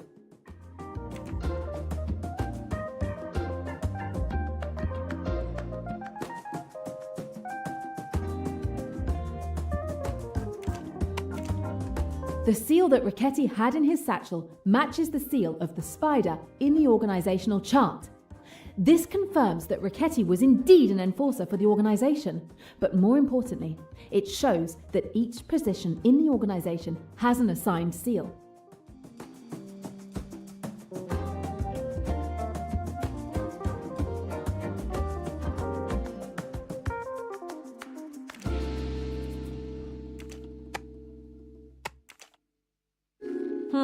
No.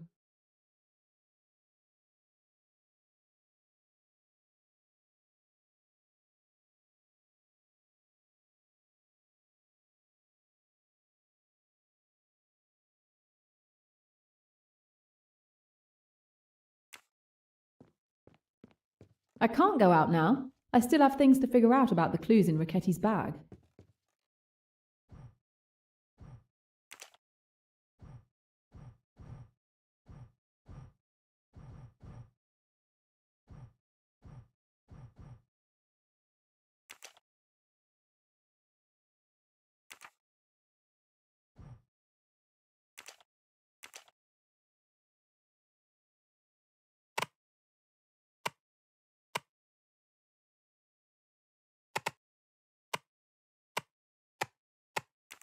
No.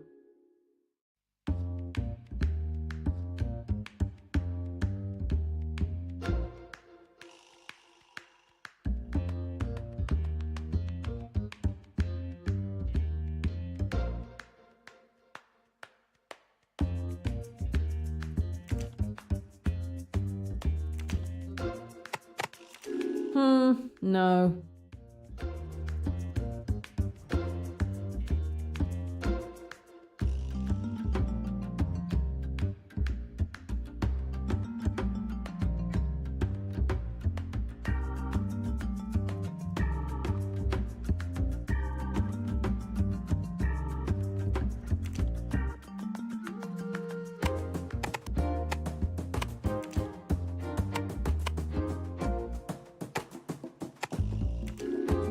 No.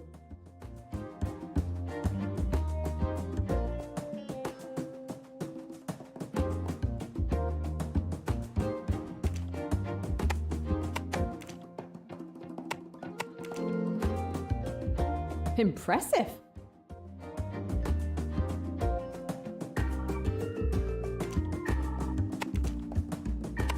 The man in the center is wearing a lion mask. He seems to be the leader of the Spire.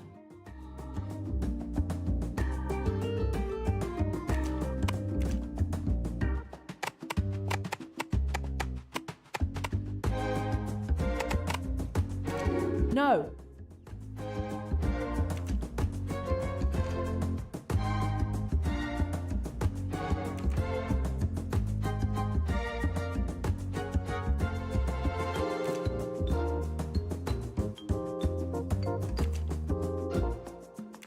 No, no, no.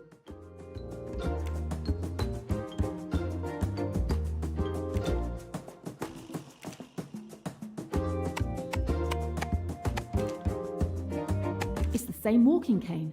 I can't be mistaken. Meluish Ridgway is the man on that throne and behind that mask.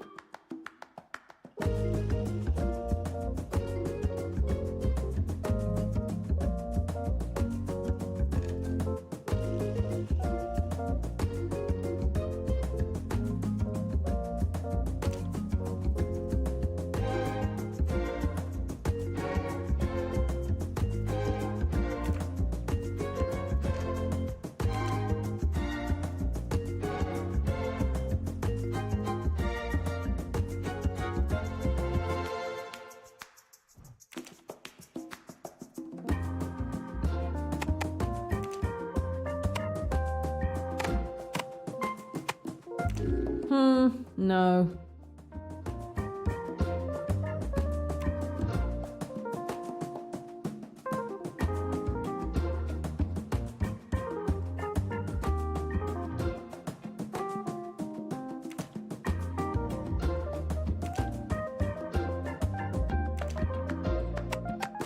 No.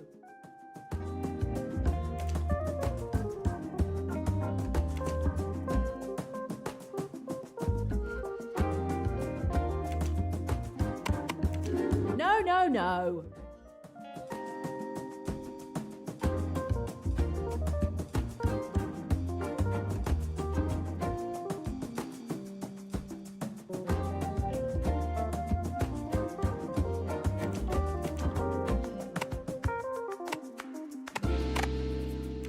No.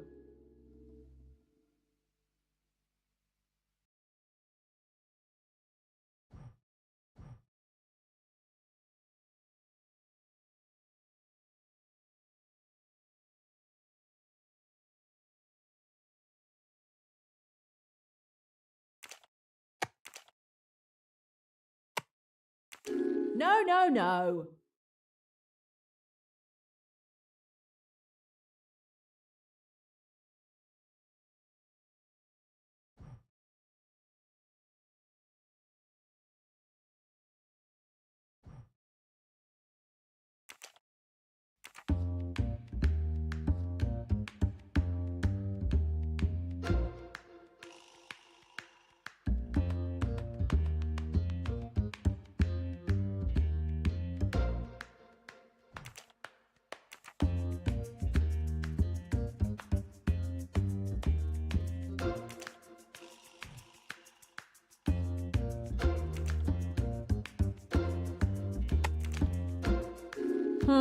No.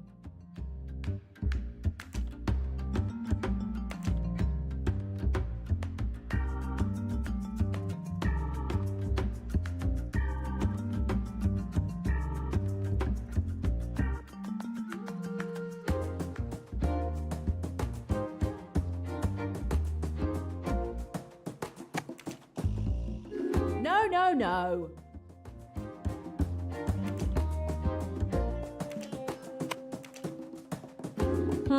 No.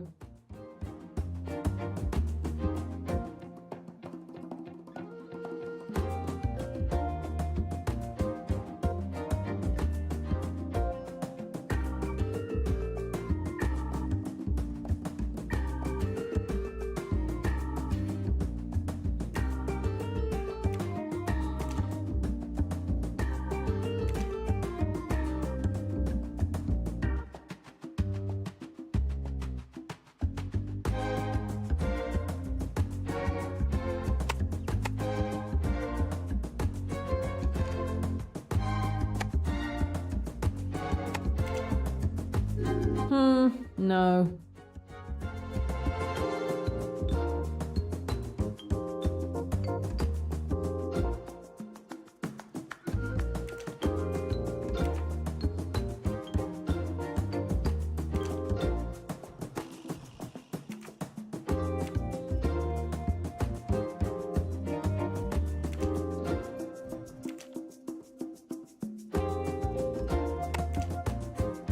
No.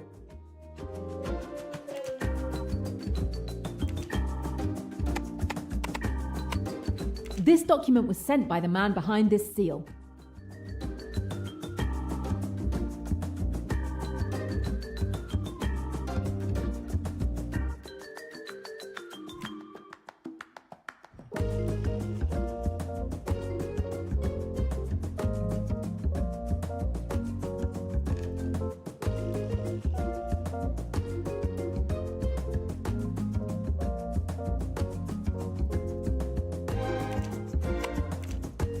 Vikram Kapoor.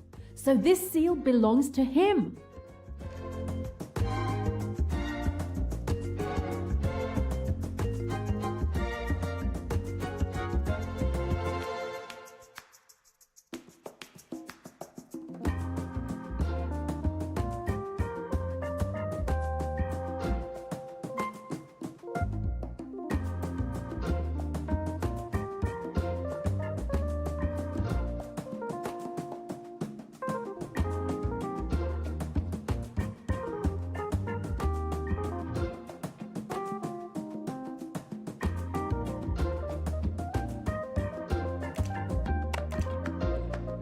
No.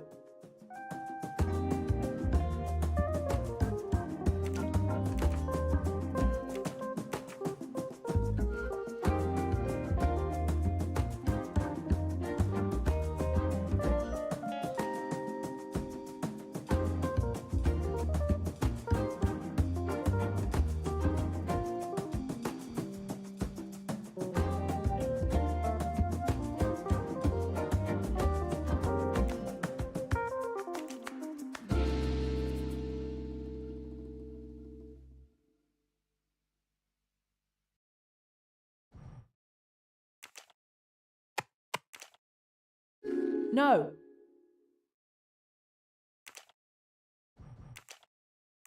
No, no, no.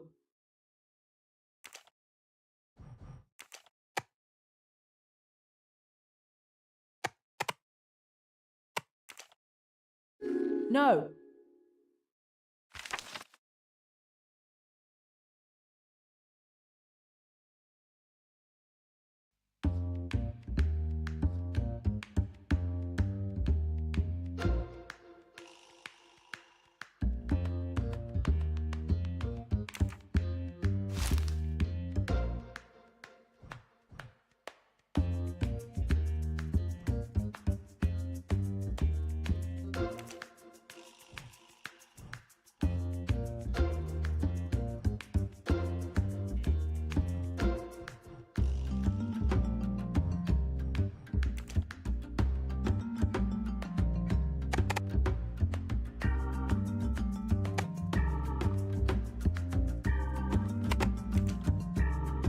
That's almost it.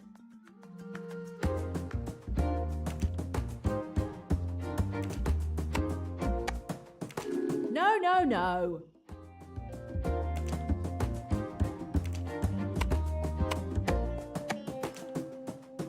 No.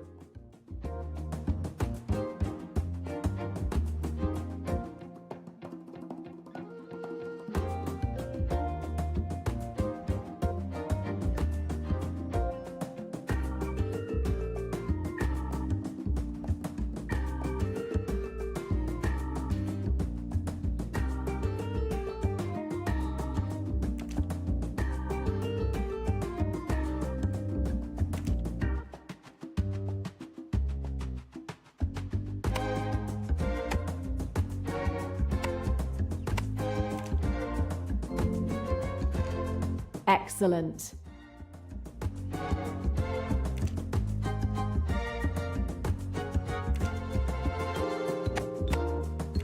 No.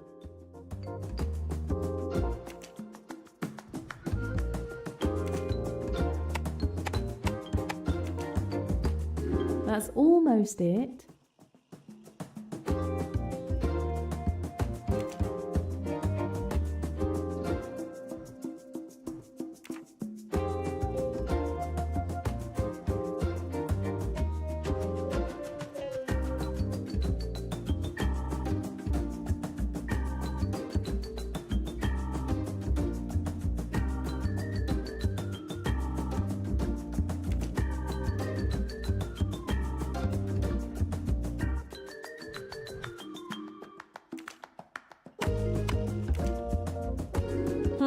No.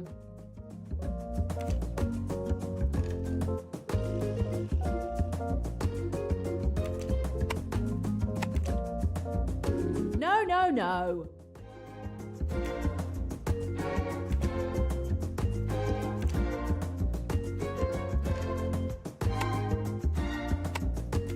No.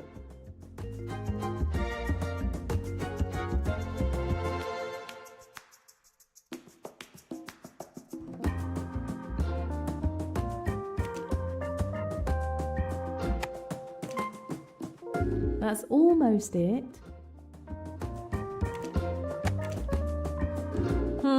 No.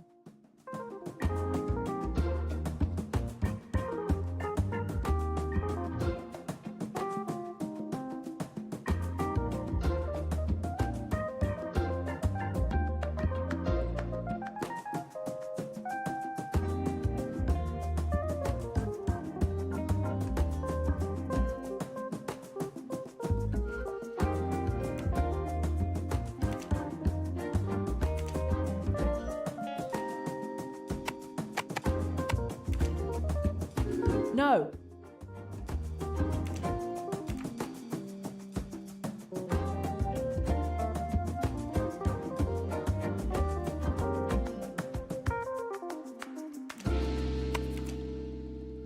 No, no, no.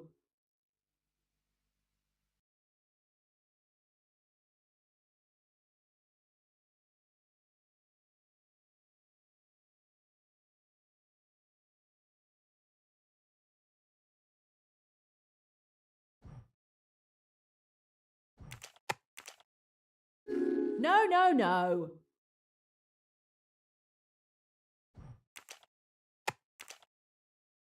Not really.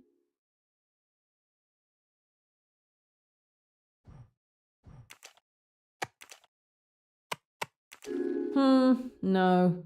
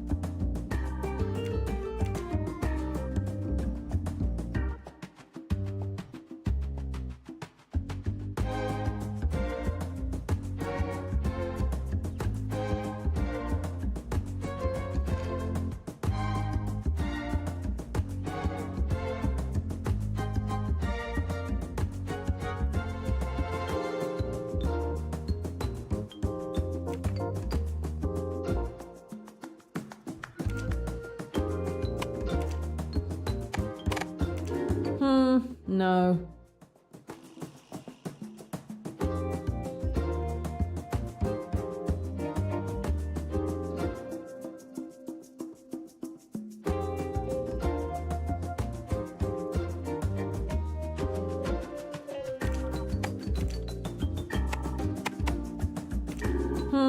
No.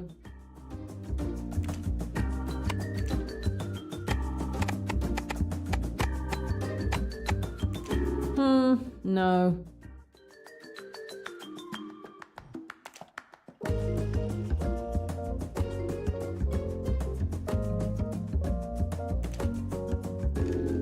No.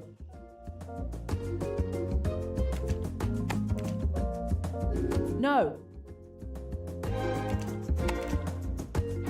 Not really.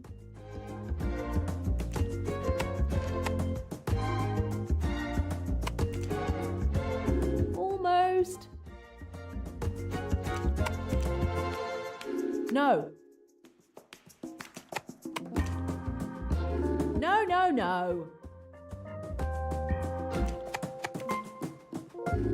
No. No.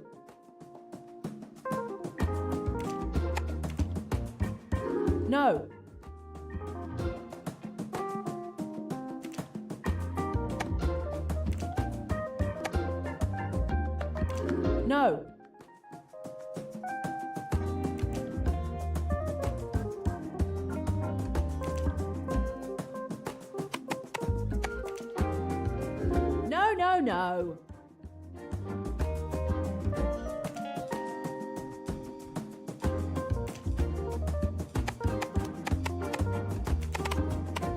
This photo was taken at Melliwish Ridgway's funeral. He was Lynette's father, but more importantly, he was one of the wealthiest people in England. His death was on the news for weeks.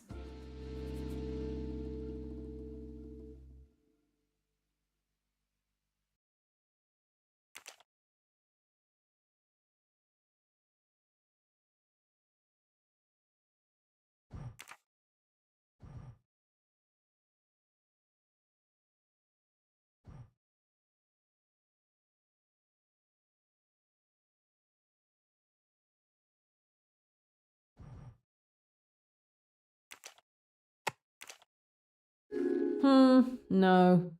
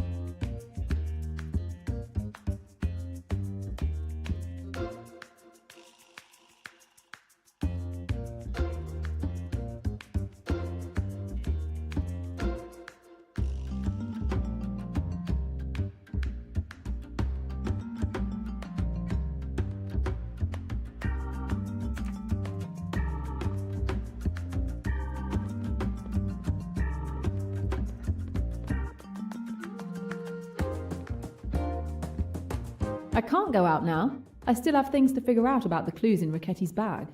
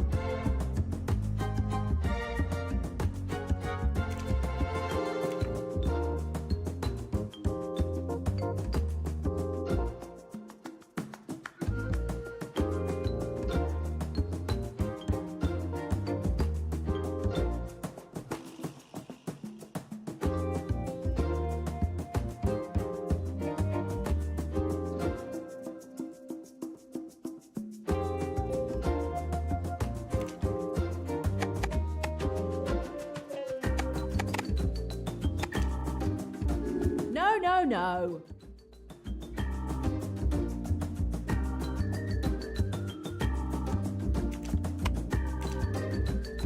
No.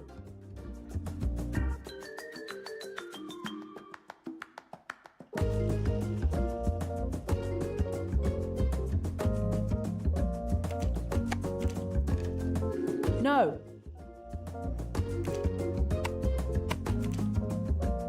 No. Almost. No, no, no. No. No, no, no. No, no, no.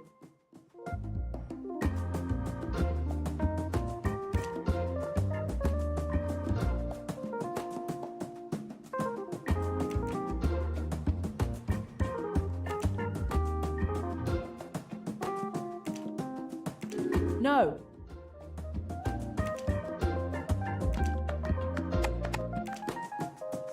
No, no, no.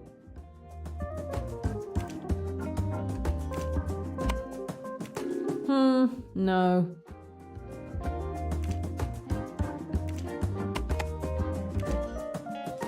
No.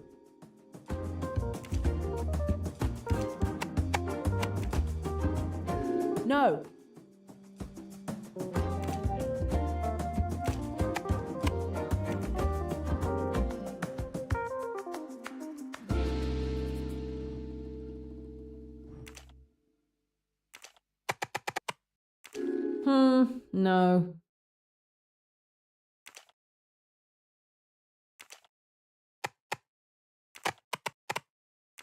No.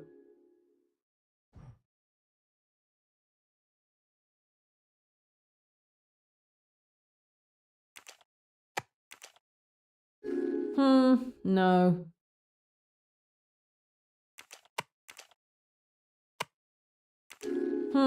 No. No.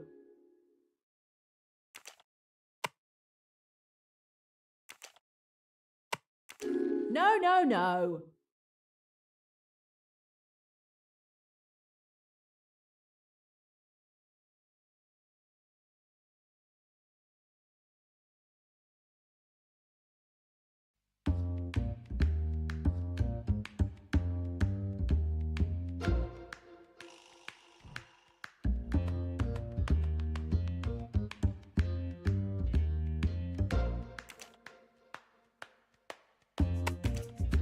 The seal looks like the same one as the head of the organization.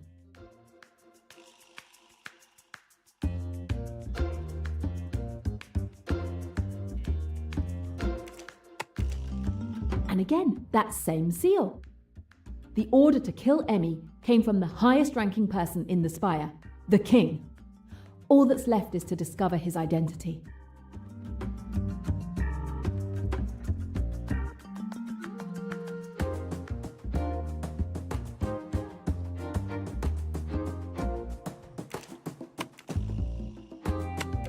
No, no, no.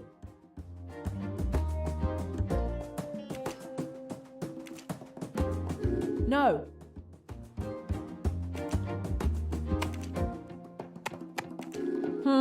No.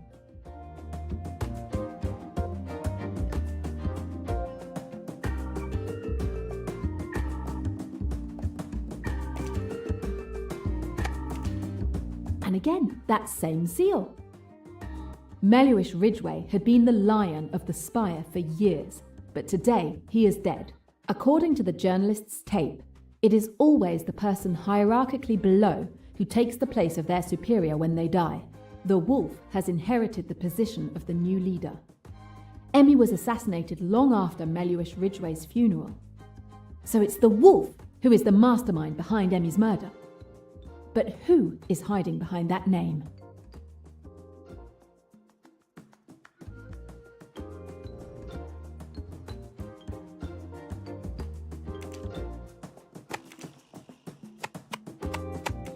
No, No, no, no.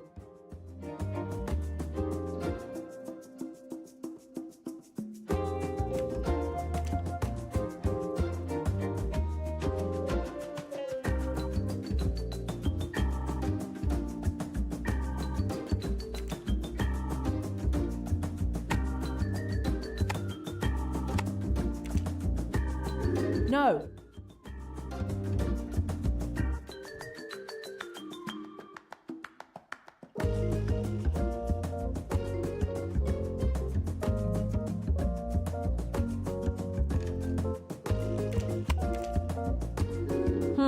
No.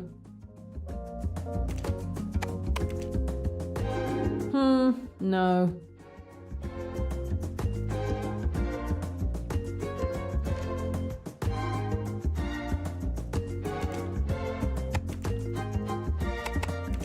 No, no, no.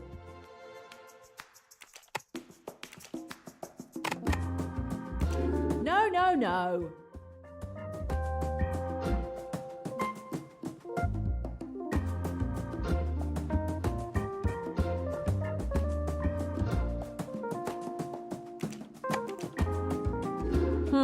No.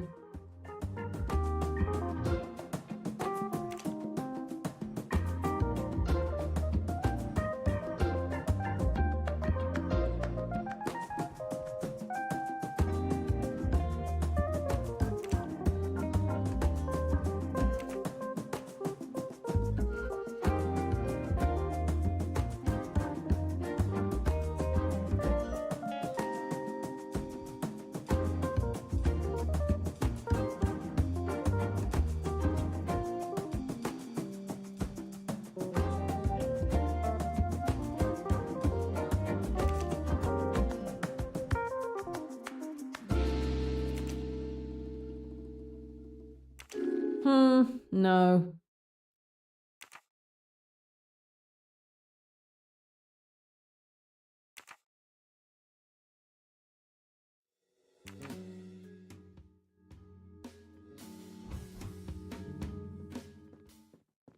I can't go out now. I still have things to figure out about the clues in Ricchetti's bag.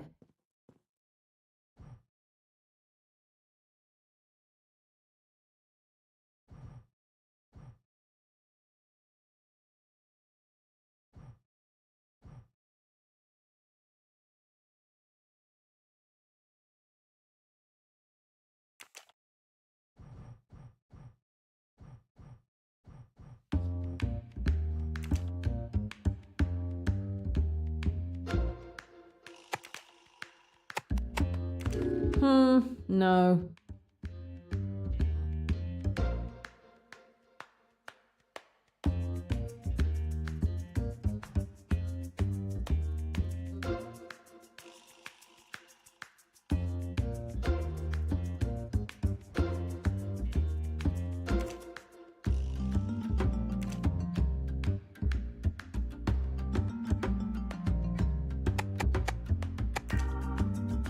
No.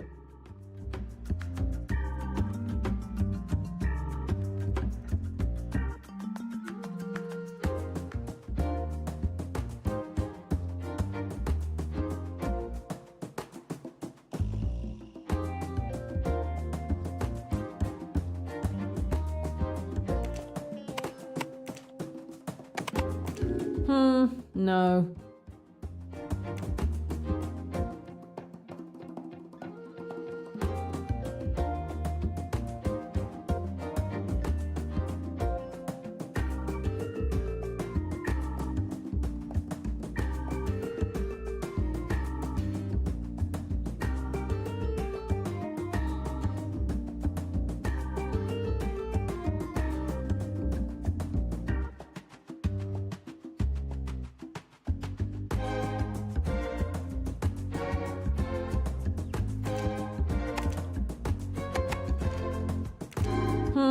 No. No, no, no. No, no, no.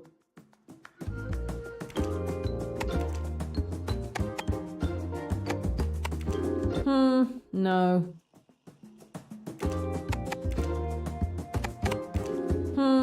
No. No, no, no. No.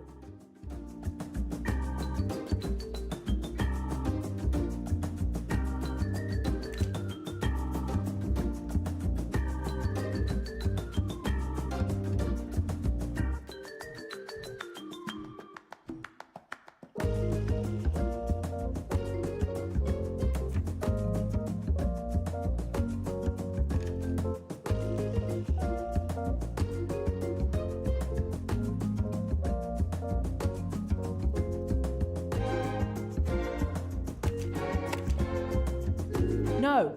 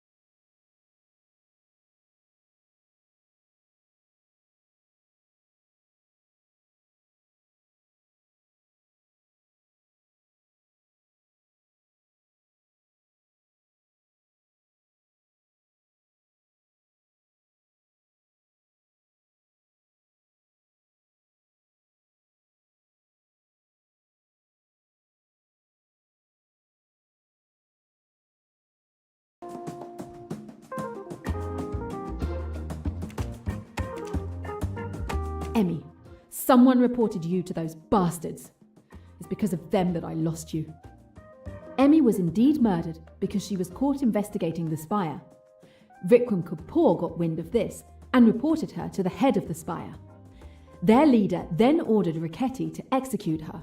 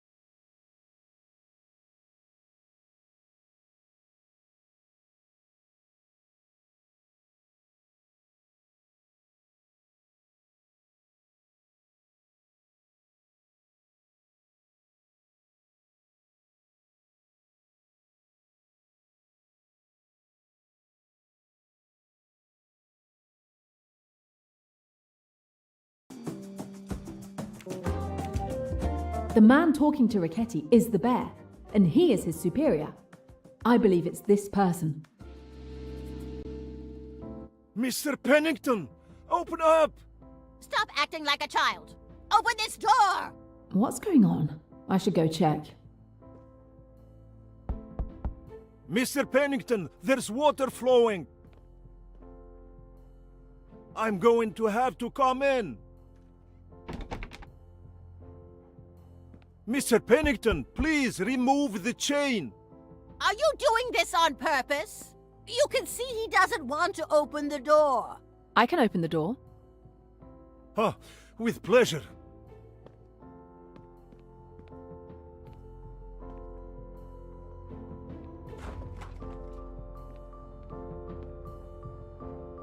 And there you go. I'm going to go check.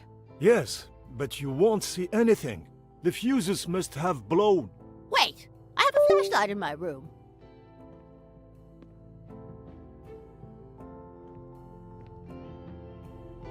Here. Thank you. Stay here. I'm going to check.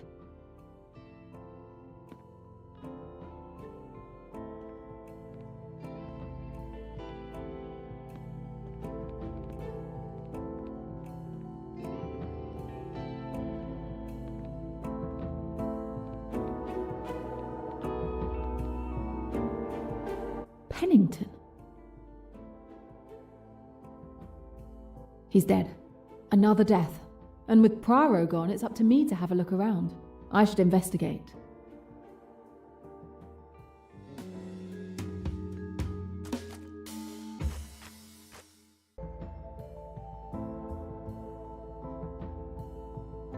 A jaguar tattoo. That reminds me of something on my clue wall. We'll just take a photo of it.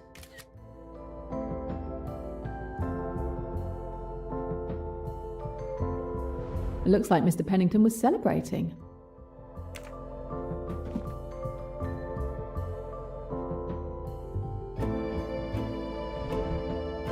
The wall lamp that fell into the water must have caused the short circuit that blew the fuses in the room.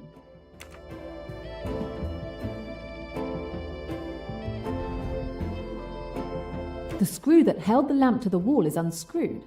I don't see how the lamp was attached to the wall.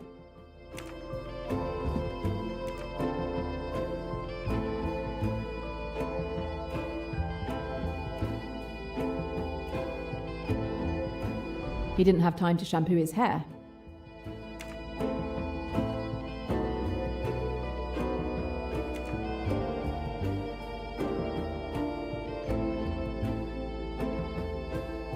The electrical wire unravelled when the lamp fell into the water. The murderer clearly couldn't have gone that way.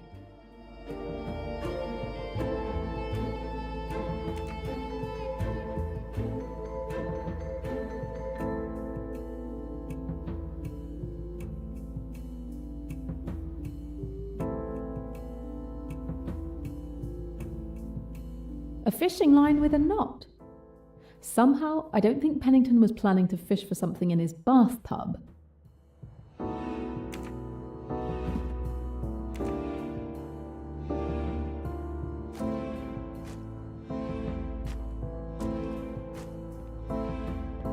The bathtub overflowed, but not by that much. Maybe 15 minutes, 20 at the most.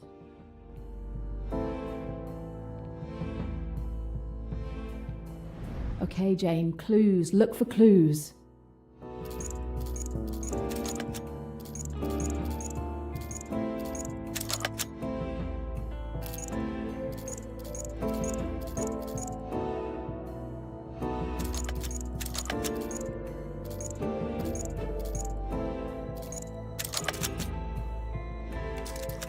Bingo!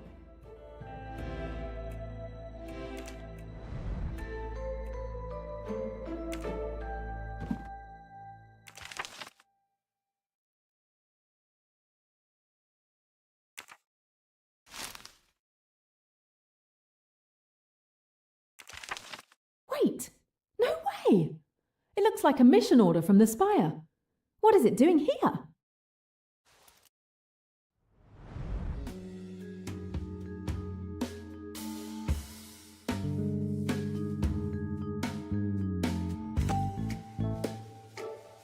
Pennington has a mission order to kill issued by the Spire. He was part of the organisation? This changes everything. We'll hang on to this for now.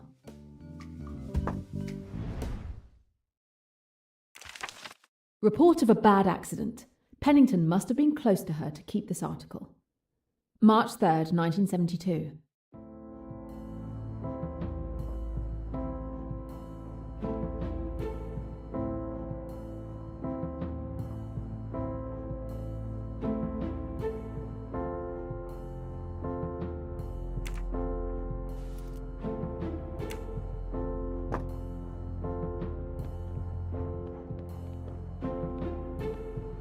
I seem to have gained a moustache.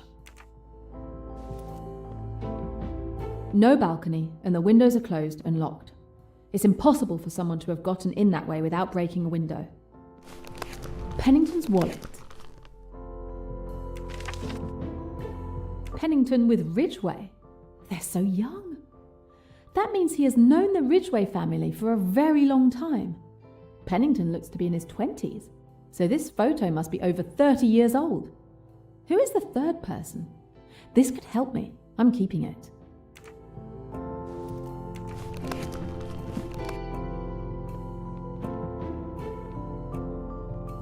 The hall door was locked from the inside. No one could have gotten in that way.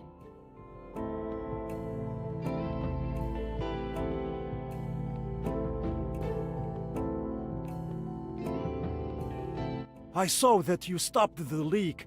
Thank you. And Mr. Pennington? He's dead. Dead? This tour is cursed. What? He's dead? But how? I don't know yet. You're a detective. You must find out what is going on.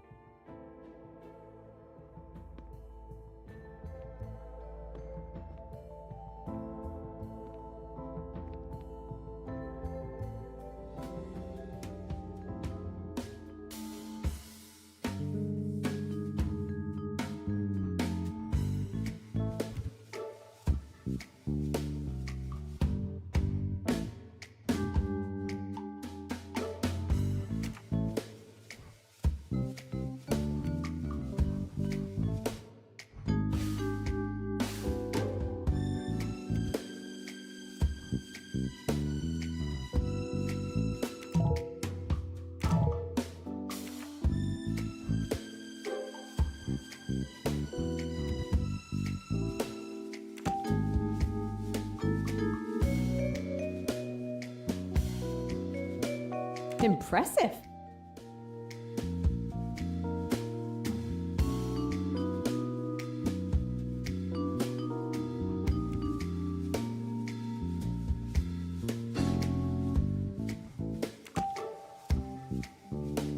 I can understand most of what I've discovered here, except for this fishing line with a knot. It must have been holding something. But what?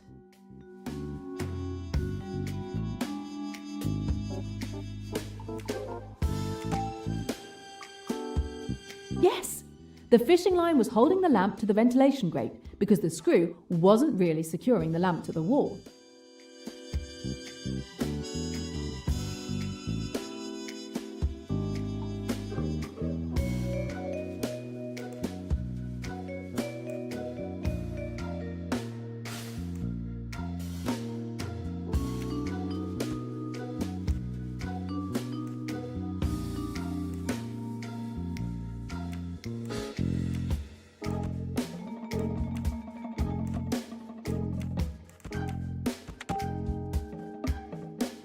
It is bizarre, but clear.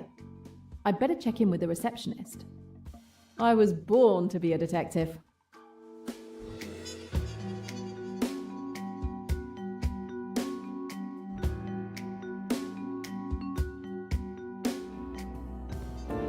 Mr. Pennington was electrocuted, probably by a wall lamp that fell into his bathtub. But that's terrible! The lamp was only held up by a fishing line attached to the ventilation grate. I suspect that's not a quick fix. What? This is a luxury hotel. It was once a palace. We do not attach lamps with pieces of string. I believe you. I didn't think so. In any case, we need to call the police so they can conduct a proper investigation. The police? The reputation of the hotel is going to be ruined. They'll think it's the hotel that did this shoddy work that led to a guest's death. I'm sorry, it's not that simple. Oh, really? What makes you think that? Let me explain.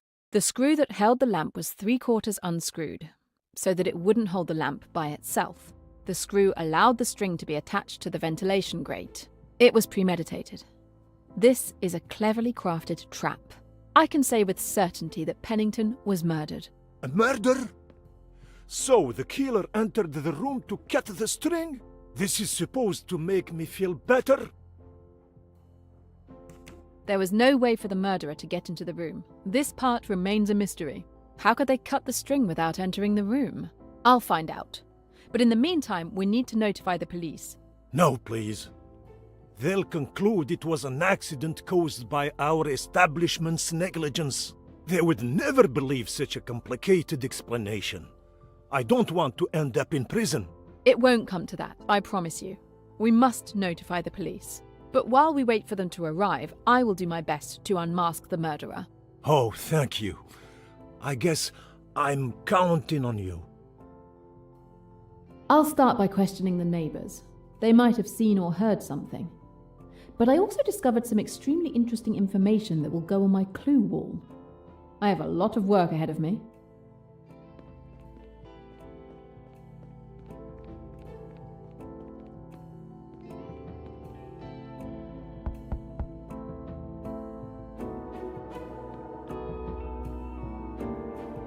Mr. Ferguson, your neighbour, Mr. Pennington, had an accident in his bath. Was it serious? He's dead. An electrocution. I'm trying to understand the circumstances. May I come in? I will need to question you and would also like to inspect your room. No, I don't think so. You already searched my cabin on the boat. What do you hope to find this time? No, it doesn't matter. I'm not going to let you do that again. May I at least ask you some questions? If you must. You still don't want to let me check your room? No, and I don't want any fresh towels either. Tell me about your evening. I came back to my room after dinner. I haven't gone out since. I needed to be alone to collect my thoughts after this eventful day. I heard a huge crash a few minutes ago. That's all I heard. The crash was probably me opening Mr. Pennington's door. Oh, the subtle detective approach. I see. Anything else? No. When we were on the boat, I saw your signet ring in your cabin. Could you show it to me again? Why would you want to? I don't see any connection to your investigation. No way! Your reaction is strange. One could almost say it's suspicious. Do you have something to hide? Nothing. This is ridiculous.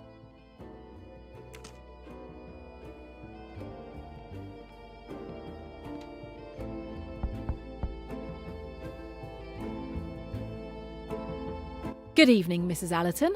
Yes? I'm tying up some loose ends in all that has happened. Would you mind answering one or two questions? Oh, go ahead. Let's get it over with. I'm afraid Mr. Pennington is dead. Another death? I thought once we left the boat. How can this be happening? You didn't know he was dead? No, I haven't left my room since I came back from dinner. I didn't know anything about it. My goodness, his room is right next to mine.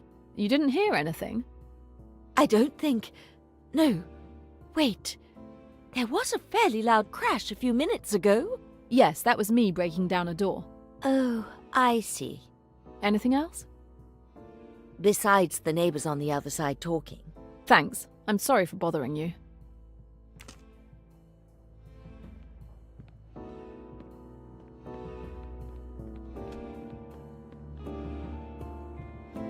There's no need to bother that person. There's no need to bother that person.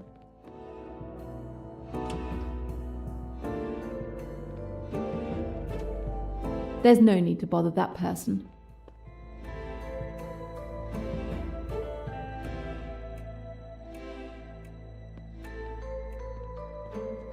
Good evening, Cornelia. I hope I'm not bothering you. Not at all. I was just reading. I have bad news. Mr. Pennington is dead. Oh no! An accident? He was electrocuted. It clearly wasn't an accident.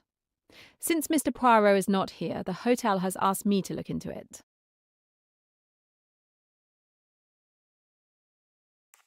When I searched your cabin on the boat, I remember a photo in your pocket watch. Could you show it to me again? If you like. But why? There's a detail I would like to check. Oh, really? How peculiar. Here it is.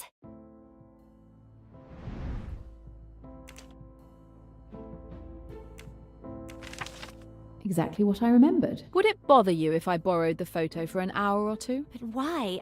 I'm very attached to it. Do you really need it? It would help me. I promise I'll take good care of it. All right then.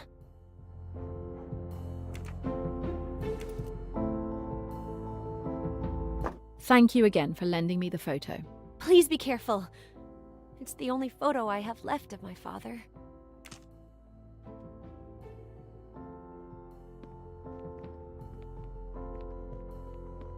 There's no need to bother that person. There's no need to bother that person. There's no need to bother that person. There's no need to bother that person.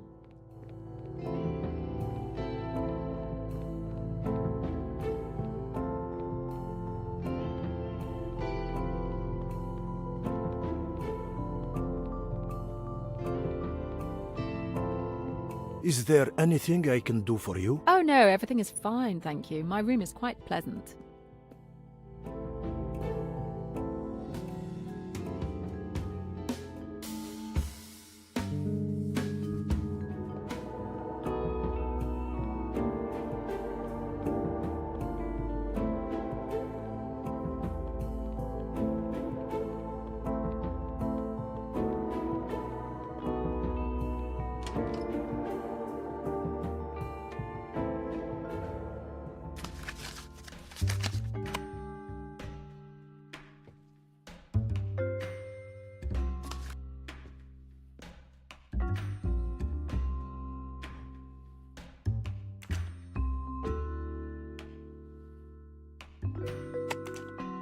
Unlike the other orders, this kill order has all the organization's seals.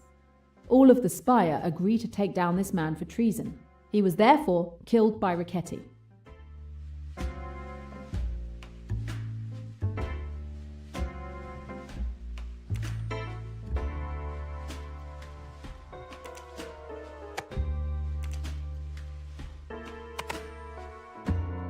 The family of Cornelia Robson is on the Spire's target list.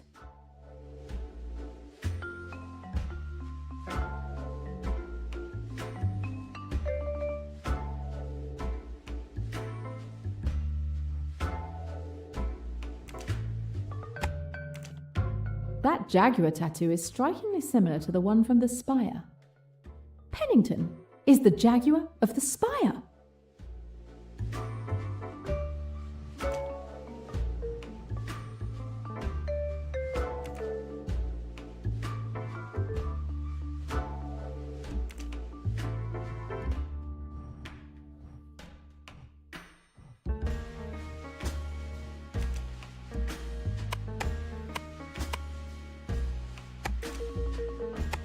This woman who died in that car accident, she's the one Pennington is holding hands with when they were younger.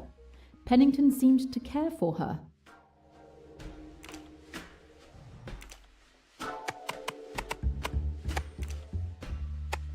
A stump? These two people are both missing a hand. There's a good chance that she is the wolf.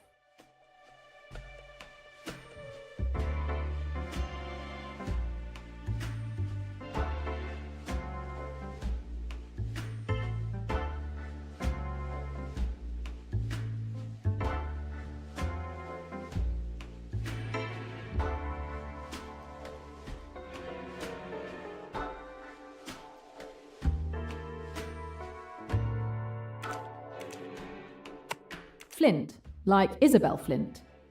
This woman was apparently murdered by Richetti on orders of the Bear. He apparently ignored the Spire's usual procedure for ordering assassinations.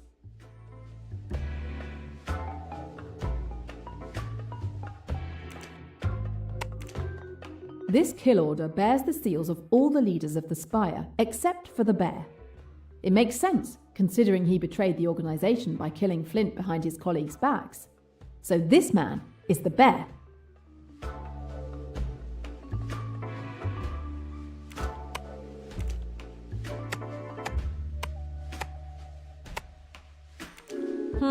No.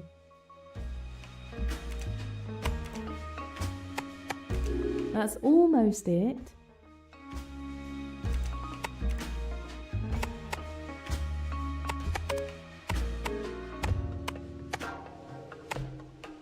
No.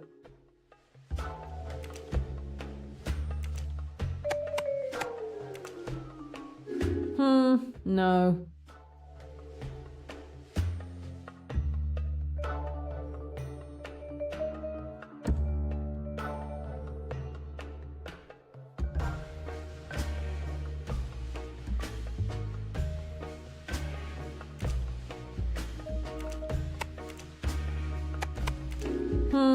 No.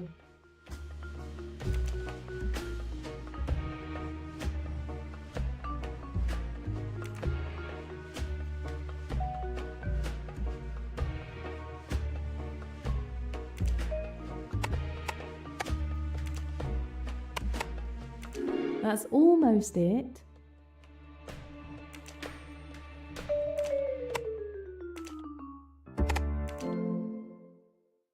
Bravo!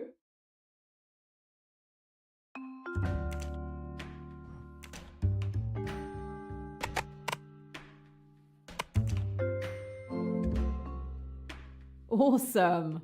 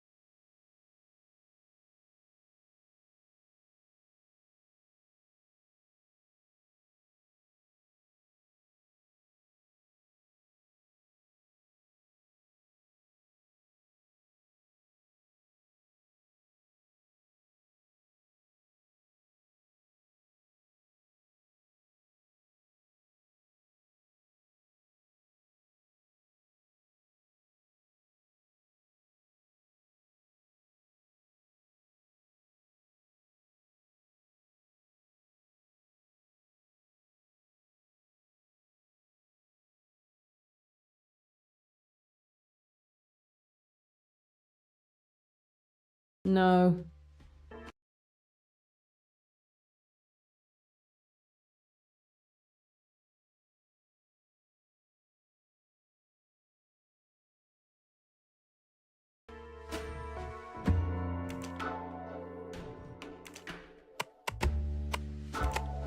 Isabel Flint died the day after Mellish Ridgway's funeral. Isabel Flint is the person hidden behind the wolf. Once Ridgway was dead, she should have taken over leadership of the Spire, but she didn't have time to take over. So it wasn't her who ordered Emmy's murder. I finally have all the pieces of this deadly little puzzle. Isabel Flint was the wolf. She was set to succeed Mellish Ridgway after his death, but the bear saw an opportunity. He hatched a scheme to kill the wolf and take her place. Unfortunately, the Spire discovered the bear's plan and arranged his execution. After the plotting and treachery was over, all of the highest-ranking leaders of the Spire were dead, except one, Pennington. So then, 6 months ago, it was Pennington who emerged as the leader of the Spire. He was the bastard behind Emmy's murder. He ordered Ricchetti to kill her. But Pennington died before he could be brought to trial. He will never be arrested or judged for his crime, and the truth about Emmy's death will never come out. No, I can't let it end like that. Someone is still out there. Someone who has prevented me from putting Pennington behind bars, and I'm going to find out who that was.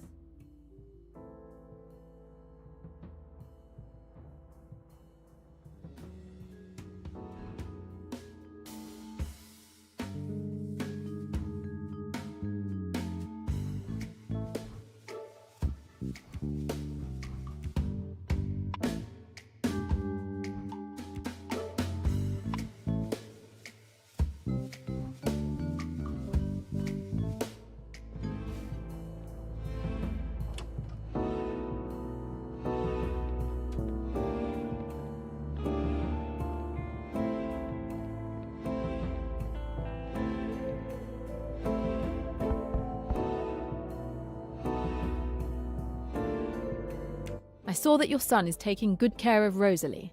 Yes, I'm very proud of my boy. I think this trip has made him grow up.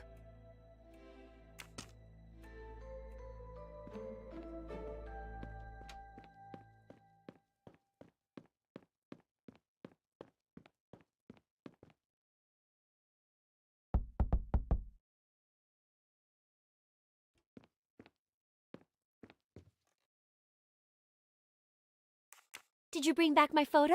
I need to keep it a little longer. You lived in a very beautiful house back then. You seemed to be well off. Today it's clear you depend financially on your cousin. What happened? It's no great secret. At the time that photo was taken, we wanted for nothing. Let me put it that way. My father made some bad investments. We lost everything. We were ruined. My father died shortly after. It's the only photo I have of me with my father.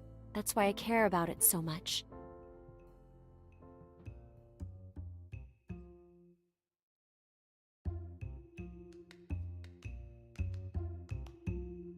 She is lying, but probably not about that.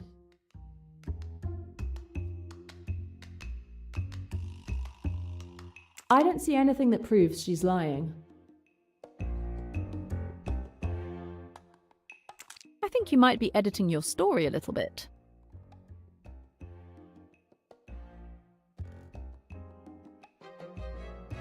It's not your father who caused your family's ruin. It was Lynette's father who targeted your family and ruined them. Oh, really?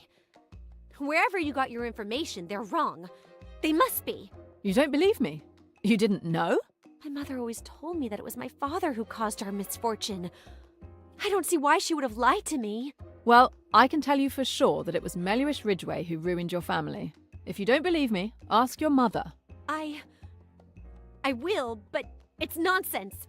It must be. The spire ruined Cornelia's family. If she knew about it, and if she's aware that Pennington is the head of the organization, that would give her a strong motive for killing him.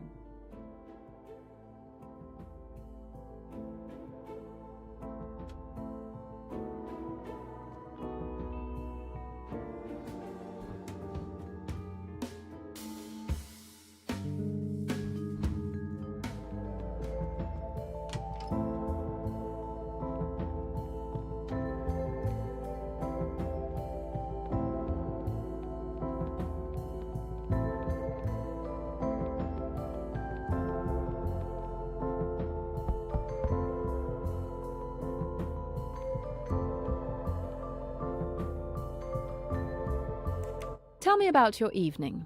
I came back to my room after dinner. I haven't gone out since. I needed to be alone to collect my thoughts after this eventful day. I heard a huge crash a few minutes ago. That's all I heard. I have nothing solid that proves he's lying. My instinct tells me I'm close to the truth.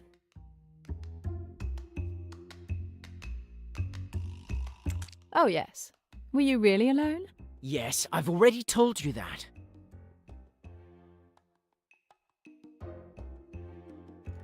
Yet Mrs. Allerton clearly heard conversation in this room with someone. And I don't think you were talking to yourself. Yes, sorry. Too much commotion. I almost forgot that I was indeed with Cornelia.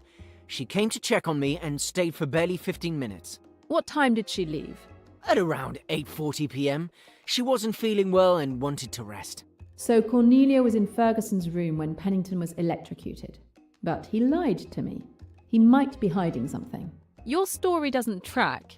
The more you insist on preventing me from entering to inspect your room, the more suspicious you look. All right, be my guest. I have nothing to hide. Thank you. It won't take long.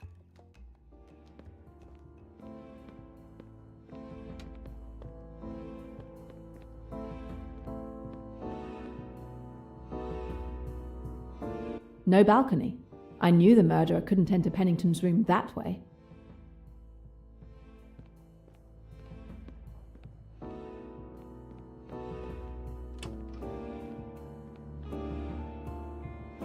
A ventilation grate. Let's see where it leads. This ventilation grate can be easily removed. I knew it! The two rooms are connected.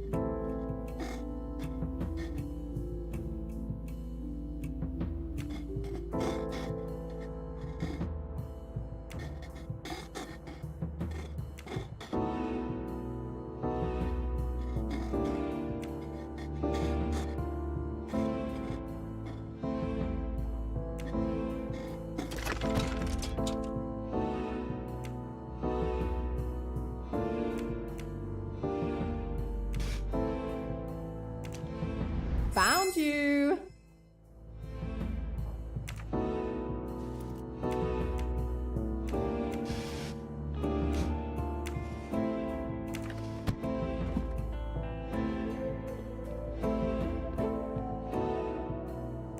Show me that ring.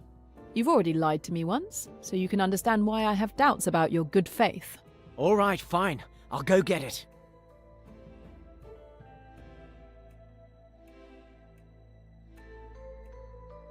Here it is. Happy now? I'm going to draw this coat of arms for my clue wall. So, is this the murder weapon? Are you going to put the handcuffs on me? Not yet, but you shouldn't take this situation so lightly.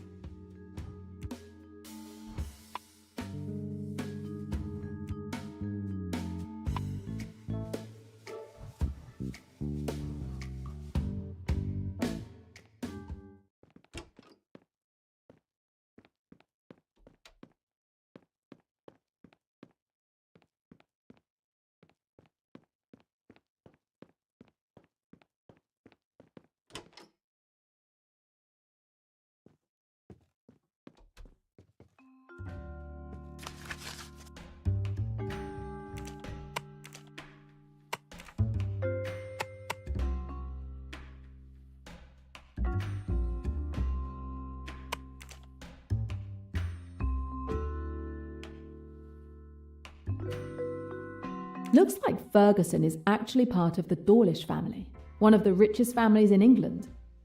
The spire seemed to be targeting his family.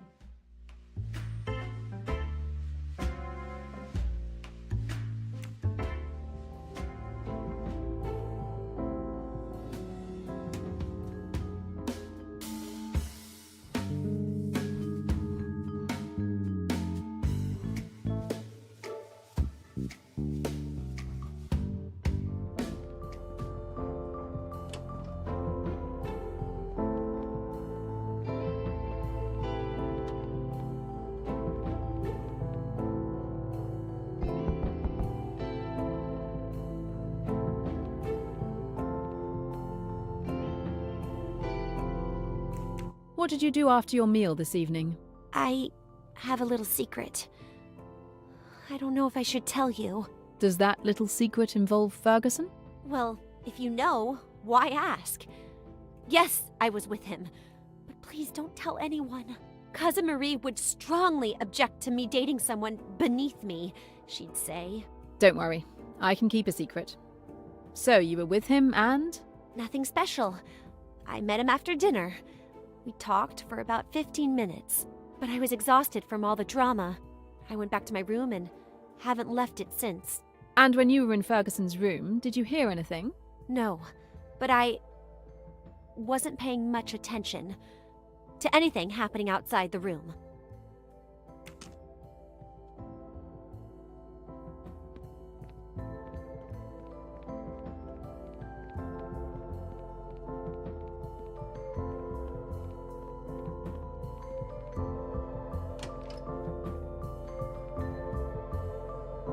I've uncovered the little mystery of your signet ring. Again with my signet ring? Are you insane? It's just a perfectly ordinary signet ring. My father gave me that ring. I keep it safely in a secure box, because it holds a lot of sentimental value for me.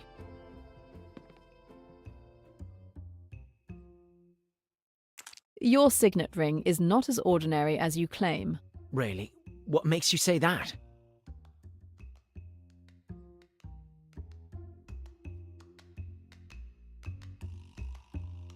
You dress like a hippie, but you are in fact the heir of the Dawlish family, one of the oldest and richest in England.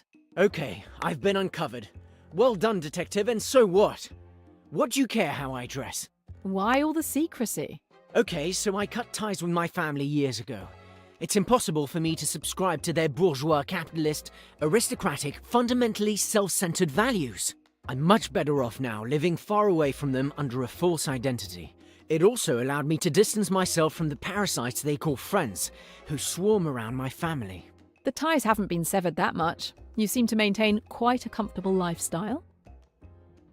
The spire is looking to ruin the Ferguson family. If he's aware that Pennington is the head of the organisation, he knows that by killing Pennington, he distances the spire from him and his family. That would be a good motive to kill him.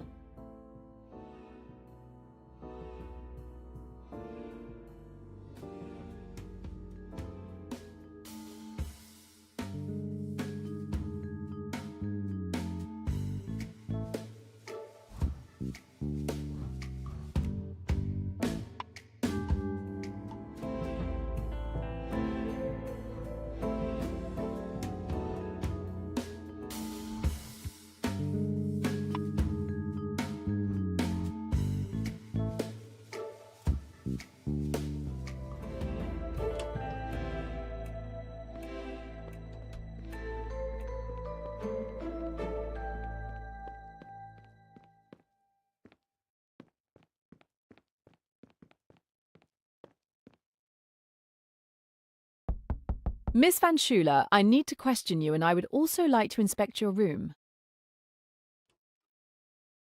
You want to rummage through my things again? No, I just need to check if there is access to Mr. Pennington's room. You think there's a secret passage to his room? What a ludicrous idea! Be my guest.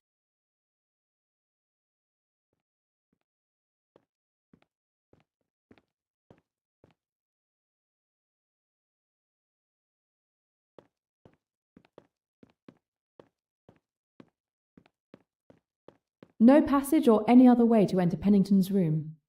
But I really didn't. Very pretty. I'll just take it.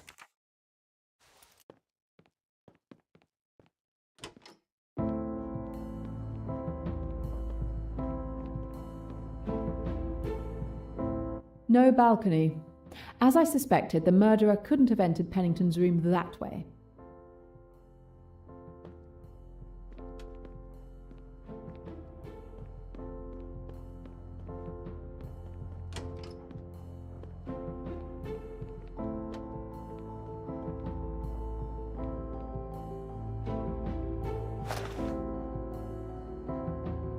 Can you tell me what you were doing before Mr. Pennington's death?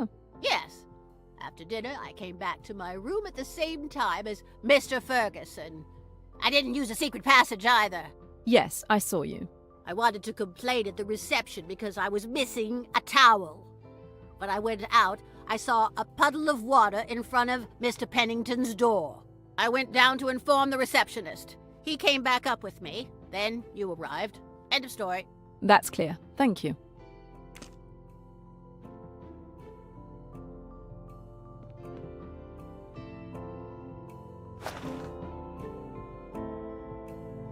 How are you doing? How do you think? With all these deaths, I'm afraid I'll be next. I'm not leaving my room until I can leave this godforsaken country. Pennington also stayed in his room, and yet that didn't stop him from being killed.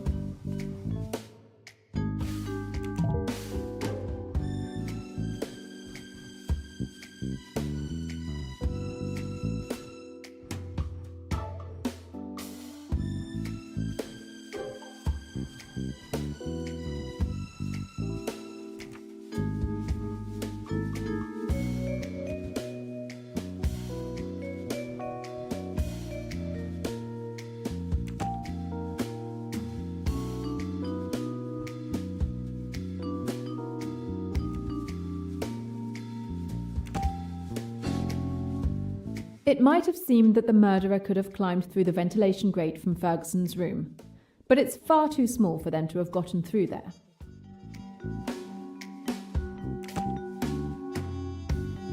The murderer must have used the ventilation duct in Ferguson's room to cut the string holding the wall lamp. Not really that complicated.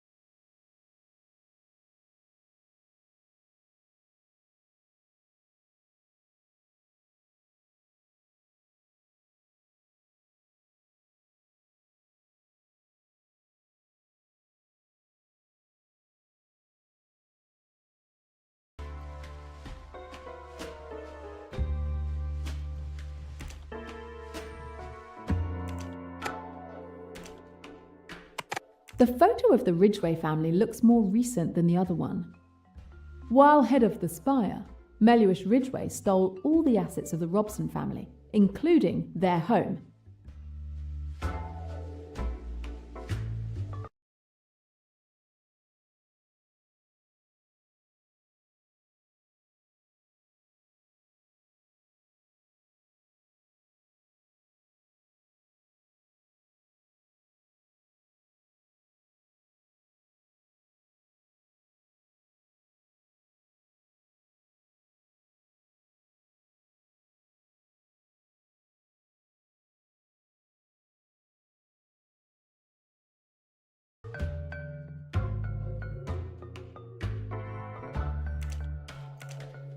The bear was killed for ordering Flint's death without following the Spire's normal procedures.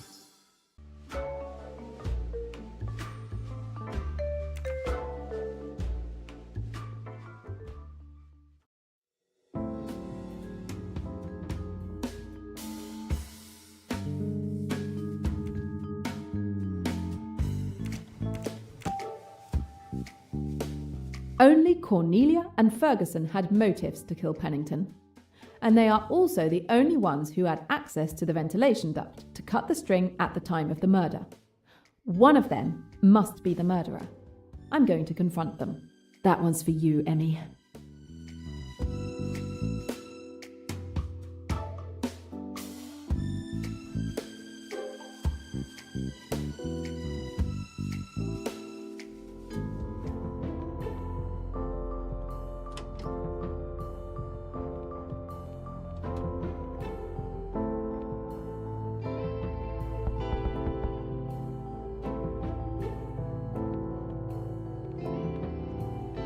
I would like you to go down to reception, if you don't mind.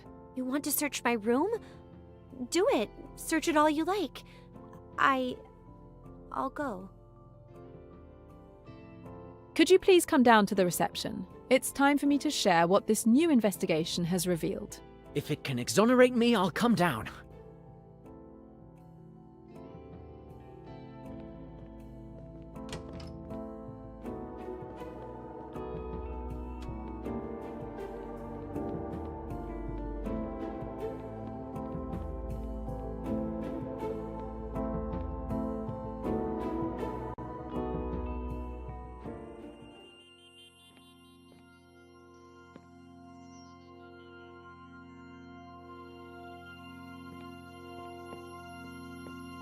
So, did the police still need you? I'm sparing you the details, but the case is definitely closed this time. However, I just learned that Pennington has been killed. Yes, that's right. A police officer just arrived. I've made him wait. I've been told that you're investigating. Do you need help? No, I think I've solved Pennington's murder. Oh, really? So soon? I'm impressed. Please continue. For once, I only need to observe. If you don't mind. As you know, Mr. Pennington was found dead, electrocuted in his bathtub. The wall lamp had come loose from the wall. It was clear to me that the lamp had been rigged with a string connected through a ventilation grate. But no one could have entered the room to trigger the trap. A murder. The trap could only have been triggered from the ventilation grate in Ferguson's room. Only 2 people were present in the room at the time of the murder, Ferguson and Cornelia. One of them killed Pennington. I've had it with you accusations. I don't understand anything about your story. I'm just getting started. We first need to talk about Mr. Pennington. Thanks to documents I retrieved at the time of Ricchetti's arrest, I discovered the true identity of Andrew Pennington. He is more than just the manager of the Ridgway family finances. He is also the head of a criminal organization called the Spire. They are involved in arms trafficking on an international level. Want to start a revolution? They'll supply every bullet. Ricchetti worked as a hitman for them. Pennington was a crime lord? I knew he was corrupt, but to that extent. I also discovered that Pennington was connected to my 2 suspects. Let's start with Cornelia. You were born into wealth, but your family was ruined by Pennington and Lynette's father, who was also part of the Spire. You knew this, and you decided to take your revenge. You're wrong. My father caused his own ruin. Let's next have a look at Mr. Ferguson. Beneath his hippie facade, he comes from one of the richest families in England. You might say, but he lives in poverty, away from his family. In this case, clothes don't make the man, and his family was targeted by the Spire to be stripped of their fortune. He takes luxurious trips with the family's money and enjoys a lavish life.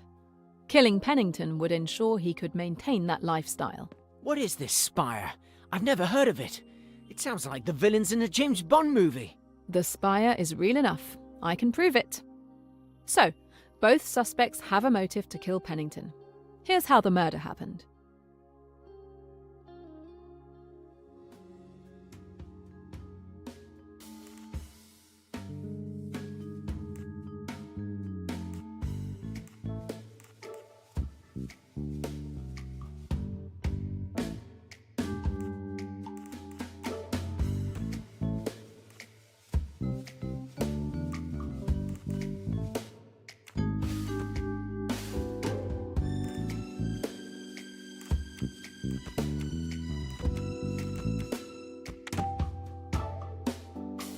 Exactly! That's it! The plan is clever. Clever yet simple. The murderer waits for Pennington to take his bath. The killer locks himself in the bathroom next to Pennington's bathroom, opens the ventilation grate, and cuts the invisible fishing line holding the wall lamp. The lamp falls into the bath, electrocuting Pennington and blowing the fuses. Miss Van Schuyler alerts the receptionist when she sees the bathwater spilling into the hallway. A little genius, this murderer.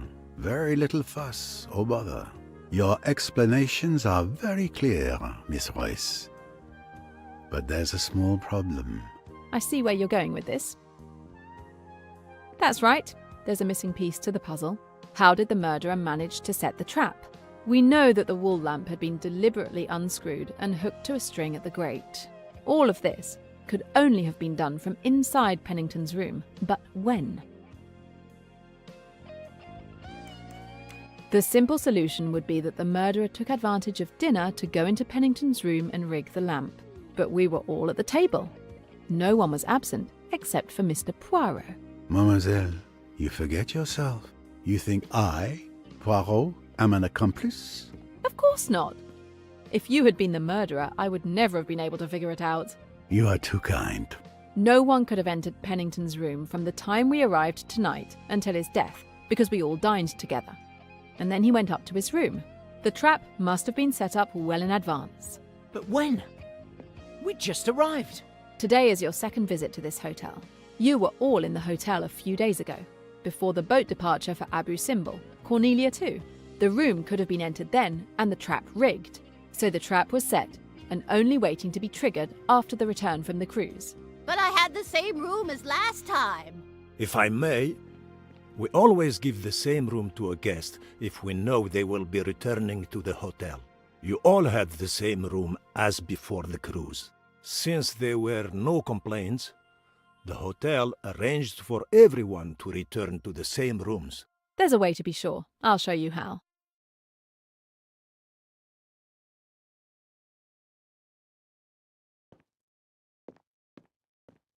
Nope, I'm a big girl. I can do it myself.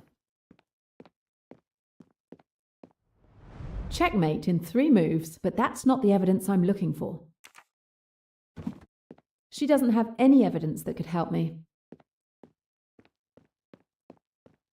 He has already said everything he knows. He has nothing left to teach me. Nothing in her testimony can help me here. Nothing in her testimony can help me here. The news travels fast, but that's not the evidence I'm looking for.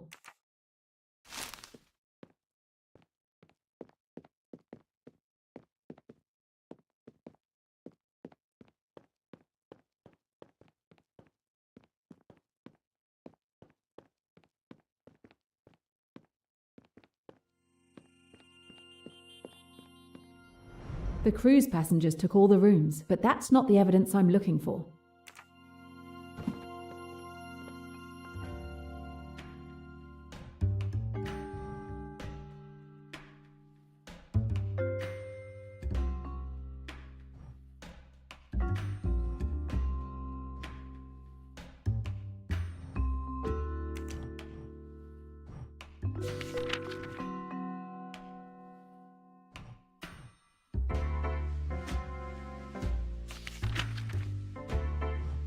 But that's not the evidence I'm looking for. But that's not the evidence I'm looking for.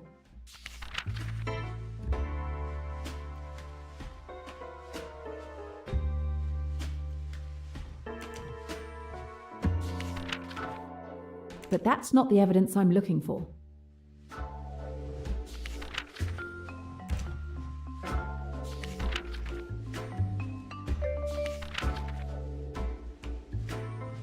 But that's not the evidence I'm looking for.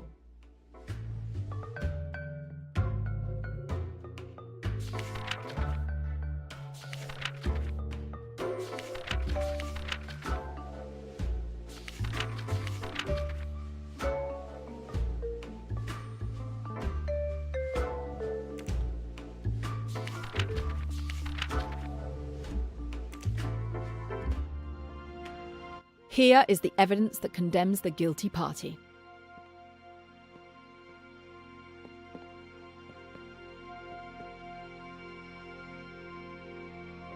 I can therefore identify the culprit with certainty.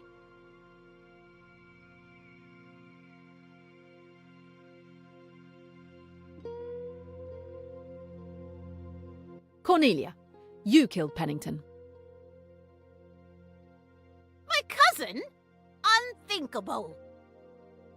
But what is in that register to accuse her? Cornelia had Pennington's room before the cruise. She had checked the hotel logbook and found out that her room would be Pennington's. I'm sure she was prepared to complain about her room if it was another one. But no, I would never change a guest's room. If Mr. Pennington had room 106 before the cruise, he should have had room 106 after. I don't understand why he got room 111.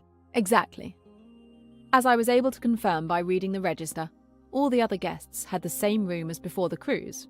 It is certain that Pennington's and Cornelia's rooms were intentionally switched in the logbook.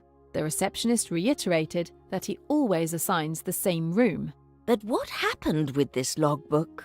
It's simple. It was Cornelia who swapped the rooms in the logbook. The night before the cruise departure, she set the trap in her room, then took advantage of the receptionist's sleep to falsify the logbook. If they were not asleep, a diversion needing their attention could be arranged. As a result, Pennington's future room was rigged. All she needed was to get closer to Ferguson during the cruise, because she knew he would have the neighbouring room, ensuring she could trigger the trap at the right moment. Human nature will never cease to disappoint me. Our relationship was sincere. I truly appreciate you. Cornelia, it's time for you to tell us the truth. Yes, it is time. For my 21st birthday, my mother confessed the truth about my father to me. I had always believed he had caused our family's ruin with his bad investments. In reality, it was Lynette's father, aided by Pennington, who stole all of our family's fortune. My father was swindled by them and couldn't bear the humiliation. I started to hate those two men. But I never held anything against Lynette. She was innocent and a good person. When we arrived at the hotel, I discovered that Pennington was there. I saw it as a sign. I was finally going to be able to fulfill the vengeance I had wished for years. I understand your thirst for vengeance better than anyone, but it won't ease your pain.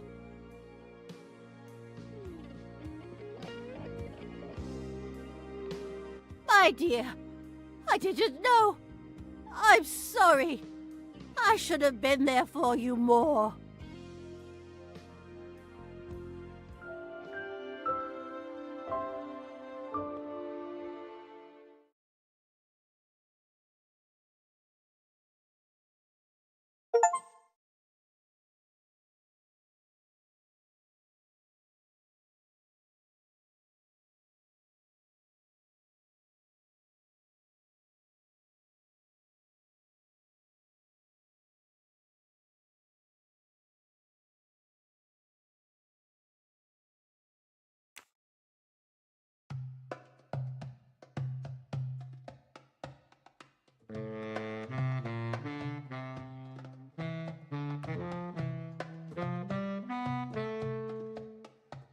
I wish I could stay a little longer, but I have to go back to London. I would have enjoyed traveling back with you, but I'm staying a few more days. I might, finally, be able to relax and enjoy Egypt. If it is not impolite to ask, what are you going to do when you return to England, Miss Royce? I'm not taking on any new cases right away. There's more I need to know about Emmy's murderers. I'm going to dig deeper into the Spire organization. It is a big case you're tackling, Miss Royce. A dangerous one. I wish you the best of luck. Please, keep me informed. And if there is anything Poirot can do, please just ask. It's been a pleasure, Mr. Poirot. For me as well, mademoiselle. Of course, there were 1 or 2 points in your summation of the crime where you erred. What? When? Why didn't you speak up during my explanation? But you were doing so well, and I knew you were doing it. You needed to do it. For your dear Emmy. Let it never be said Poirot does not recognize when love speaks. It is better just to listen.